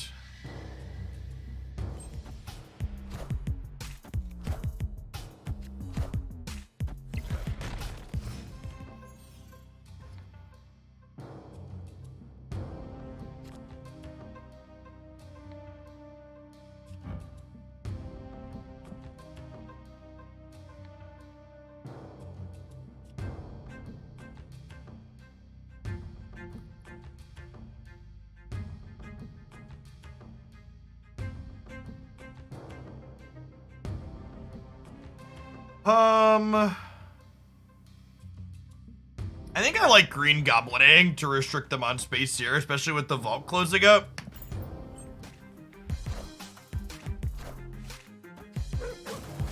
Oh, they'll be able to move it over to Morag. Sad.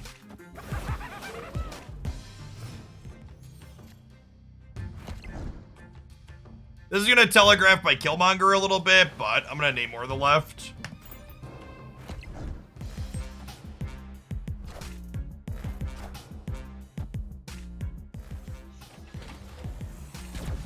Well, alrighty then.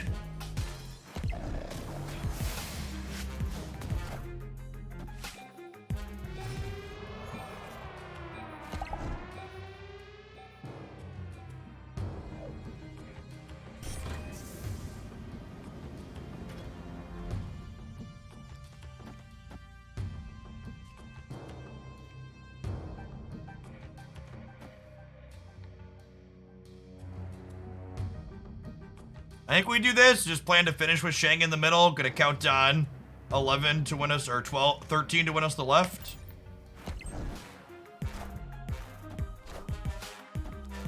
And 13 will be enough because the Power Stone's going away here. Oh, that's such a bad beat.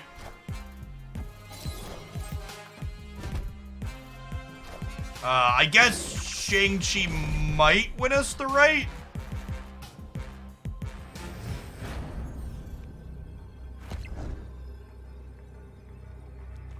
This is plus 10 in the middle, up to 19. We could lose this, but I'll stay for 1 cube. Solid Magneto for them. I think I'm staying for 3 cubes too. Come and get it. They played a lot of their big stuff here.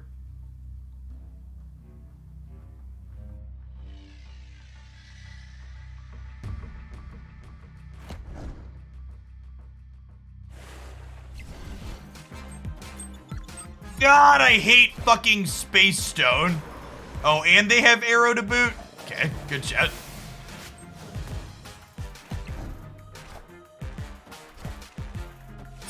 Space Stone needs a visible indicator. For sure. There needs, like, you know how, like, Nightcrawler floats and shit? There really needs to be some kind of visual indicator on the board that my opponent has access to a Space Stone. Because 9 times out of 10, it just fucking disappears, and you don't know that it's there if you're not, like, watching the screen.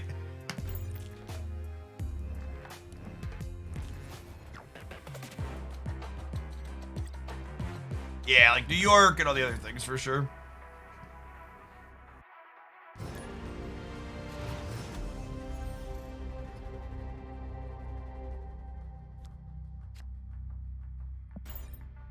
They had Arrow there, so there was nothing we could do regardless, but that's what it is.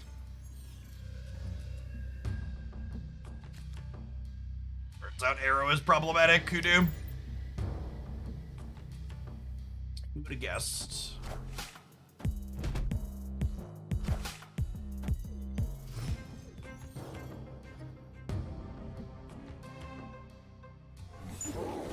I think they either need to nerf Arrow or they need to figure out a way to make decks that can play to the board more playable. Arrow with her current text box and stat line feels too powerful in a world where Killmonger is really good at keeping decks that go wide from existing. Like the only go wide deck that exists in Marvel Snap is the Thanos deck because all the stones do other things and draw cards, so it doesn't matter if they die a lot of the time. Thanks for the 3rd of a year, Dark Force. Appreciate it.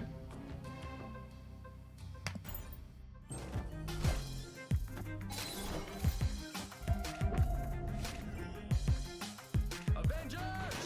Assemble.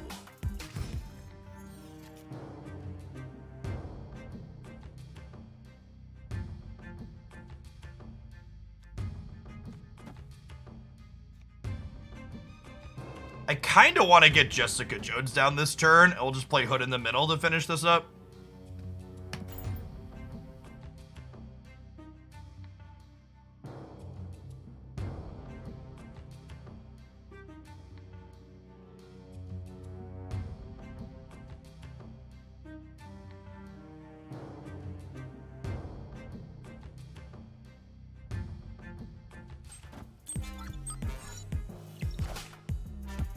Jarl Axel, thanks for the prime, I appreciate it.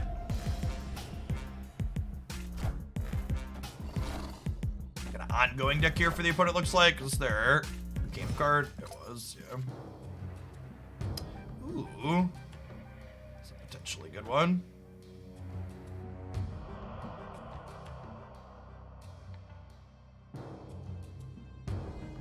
Not playing the demon yet, because if we draw Killmonger next turn, I want to be able to blow the hood away.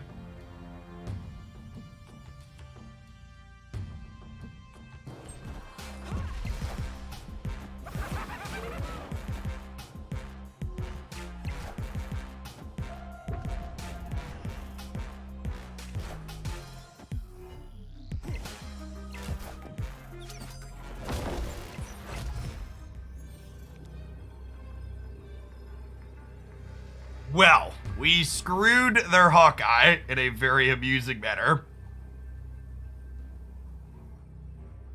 Do I expect them to have another Anthem effect here? I don't think so.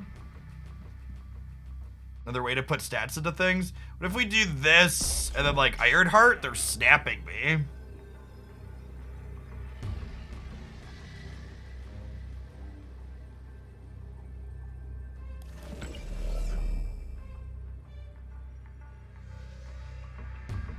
No, they're not Cerebro 3 because they have Kazar. We could get Onslaughted on the left. Onslaught on the left would put them up to 12 in the middle. Or 16 in the middle. So I think I go Ironheart into Claw into Demon, because if one of my Ironheart triggers hits here, that plus Claw beats them going to 16.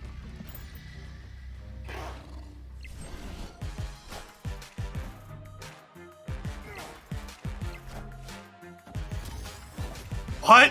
Sure. They must have forgotten I had the demon, huh?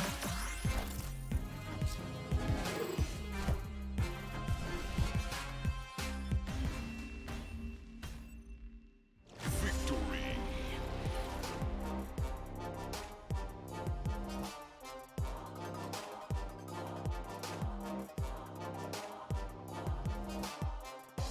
Yeah, it could have been a bluff. I don't know. You have to, like, have a card that I could lose to in order for your bluff to work, though, right? Claw plus Demon is a lot of stats in the last turn.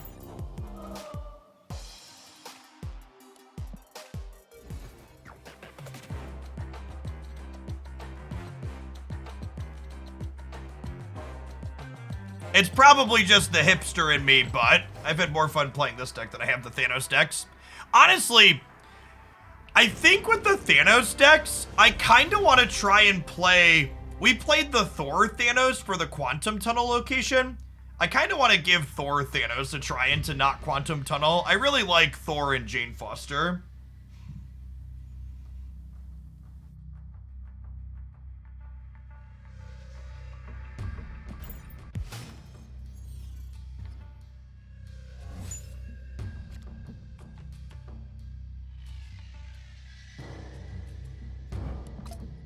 Mission's annoying.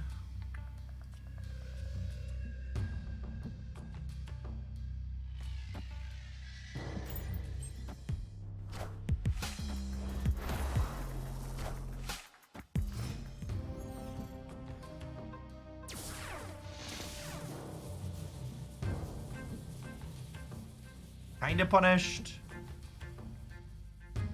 I guess I don't even really need to care about Gamma Lab though, right? Because we'll be a we'll snake a Shang-Chi down the line.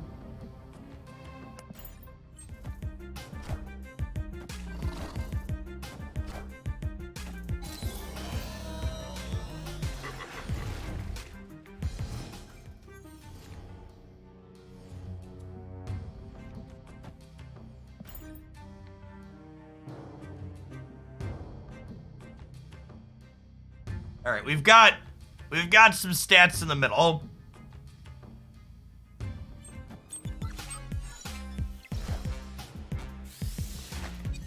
They have a claw to think about.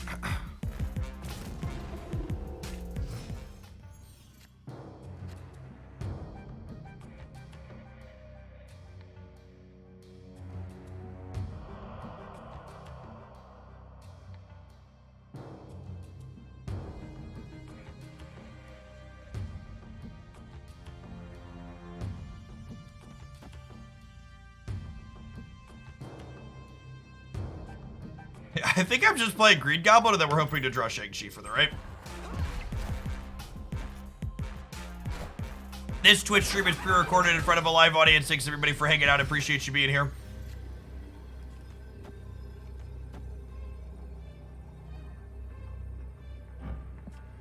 Honestly, I should probably put this here for good measure, he says, before losing to Arrow.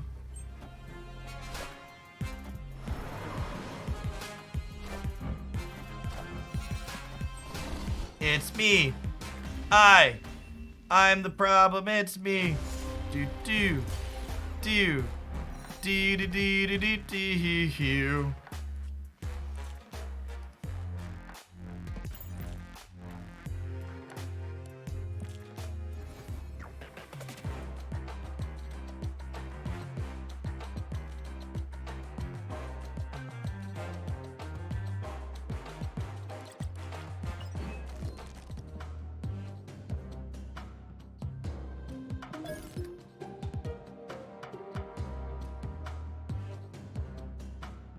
This build of Thanos is very whatever for me.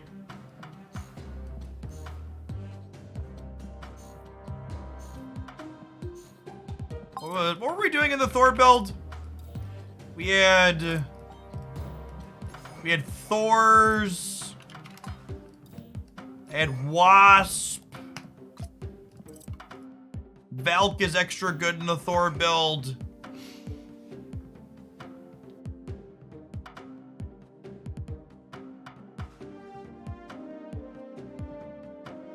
Do I need Sunspot? I don't think I had Sunspot. Yeah, we were playing Infinite into all of the people leeching. I don't think any of us really know what the best Thanos deck is. I think the best Thanos deck involves Quinjet, Lockjaw, Thanos, Leech, and probably Shang-Chi. I don't really know what else we're doing other than that. Is Valk good if we're not playing ongoings? That's true, actually. Maybe she's not.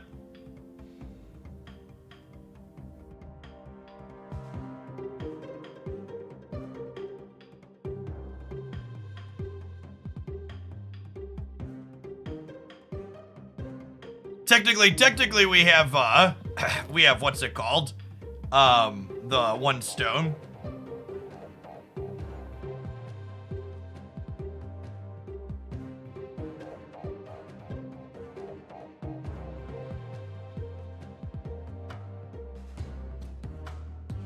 She does just win a lane with war cards. So she is just good into like the Shuri decks. You could play Cage to stop her from shrinking your large lads. That's true. That's true. We could play Luke Cage.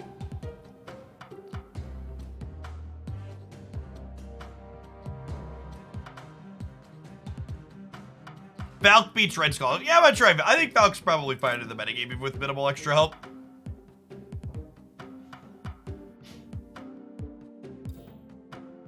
You'll rarely draw the hammer with so many extra cards. Yeah, you chain the hammer up. Also, like, one of the things you need to understand, people saying you have so many extra cards in your deck. Most of the cards Thanos puts in your deck draw you cards. Your average game with Thanos, you see just as many cards as your other games. Just kind of how it works.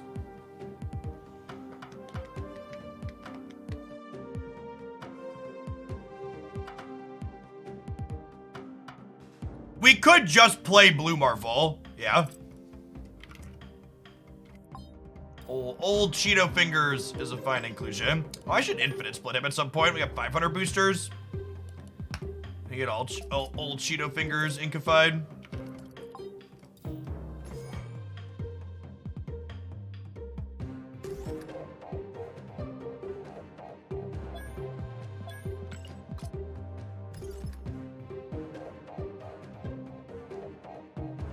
We need to get ink with orange Kirby dots.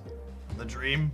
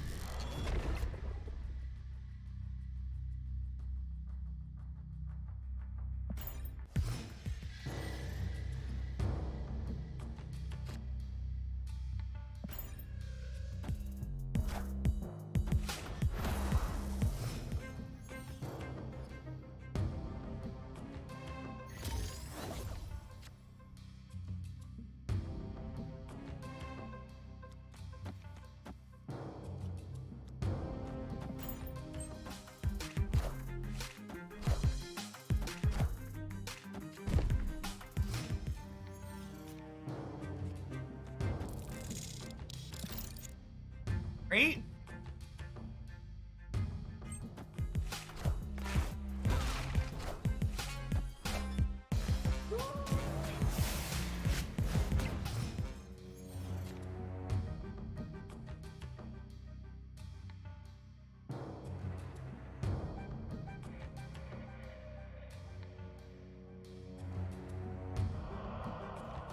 Oh, Thor into Quinjet.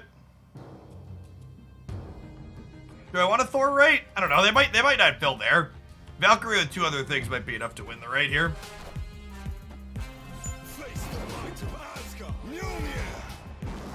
And the best hit off a lockjaw here is Jane, obviously.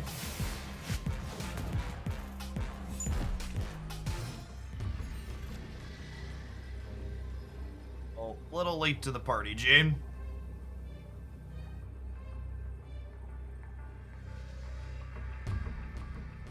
Opponent snapped.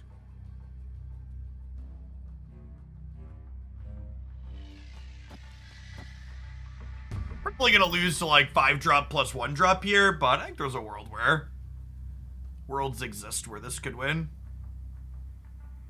Oh, I guess we're only tying here though, right? Damn.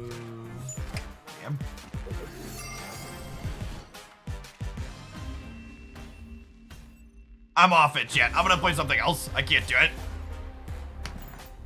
Every time I try and play Valkyrie, I just get arrowed. Just every single time I try and play Valkyrie, I just get arrowed.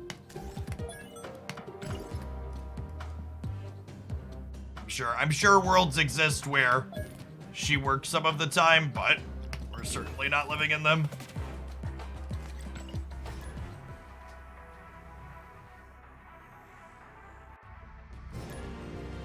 Pythreon, thank you for the 5 years, 60 months of support. Welcome back. Chuckle Monkey, thanks for the sub gift. Appreciate it. We tried Patriot Surfer last week. The Point Slam Patriot decks are not playable anymore. They just don't make big enough numbers to keep up with Shuri decks. Thanks for the biddies, Sir Missalot.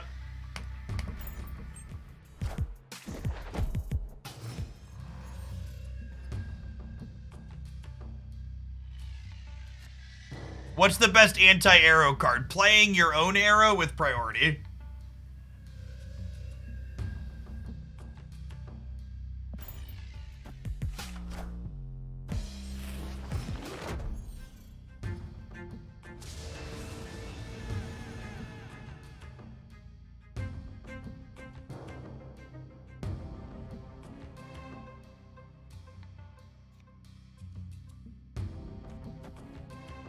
Weeping silently or yelling brood is the best anti-arrow deck. Yeah, we're leeching them.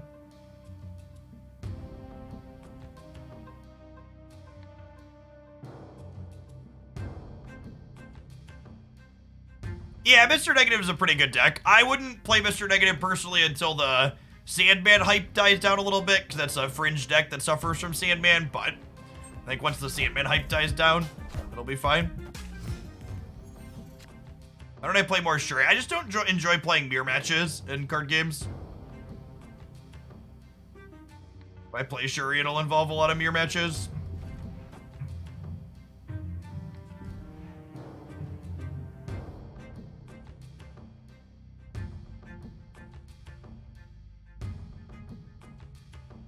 I think we do this, and then if we draw Wave next turn, we get to set up a combo.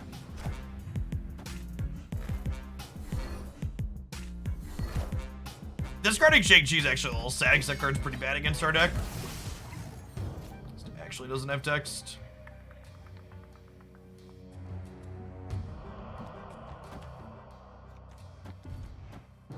Well, we get to Stature Miles Shang-Chi on the last turn at least here.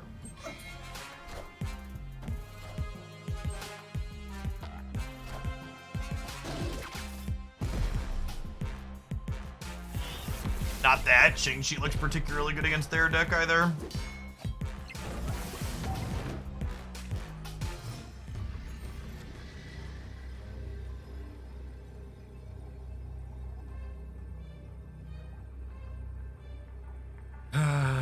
they buff Angela up and the Shang-Chi wins the game there. Is there a world where they play 2 things to Angela's path and we kill her and still win the center with only 11? Maybe. They have to play 2 things to the Angela path, and those 2 things have to have 6 power or less combined. They're probably a Mysterio deck. Mysterio could end up hitting the center and then we win left and center.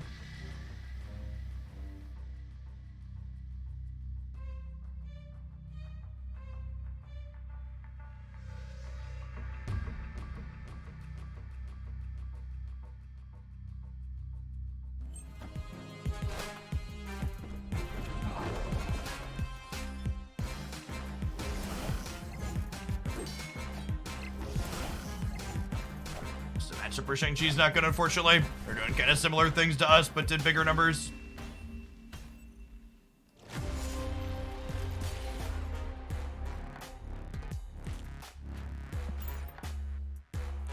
Anyone else experienced repeat items at Toka Shop since the patch? I've only had Maria Hill since. Is Maria Hill the only Series 3 card you're missing? If so, that is a feature, not a bug. Should you buy Dark Hawk? I have a tier list for Series 4 and 5 cards this month up on my YouTube channel. Recommend checking that out for my thoughts on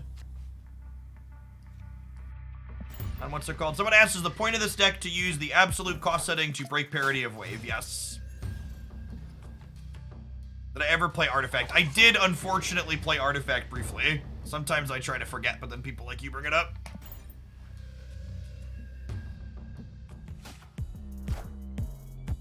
Artifact was a good game is definitely a hot take. I would argue that Artifact's gameplay quality was similar to its economy, which is to say they were both basically trash. I genuinely, Artifact's gameplay felt like nobody was willing to say to Richard Garfield, like, hey, some of these things need to change. It was real, just so many mind-boggling decisions.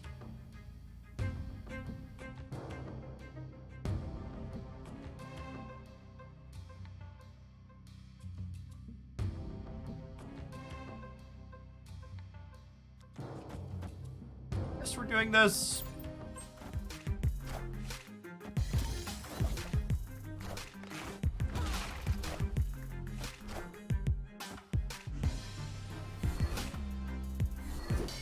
You just carded our Shang-Chi, but joke's on you. You have She-Hulk anyways. Under Armour, and we discarded your Red Skull. I don't need Shang-Chi anymore. Ever played Gwent? I have not ever played Gwent, no. I play a little bit of Keyforge. Keyforge was actually has really good gameplay, but that I liked personally at least, but the distribution model on it was just really weird.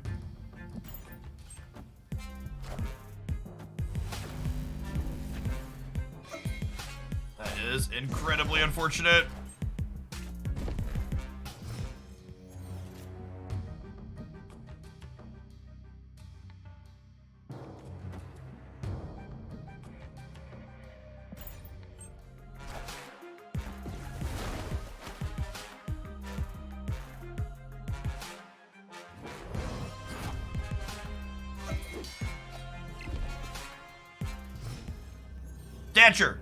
Stature. Damn. Have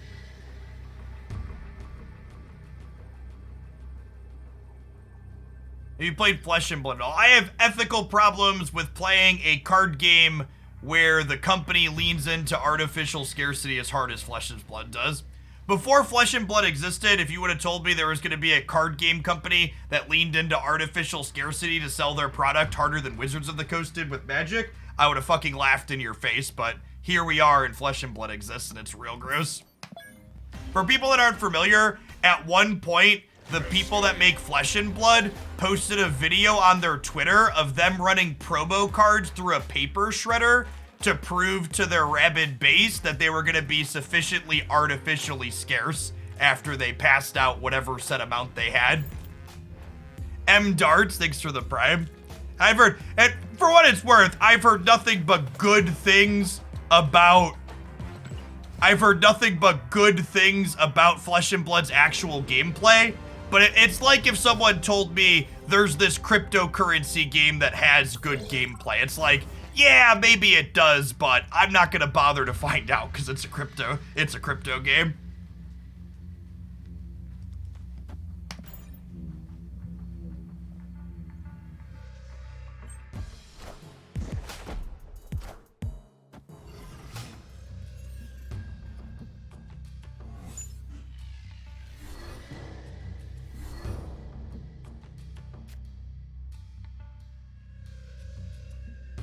Well, Sokovia coming in hot with the free stature. I think we're vibing.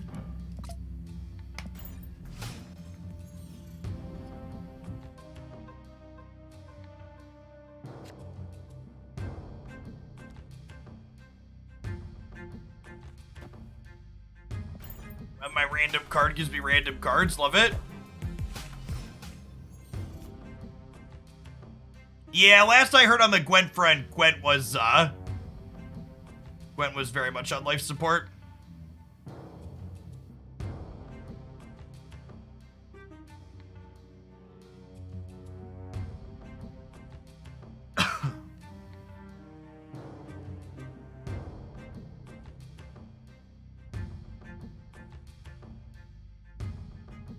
We have priority here. Enough energy for arrow yet.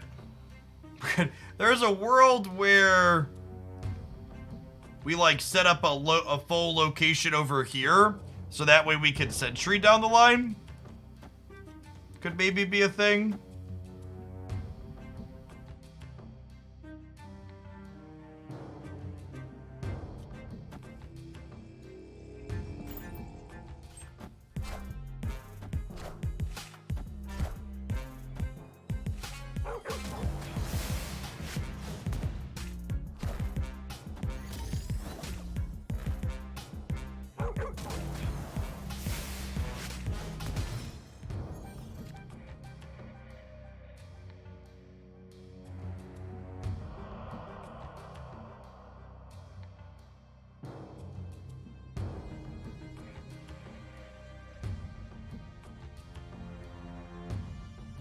So there's a wave.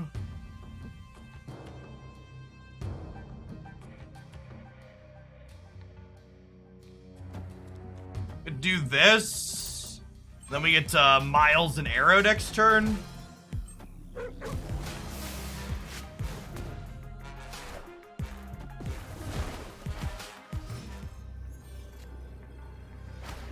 think we're just dead. Yeah, this build was something we played a little bit with yesterday. It just doesn't feel like it can keep up. The other stature decks, or try some of the other stature decks we would play. Here finds Antheus. Misclicks happen.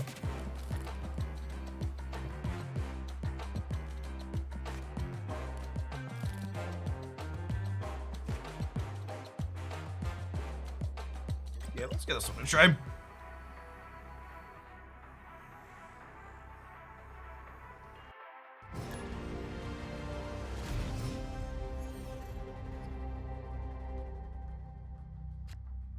Opponent snapped.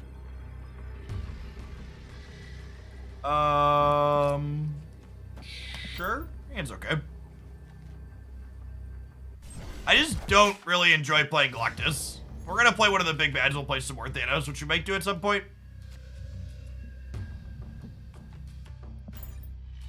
Chat, I don't not play Shuri and don't not play Galactus because of some moral problem with playing the best decks. If I really enjoy the play patterns of a given best deck, I'll play it. My lack of playing those types of decks, generally speaking, tends to be based around just not finding enjoyment in them. I play games for fun.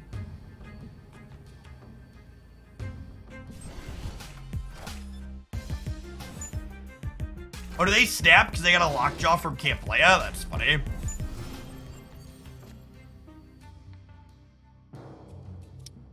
Let's Jug here, play Demon here.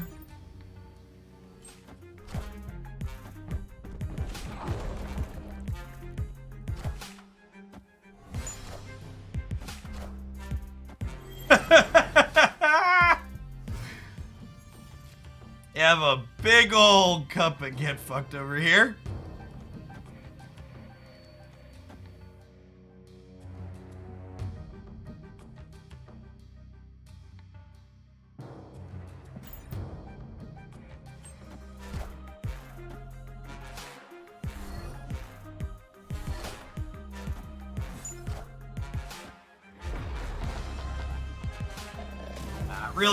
Really unfortunate that we discarded Titania here.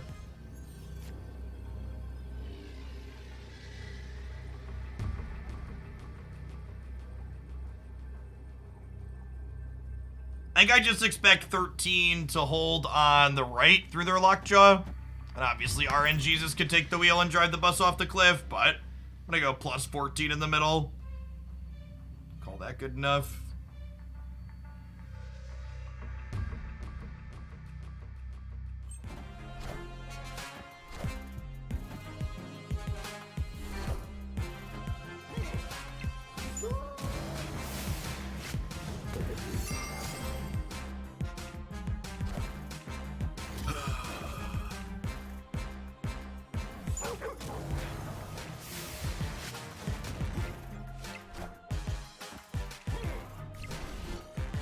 For those of you taking notes at home looking to climb, you should take notes here how I skillfully outplayed my opponent here.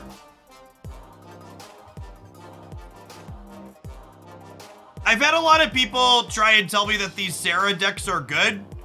And if you're in a bracket where you're getting leeched way less frequently than I am, your Sarah decks are fine. However, in the bracket where I play in Infinite with a probably okay MMR, I'd wager. It's hidden, we don't know. Getting leeched is very common. And your Sarah decks are embarrassingly bad when you are getting leeched on the regular. No, I only play games for fun on stream typically these days, Brick Wallace, so we're all snap all the time.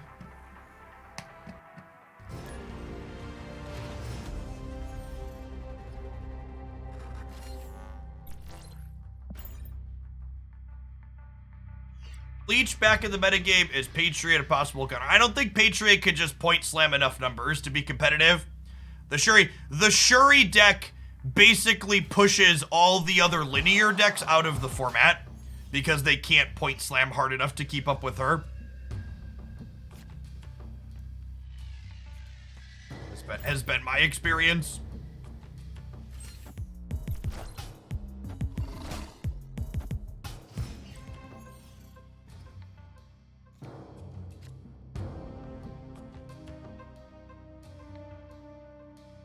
No, yeah, you're stuck in between like a leech and a Shuri. And it's tough out there.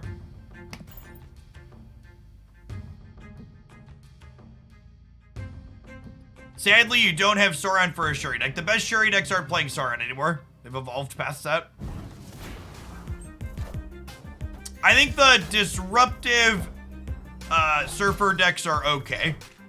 I'm not gonna say they're good, but I'm gonna say they're okay. Stature is the first good new card to have released in some time. Most of the Marvel Snap card releases in the last month and a half have been very mediocre. Ooh, super rewarded.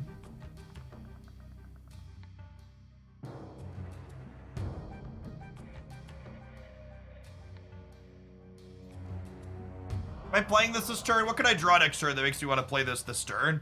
I'm drawing Shang-Chi, which costs 3 at most. So I should sit on this, because at most I'm drawing a 3 cost, right? So I can play my whole hand next turn regardless.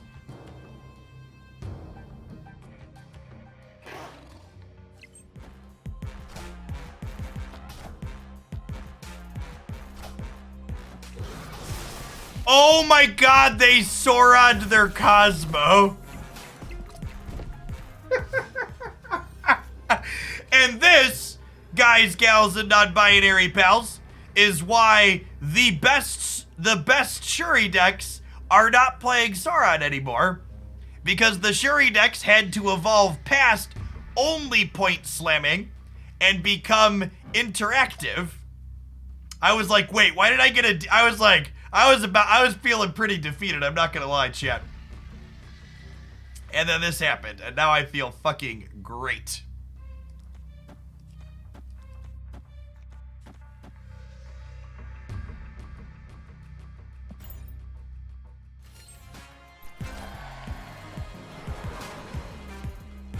Eat shit, Arrow! The fuck out of my game.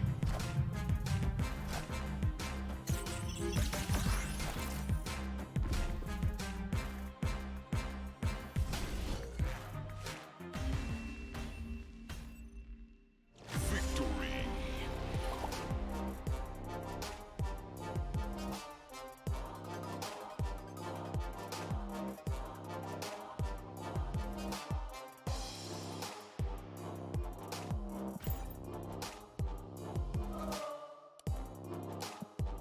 Are we sure that was a Shuri deck?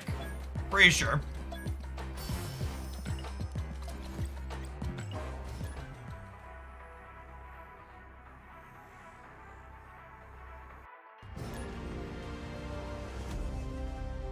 Pretty sure.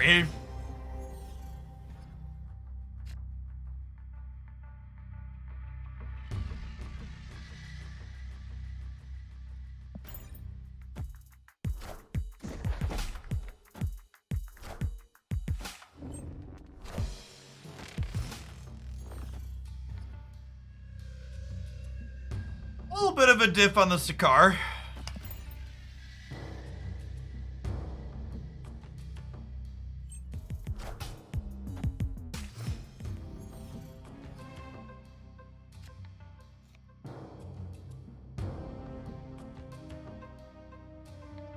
There are 0 ongoing cards in my deck, right? So I can just play this out as a 3/3.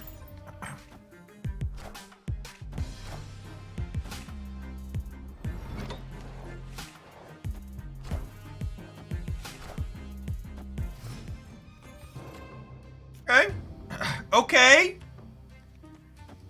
So you're saying there's a chance, chat.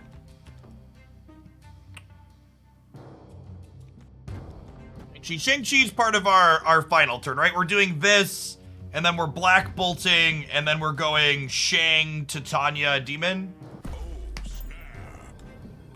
The goal of this game, this deck is to like Shang plus like 2 1-drops or like Juggernaut or Killmonger plus 3 1-drops on the last turn.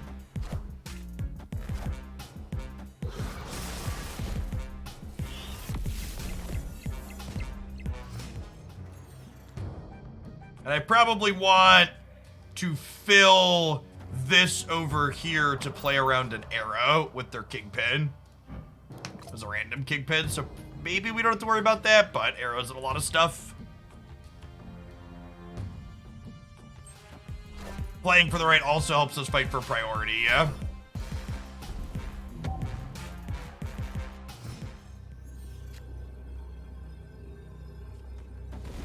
They're a Sandman deck?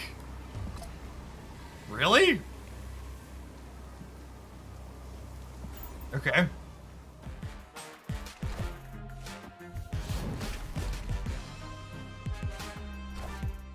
Breaker, give me the news. We got hot 3 points over you.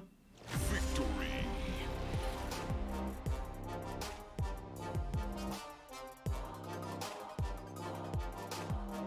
My blisteringly hot take, I think, at this point, is that these Sandman decks are worse after the change. As I posted a video with a 4 energy Sandman deck that I felt was pretty alright last week. And ramping to a 5 energy card is a lot worse than ramping to a 4 energy card. Trying to build your deck around Sandman seems like a fool's errand at this point. It's just so hard to meaningfully lock people out.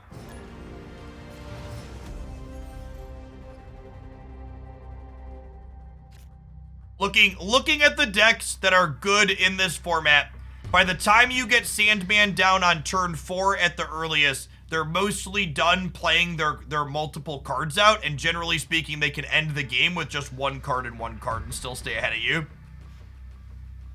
Yes, the Sandman change should have happened a month ago when they locked it in, is the case. And once they nerfed Zabu and Surfer after the fact, it was like, why is this here?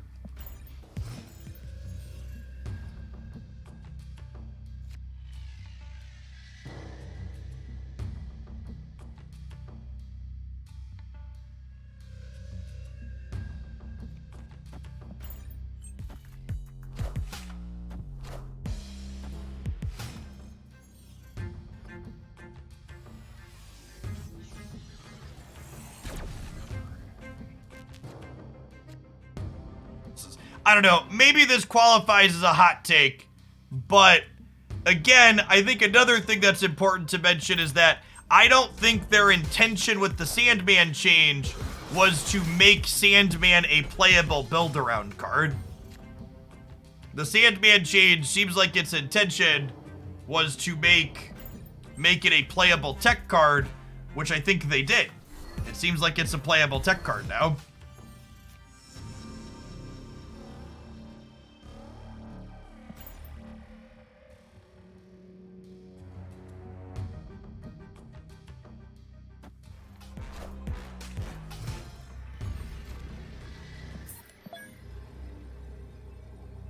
Ghost or Stature? I don't think Ghost is I don't think Ghost is playable in any good decks at the moment.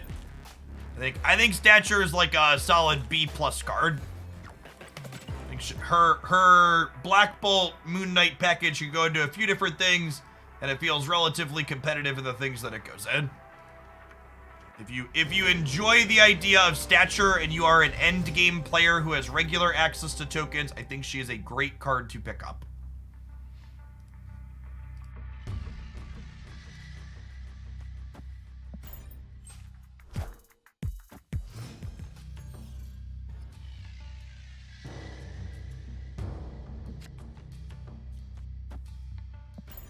Stereo gets to stack up here with the Hood on the left to feed our Carnage.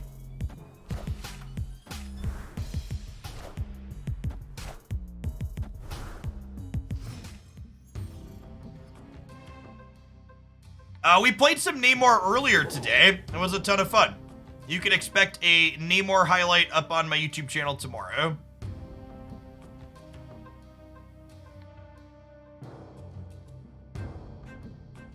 Yeah, I was watching KM stream, and I think his deck that he was playing with Stature in it was good, but I think his deck was probably better without Stature. He just kind of like took one of the existing good decks and like cut cards to fit Stature into it, which is like, you know, it's still like 10 other good cards. I just don't know that it didn't feel like what he had changed to was better than what the cards originally were, if that makes sense.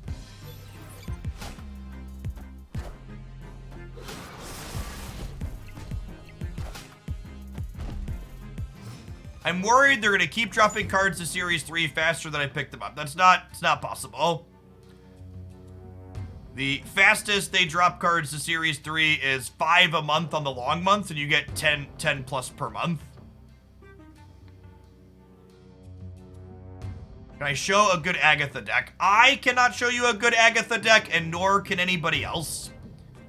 Agatha is a fun novelty card. It is not a good card. You should play Agatha if you enjoy the idea of the novelty she produces, not because you want a good deck that's going to consistently win you games. It's feeling like a Leroy Jenkins angle here, chat.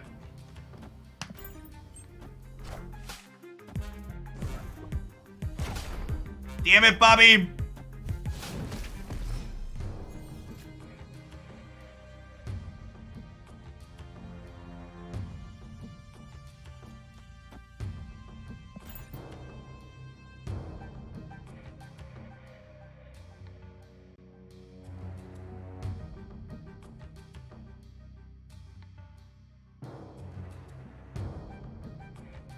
Is Super Scroll good at anything? Super Scroll is not a card that you build your deck around. Super Scroll is the type of card where you look at the metagame of other decks you're playing against and ask yourself, is Super Scroll good against these things I'm playing into? It's a tech card like Shang-Chi, it's not a build-around card like Stature.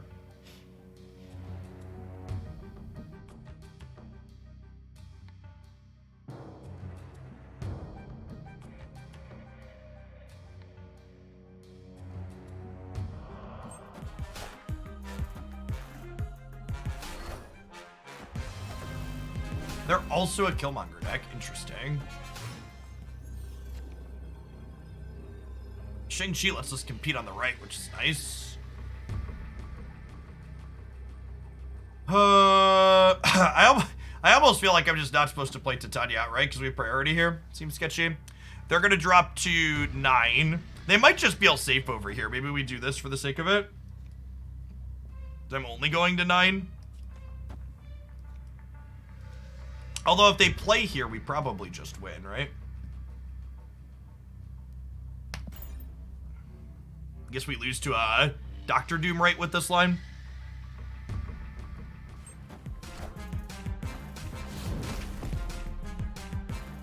Shuri's needed a nerf for over a month now. She's real good.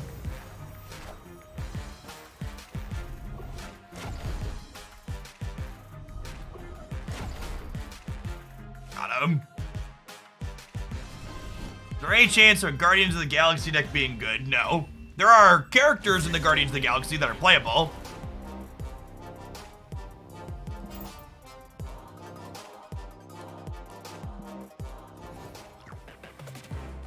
Is there a link to your best Shuri deck on YouTube? You know what? We should build and post that. That's a question we get a lot. Let's build the Shuri deck, huh?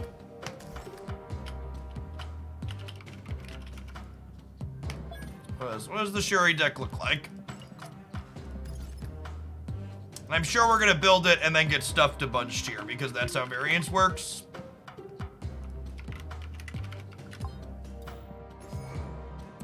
Build it, ship it, rip it, yeah.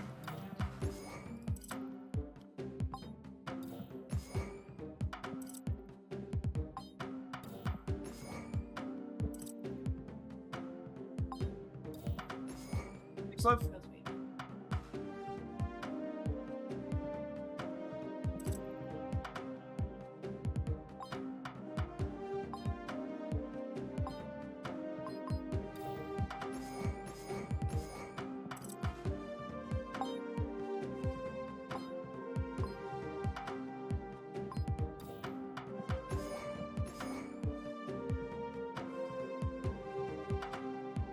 Yeah, Sauron isn't played in the good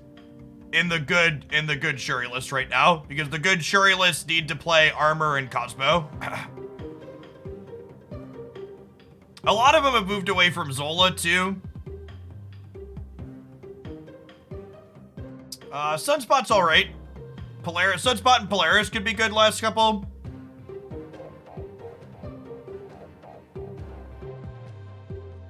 I don't know. I know a lot of people in the Hoaglandia Discord server have been playing Captain Marvel to good effect, but I think that's probably more cheeky than good.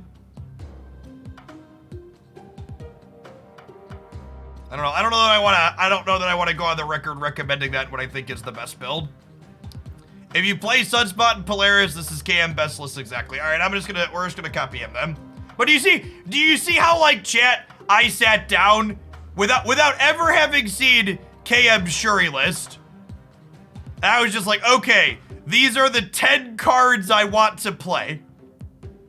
And everyone's like, yeah, you're 2 cards off of what KM's been playing. It's like, that's how, like, cookie cutter some of these things are in terms of what you put in them, right? Like, there's a couple of spots at the end where, like, you'll get some variation, but, like, I got to 10 out of the 12 cards of what he's been playing just by going, okay, I understand the game and these are things the deck needs and wants to do, right? I can't tell you the number of times I've had someone leave a comment on a YouTube video getting mad that I didn't give someone credit for a deck list, and we like built in our deck editor before we recorded with it.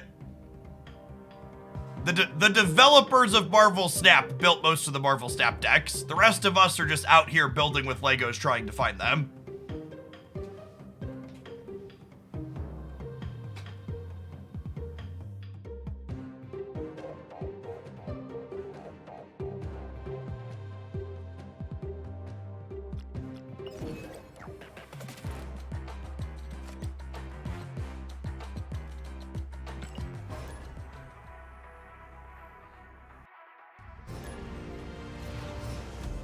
Stepping on these decks doesn't hurt your soul like a Lego. That's true, you know.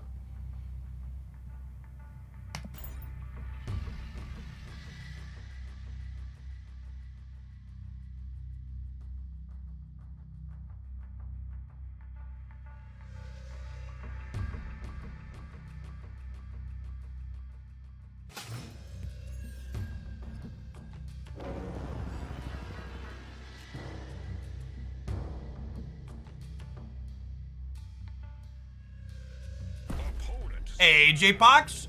Thank you for the sub. I appreciate it.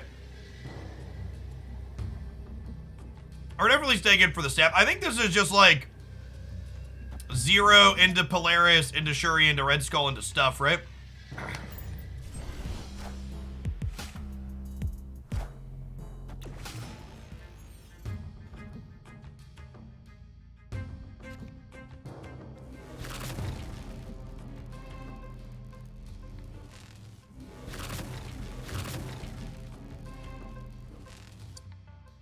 This is more energy efficient, so I think we do this.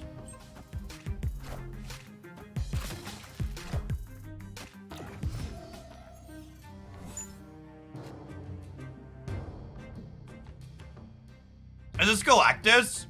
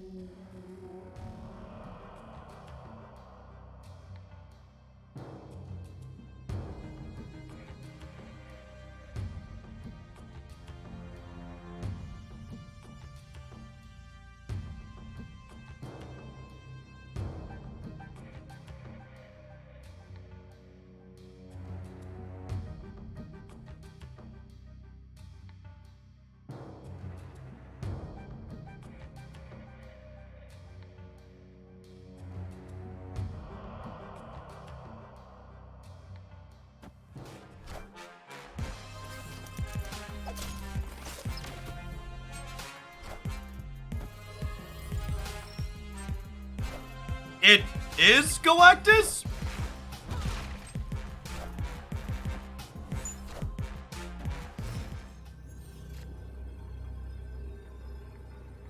Is it?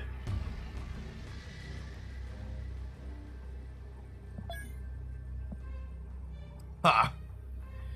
If they're Galactus, I need to Doc Ock, right? They're leaving. Yeah, I think they were Galactus.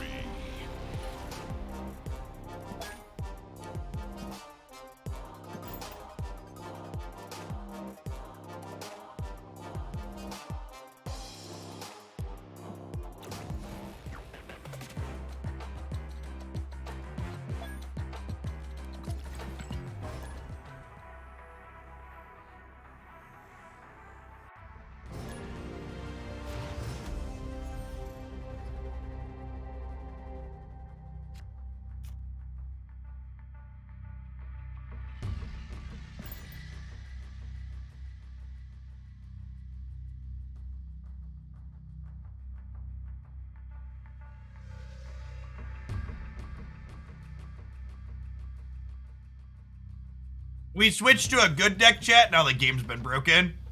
Marvel Snap doesn't know how to react.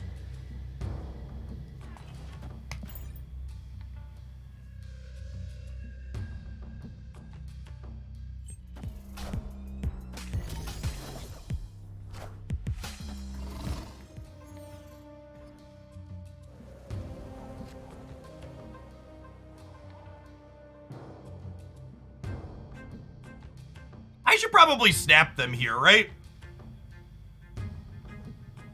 I get Cosmo here, which ends up at -1. But I get to play a giant red skull here. And then we get to do something else on the left. We have protection on both sides.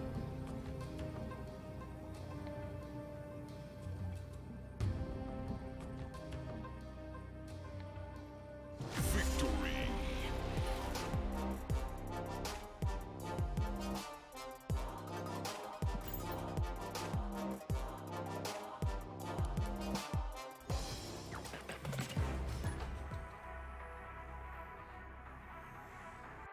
All right, we're done snapping for the day, so I can try and record some games with this deck.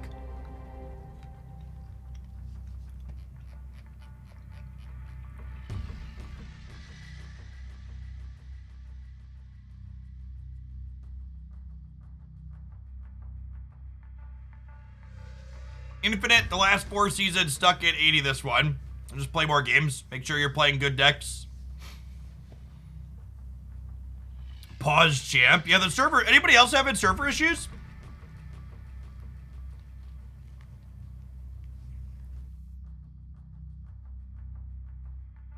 Yeah, you are? Okay.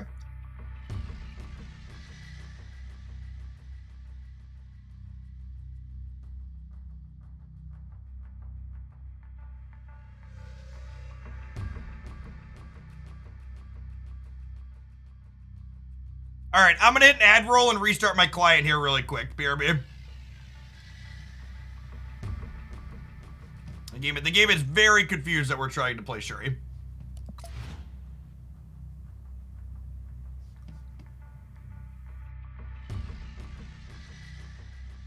So I hit cancel. And it's got health bars here for each player, like we queued into a battle mode game. I'm gonna restart the client, but I just wanted to show it's interesting that the health bars popped up.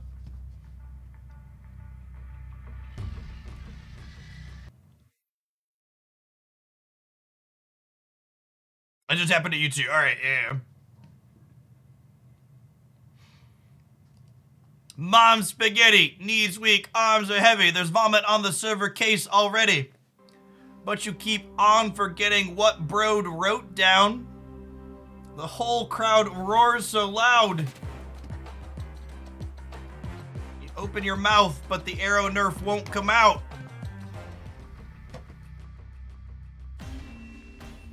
Escaped.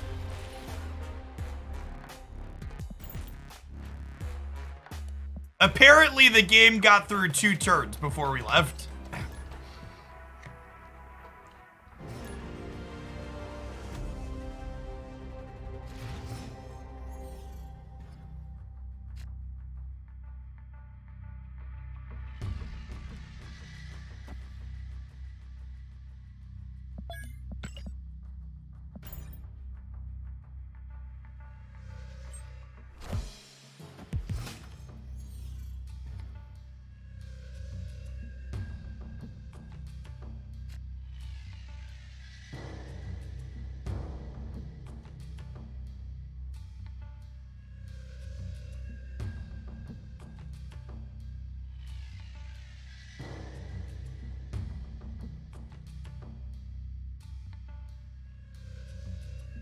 Do I lizard? I think I lizard.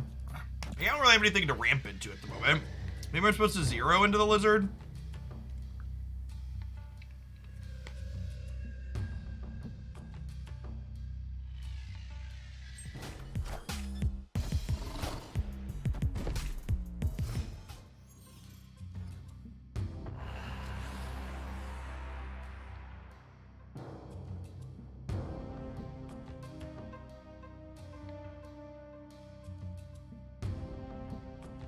Very cool, very cool. Very cool, very cool.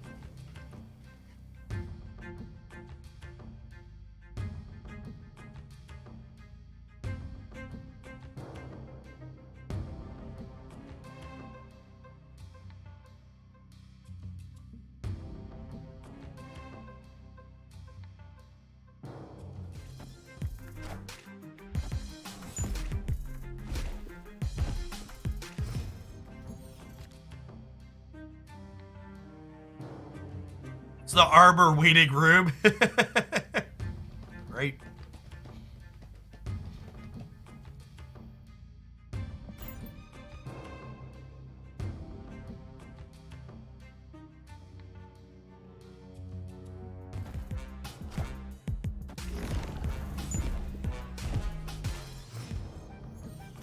Yep.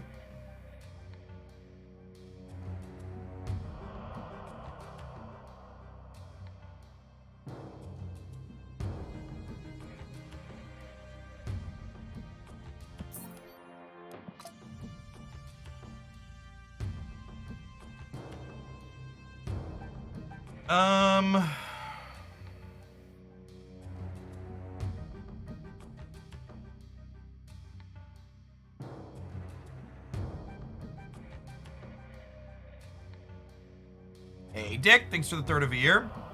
I think we're just leaving.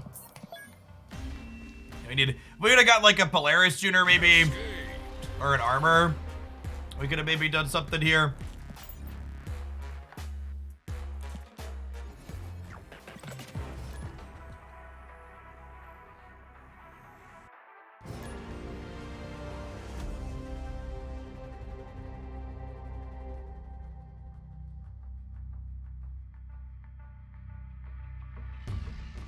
Uh-oh. Well, I was planning to do another longer stream today, but Marvel Stat might have other plans for us.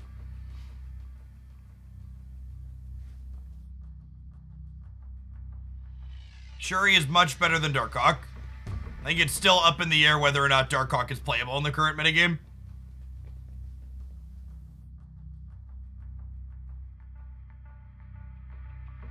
In fact, working on Darkhawk decks was something I wanted to do today. After we shuried, but I'm gonna have to wait till tomorrow.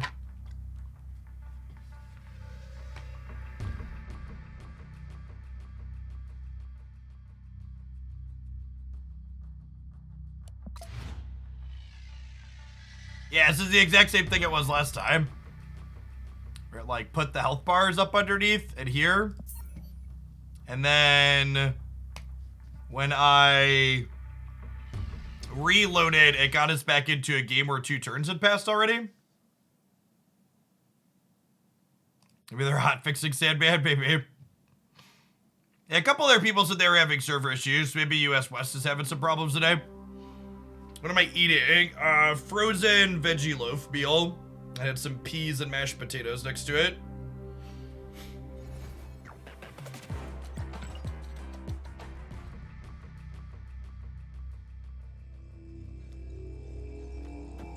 Yeah, wild. It's like missed the first turn. There, Ian, thanks for the prime.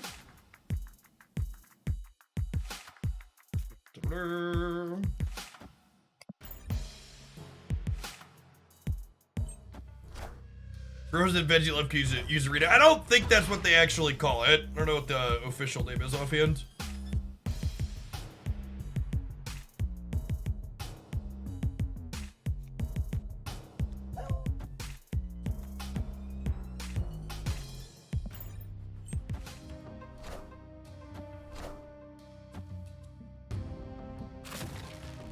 Our opponent not only got an entire extra turn than we did, but they drew Shuri.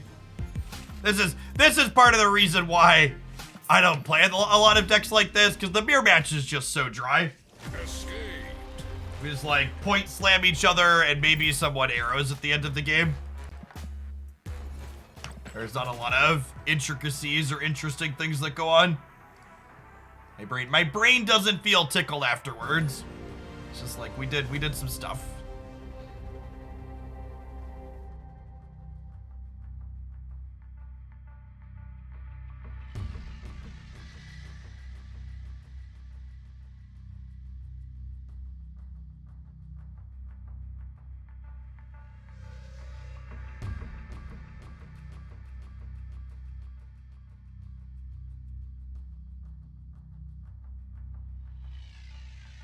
Alright, well, I guess I'm calling it a day early, because Marvel Snap has decided it no longer works. yeah, there's a stature highlight up on the YouTube channel. That's like 3 out of the last 4 that just didn't load up. There's a breakdown of the bundle values that are coming up, and that's it. That's fine. I need to go ban some cunts that are upset that I said stature is the best Series 5 card since Darkhawk. Wait, let's double check that really quick, chat, just so we're aware. They said I was lying with clickbait. What are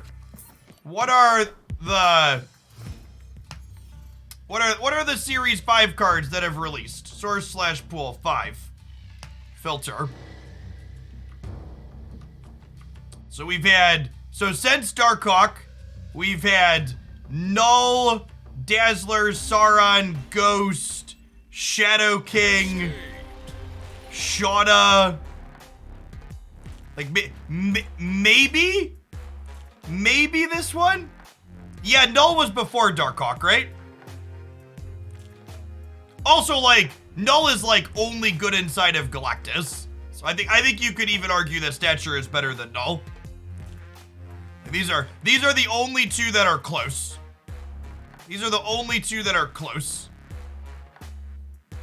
Yes, yeah, and sorry, like we're literally playing a Shuri Red Skull deck that can't play Sauron right now. Because you don't want it. You want to play the other card. So we'll play some of this tomorrow when we can maybe have matchmaking work. Yeah, like legitimately, I don't even think it's really close that she's the best Series 5 drop since Sauron. Yeah.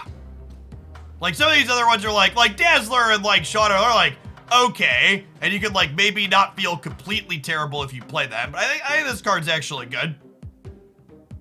And I think Shada is maybe a little bit better than Sheep. I don't know, there's just so much fucking Killmonger.